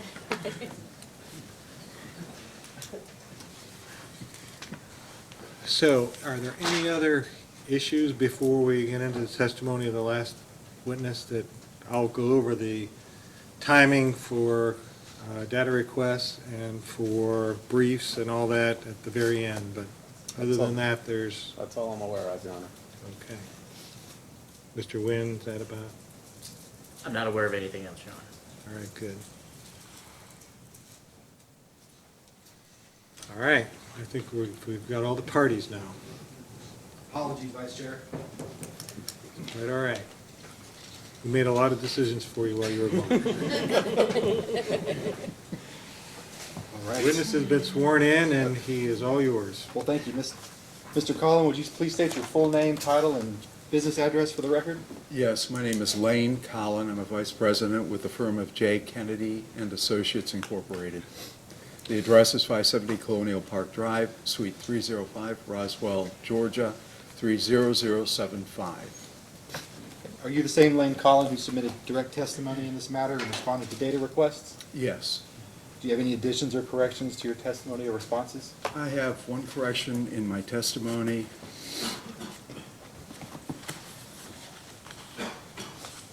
Okay.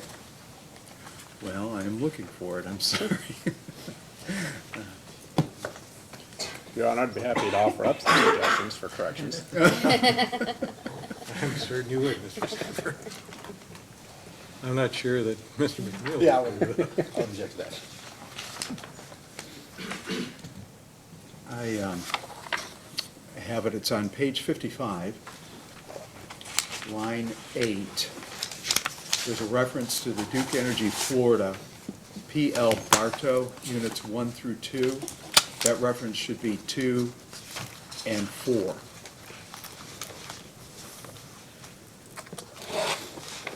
Okay. That's it. So with that change, if you ask the same questions today, would your answers remain the same? They would. Okay. Witness is now available for cross-examination. Mr. Sanford? Yes, sir, Your Honor, thank you.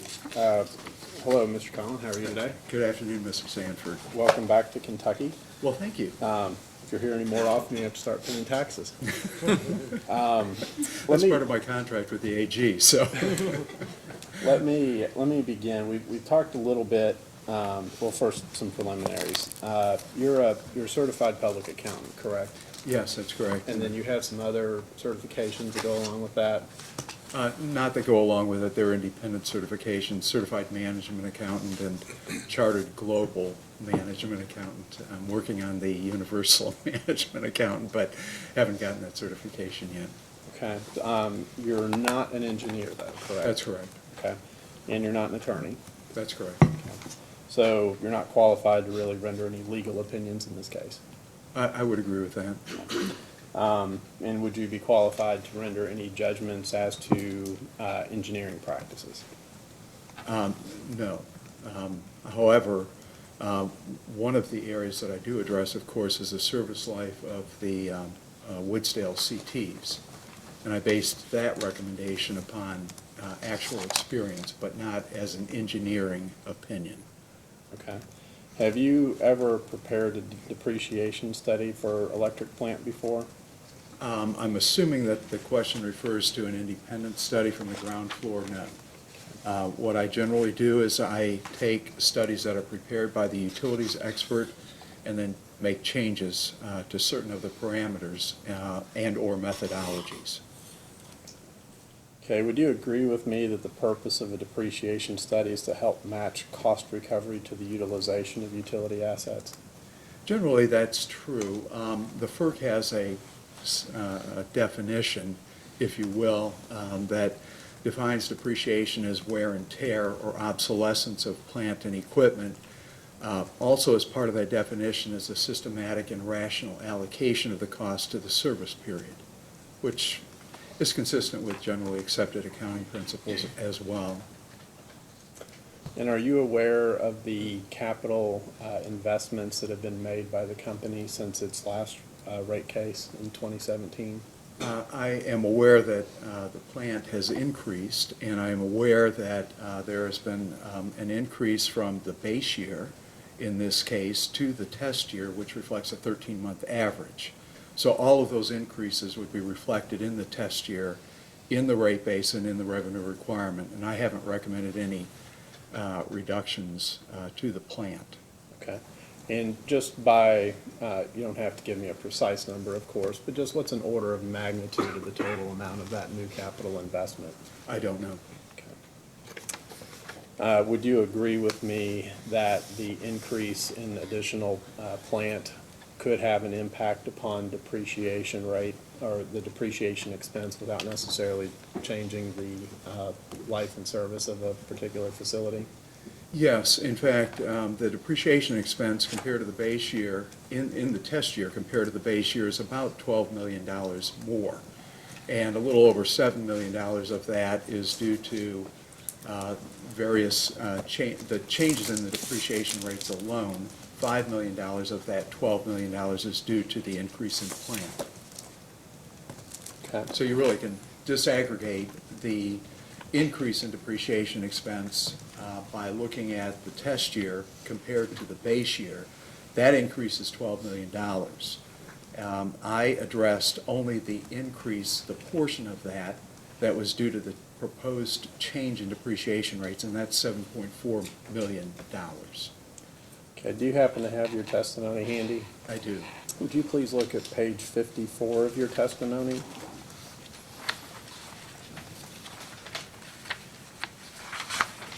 Yes. Now, that particular question and answer has to do, I believe, with the service life of the Woodsdale CTs. Is that correct? It does. It specifically addresses whether or not the company has any plans to retire the Woodsdale CTs in 2032. The company has assumed, and Mr. Spanos has incorporated, a 40-year lifespan for the Woodsdale CTs in his depreciation study. And what that really means is that there is a remaining life from the date of the depreciation study, which was December 31, 2018, and then a retirement date or a probable retirement date that Mr. Spanos assumed in 2032. So that would essentially be 14 years of remaining life. And so that 40-year period really doesn't mean as much as the 14-year remaining life, because that's the period of time over which the remaining net book value has to be depreciated. And on beginning on line 8 of that page, I believe you're quoting from a data request response, perhaps from the company's last IRP filing. Does that That's sound- correct, yes. Would you mind to read that sentence that starts out, "The company responded"?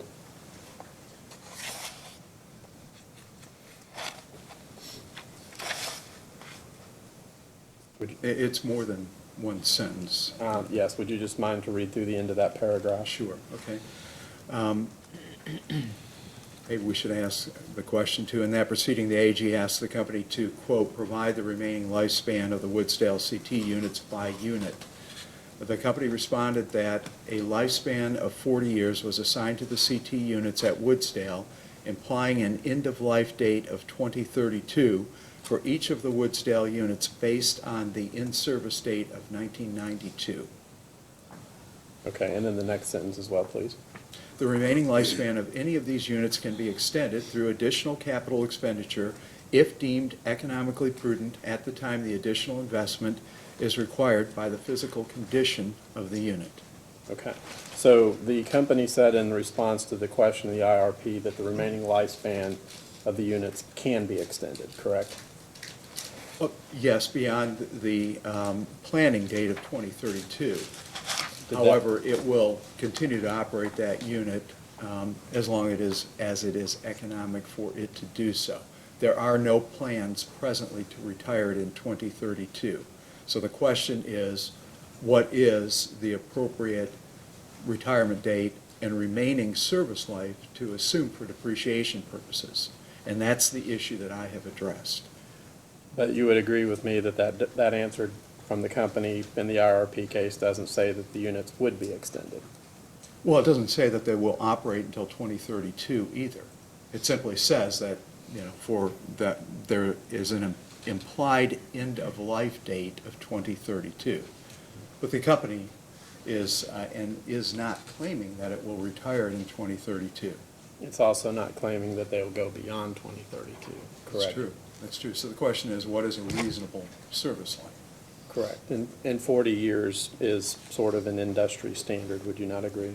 Well, Mr. Spanos in his depreciation study states, and I would agree with this, that particularly for new units, the industry generally assumes 35 to 45 years.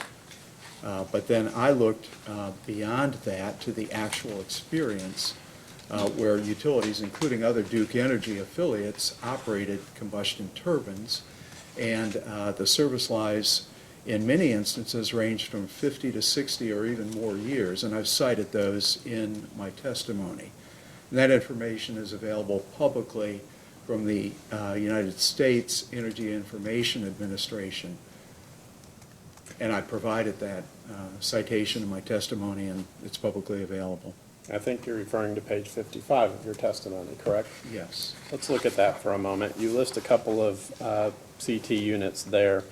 Do you know how much investment was made in those units after they were originally brought online? I don't know.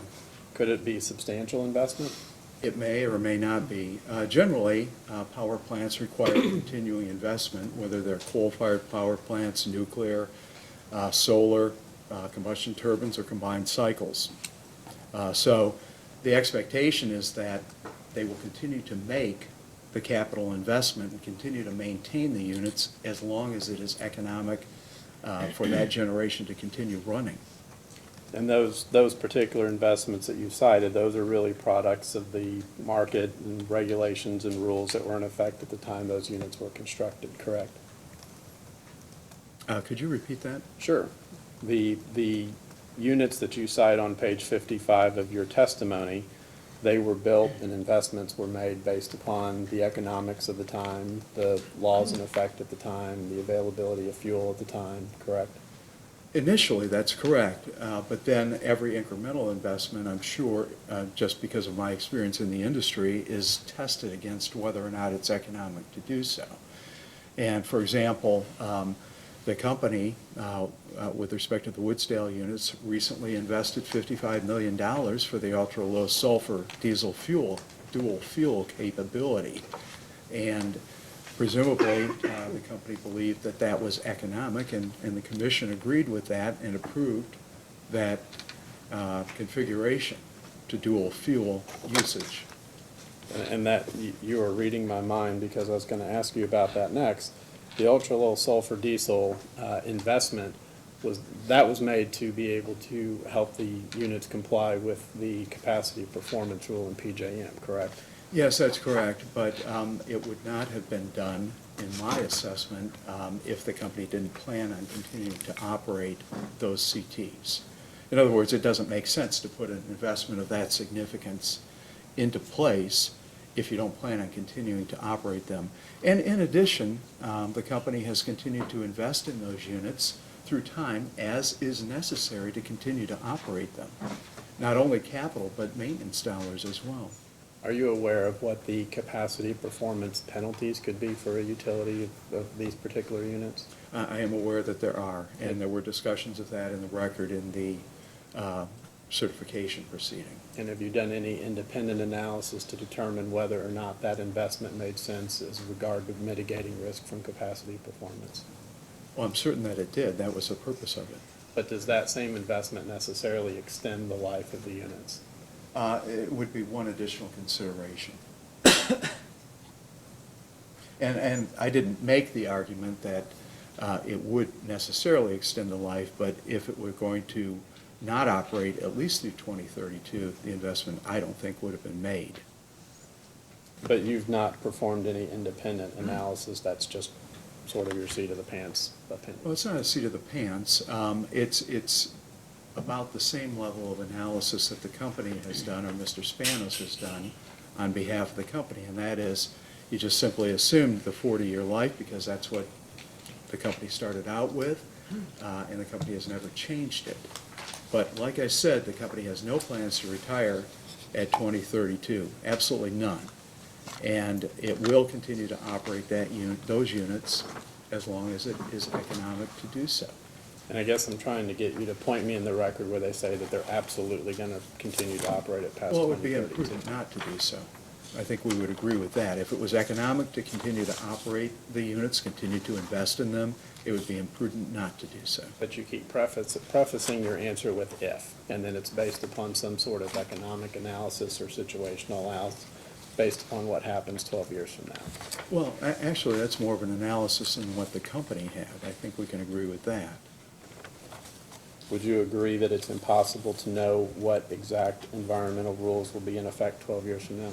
That's true, but these are CTs. They're operated off of natural gas. They're compliant at this point, and the company just recently made a very, very significant investment for the dual fuel Which was again for a different purpose than necessarily extending its life, correct?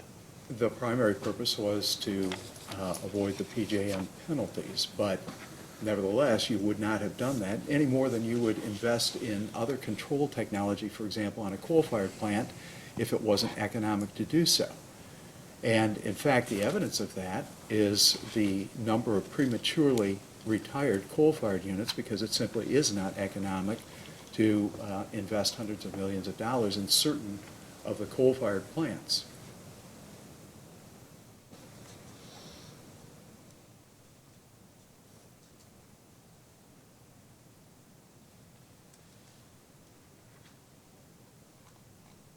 Are you familiar with the rebuttal testimony filed by Mr. Jacoby in this case? Yes. Do you recall there where he pointed out that your analysis did not undertake, or you didn't do an analysis of variance in contractor expenses during the test year? I recall that he said that, and I would simply say this, that I didn't look at materials and supplies expenses. I didn't look at other certain expenses. What I looked at was payroll expenses, and the company said that they planned on maintaining a stable headcount from the base year until and through the forecast test year.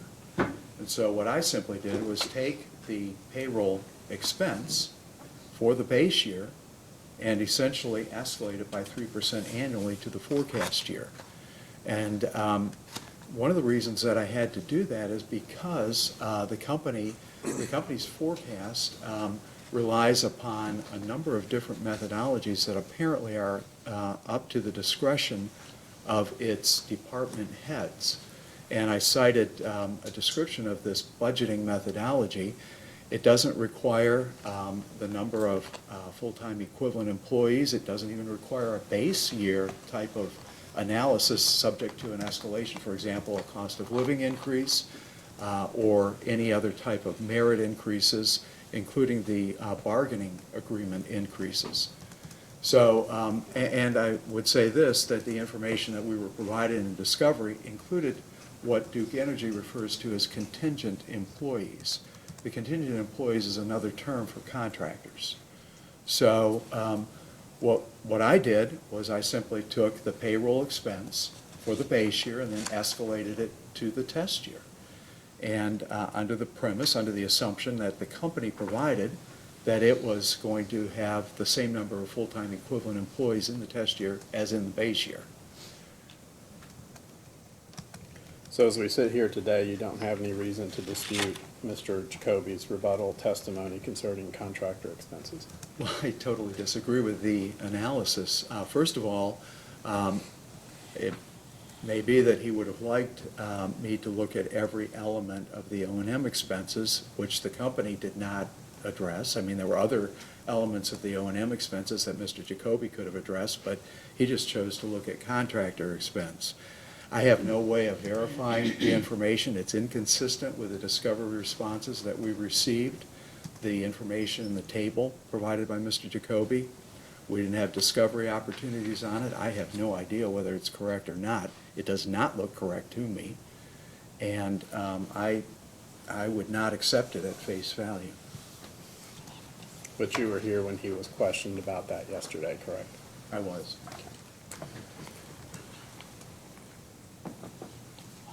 Are you familiar with Ms. Lawler's rebuttal testimony on Customer Connect O&M expense?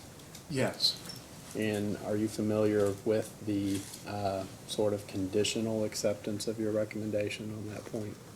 I don't remember the conditions. I remember that the company has agreed that to accept my recommendation, and that is instead of expensing some of the Customer Connect development and implementation costs, they've agreed to put those costs into a regulatory asset. And the only condition that I recall is that it would be included in rates in the next case, or at least that was the company's proposal, and I think that makes sense. And I think she also had said that it would also record all actual Customer Connect charges. Do you agree with that? The actual expenses that were incurred, I think that is self-evident. And it would include a carrying charge? I don't recall that she said that. I would not agree with that. And I would say that I had a number of conditions, too, with respect to my recommendation that I don't believe she addressed. And that is that there would be a cutoff date, no further deferrals once that capability of the Customer Connect system went into operation. In other words, it's not an indefinite deferral. These are only the implementation, the development and implementation costs. Sure. And I think her third condition was that the recovery would be allowed over or the amortization period would be equal to the service life for the equipment. Yes, and I would agree with that. In fact, that was my proposal as well. Okay. Is it your opinion, I'm switching gears here now to the credit card, debit card transaction fees. Is it your opinion that waiving the transaction fee for credit and debit card transactions will make customers more likely to pay their bills? I don't know whether it would make customers more likely to pay their bills. I do know that it would make customers more likely to use electronic forms of payment. Is it your opinion that waiving the transaction fee for credit and debit card transactions will make it less likely that customers will have questions about their service?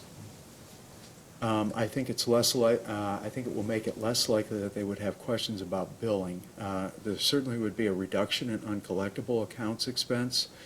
I believe that, well, clearly there would be a reduction in the interest expense from selling the receivables, and that would occur because if you have fewer receivables, because you're getting the cash or you're getting reimbursed by the merchant processing company or the third party, you're not carrying those receivables and you're not paying interest. The way it works is that when Duke Energy Kentucky sells its receivables to the Synergy Receivables LLC, let's say that it sells $100 of receivables, it will get something like $98 because there's a discount for the interest and for the bad debt expense.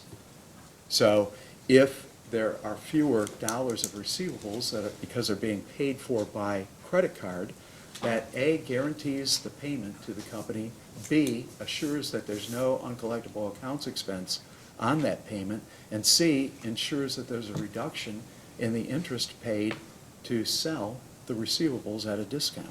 Can I ask one question here? Sure. As far as the receivables, I'm not quite sure that it would reduce the receivables. Right now, it's sold to an affiliate, but what would make a customer pay their bill sooner just because they could pay by credit card? You could still have the grace period taken the whole time by the customer before they actually use a credit card to pay. So there still would be receivables that are outstanding, and Duke still requires that. They just receive their money sooner because then it's up to the affiliate to make sure that the payment is collected within the grace period. I do believe that there's a reduction in bad debt. I'm just not certain where your belief that there would be a reduction in the Well, I think that's a fair point. I think that if somebody has designated an automatic payment process, I think that, there's still the possibility of having less interest expense, but I think you make a fair point. I'm sorry, go ahead. Oh, you're fine. Is it your opinion that waiving the transaction fee for credit debit card transactions will make customers less likely to report an outage? No, I don't think that has anything to do with that. Is it your opinion that waiving the transaction fee for credit debit card transactions will increase the number of customers who have paperless billing?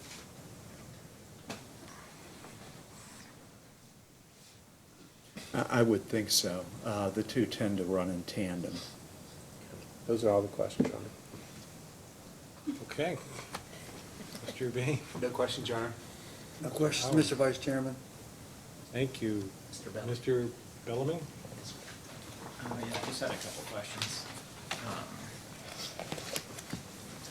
With respect to the cash working capital adjustment, is it your assertion that Duke Kentucky's cash working capital should be set to 0 because they didn't file a lead lag study, or because its actual practices are not approximated by the 1/8 method?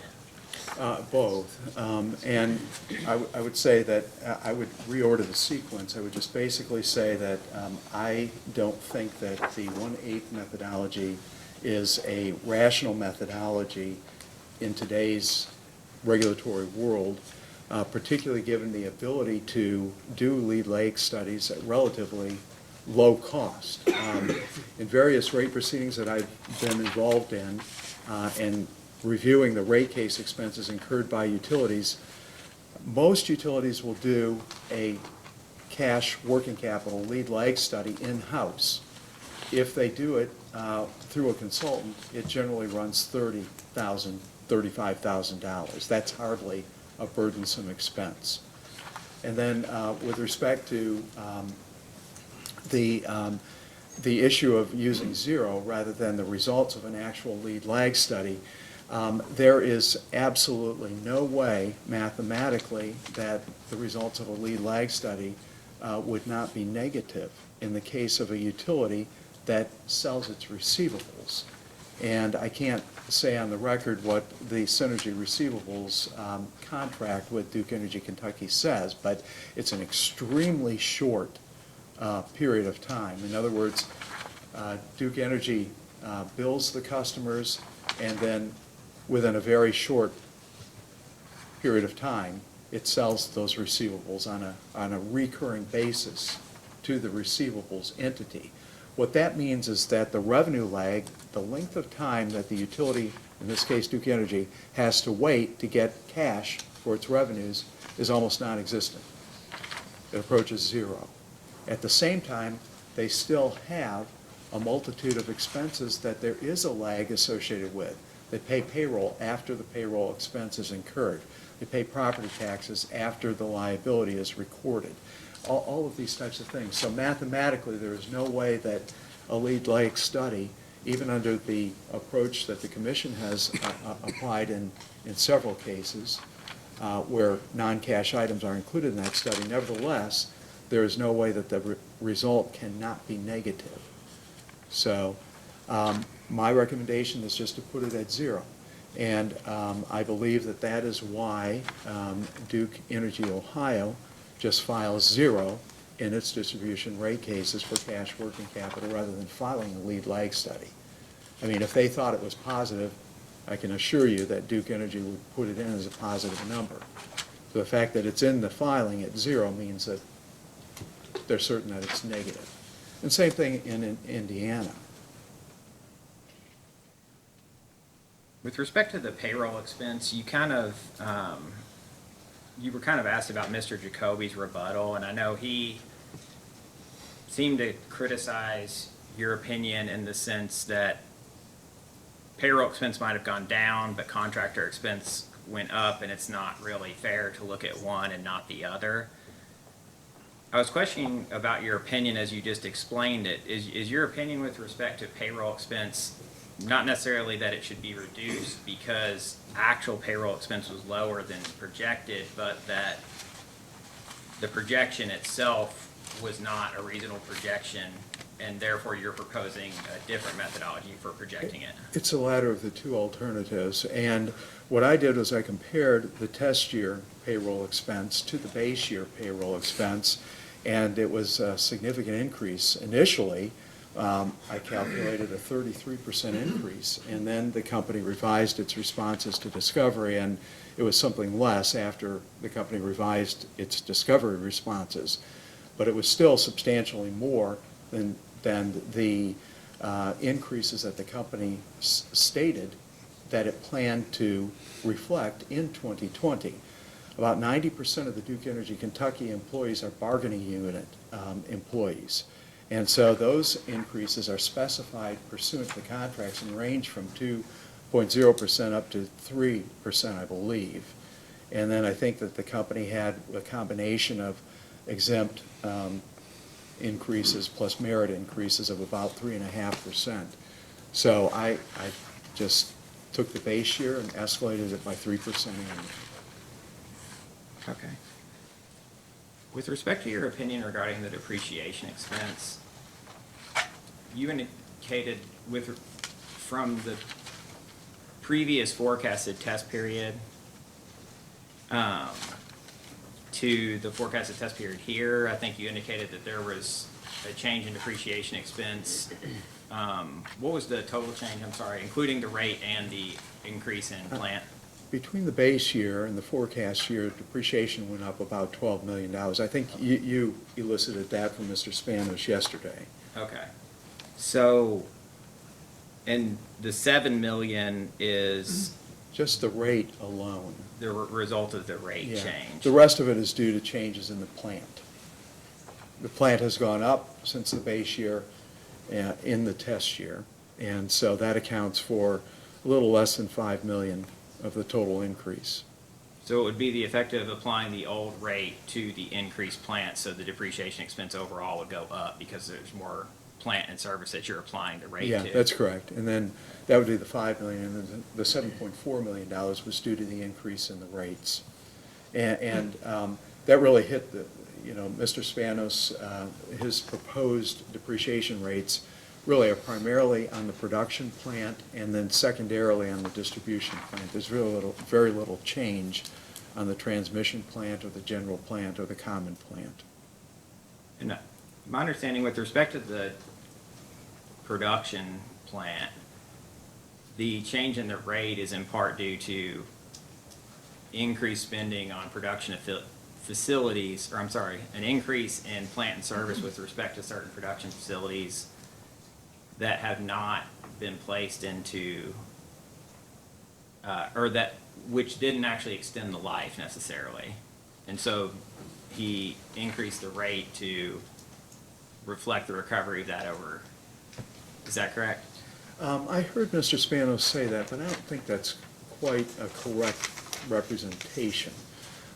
Really, the last depreciation study that Mr. Spanos sponsored before the commission was simply 2 years ago.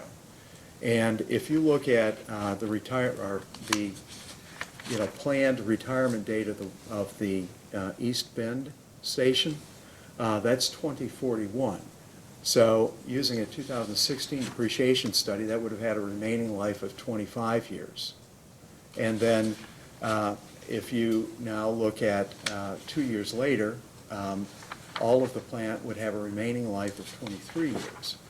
But here's where I think what Mr. Spanos said was not really a full presentation of the facts, and that is that the depreciation rate is set not only to recover the net book value over the remaining life, and that has now decreased from 25 to 23 years in the case of East Bend, but there's greater accumulated depreciation over that same 2-year period.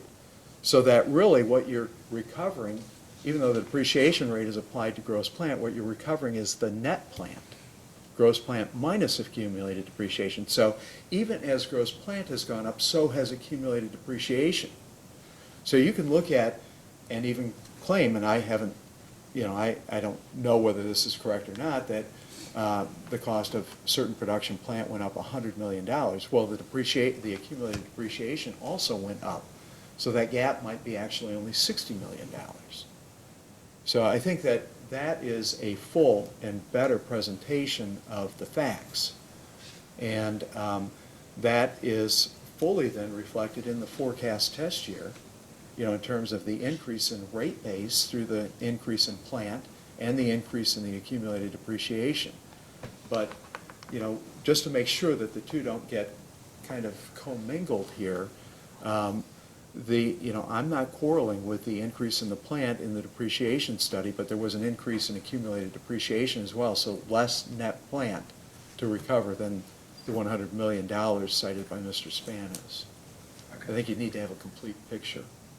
And I think you answered the question that I was kind of about to ask, and that was if you accept the increase in plant, if you were applying it the old rate, you accept the increase in plant, that would increase the depreciation expense. If the increase in plant would also change the rate, how do you justify accepting one and not the other? And you kind of explained that, I think, just now. Would that Yes. be the reason for that? Yeah, that's the reason for it, because basically, if you do decide to change depreciation rates in this proceeding, which I, of course, recommend against, but if you do decide to do that, there's, on the East Bend facility, there's 2 years less of remaining life. But all of the additions to gross plant, minus the increases in accumulated depreciation, are factored into that depreciation rate. And then that, in turn, is applied to the higher gross plant in the projected test year. So it's all synchronized.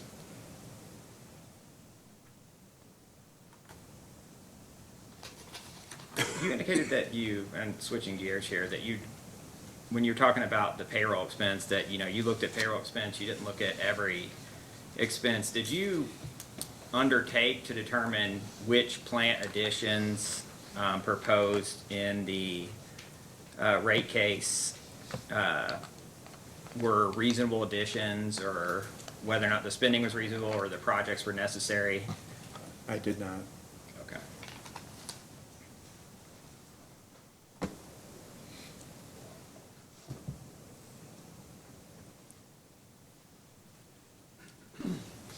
I don't have any other questions, thank you.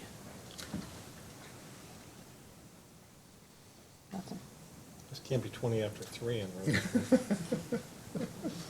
Expected many more questions of Mr. Cullen, but I'm not going to ask you any other questions. No redirect, Your Honor. Would you like? I have no redirect. And you? No, we're done. No other? Last call. May this witness be excused. Thank you, Mr. Cullen. You may step down. You're welcome. It's good to see you again. Good to see you too. So, I believe that takes care of all the testimony. Is that correct? There's no other witnesses? Correct. Okay, so now we need to establish timeline.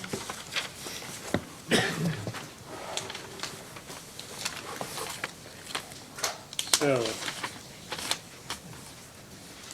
how about February 26th for all the parties with post-hearing data requests to have their requests submitted in writing to the different parties?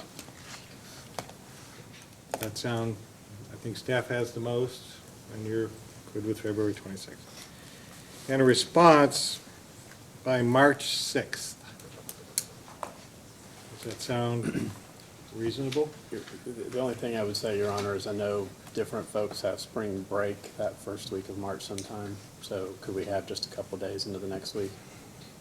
Well, keep in mind, your statutory date is April 2nd. Yes, sir. And what it's going to boil down to is, are the parties going to want to file briefs? And I think you're probably going to want to file briefs, and if you're going to want to file briefs, that'll be done simultaneously, but then we always give the applicant extra time to file a response to the brief. So I need time for staff to have an opportunity to go through everything. Okay, Your Honor. Is that good? Okay. So can we have the simultaneous briefs filed by 3/16? Yeah, wait. Yeah, so, Juan, is that what we talked about, 316? I think that's a Monday, right? It is. And then a reply brief by 320. Okay? Fine. That will give us basically 11, 12, 13, 2 weeks to finalize the order. So does that work for everybody? Fine for us. Yes, Mr. Hutchins. And to the extent that staff can get the post-hearing date requests before the 26th, we'll do that. So that will give additional And since time. that is the That would be most helpful. comprehensive of the other requests, that might give you some extra time I anyways. think that would be helpful. We appreciate that accommodation. Okay. So are there any other motions, any other issues before we wrap up and adjourn? Mr. Setzer, we will submit questions for him as post-hearing data requests as well. Okay. Okay. And I'm glad you made that point Okay. because he was not here to give testimony. Staff has post-hearing date requests from Mr. Setzer as well. It's already been. Other than that, are we good? Commissioner Matthews, do you have anything? Just making sure staff thinks that's enough time. Good? Okay. Okay, this meeting is adjourned. Thank you. Thank you. I'm more protective of them than I am anybody else. I talked to Juan.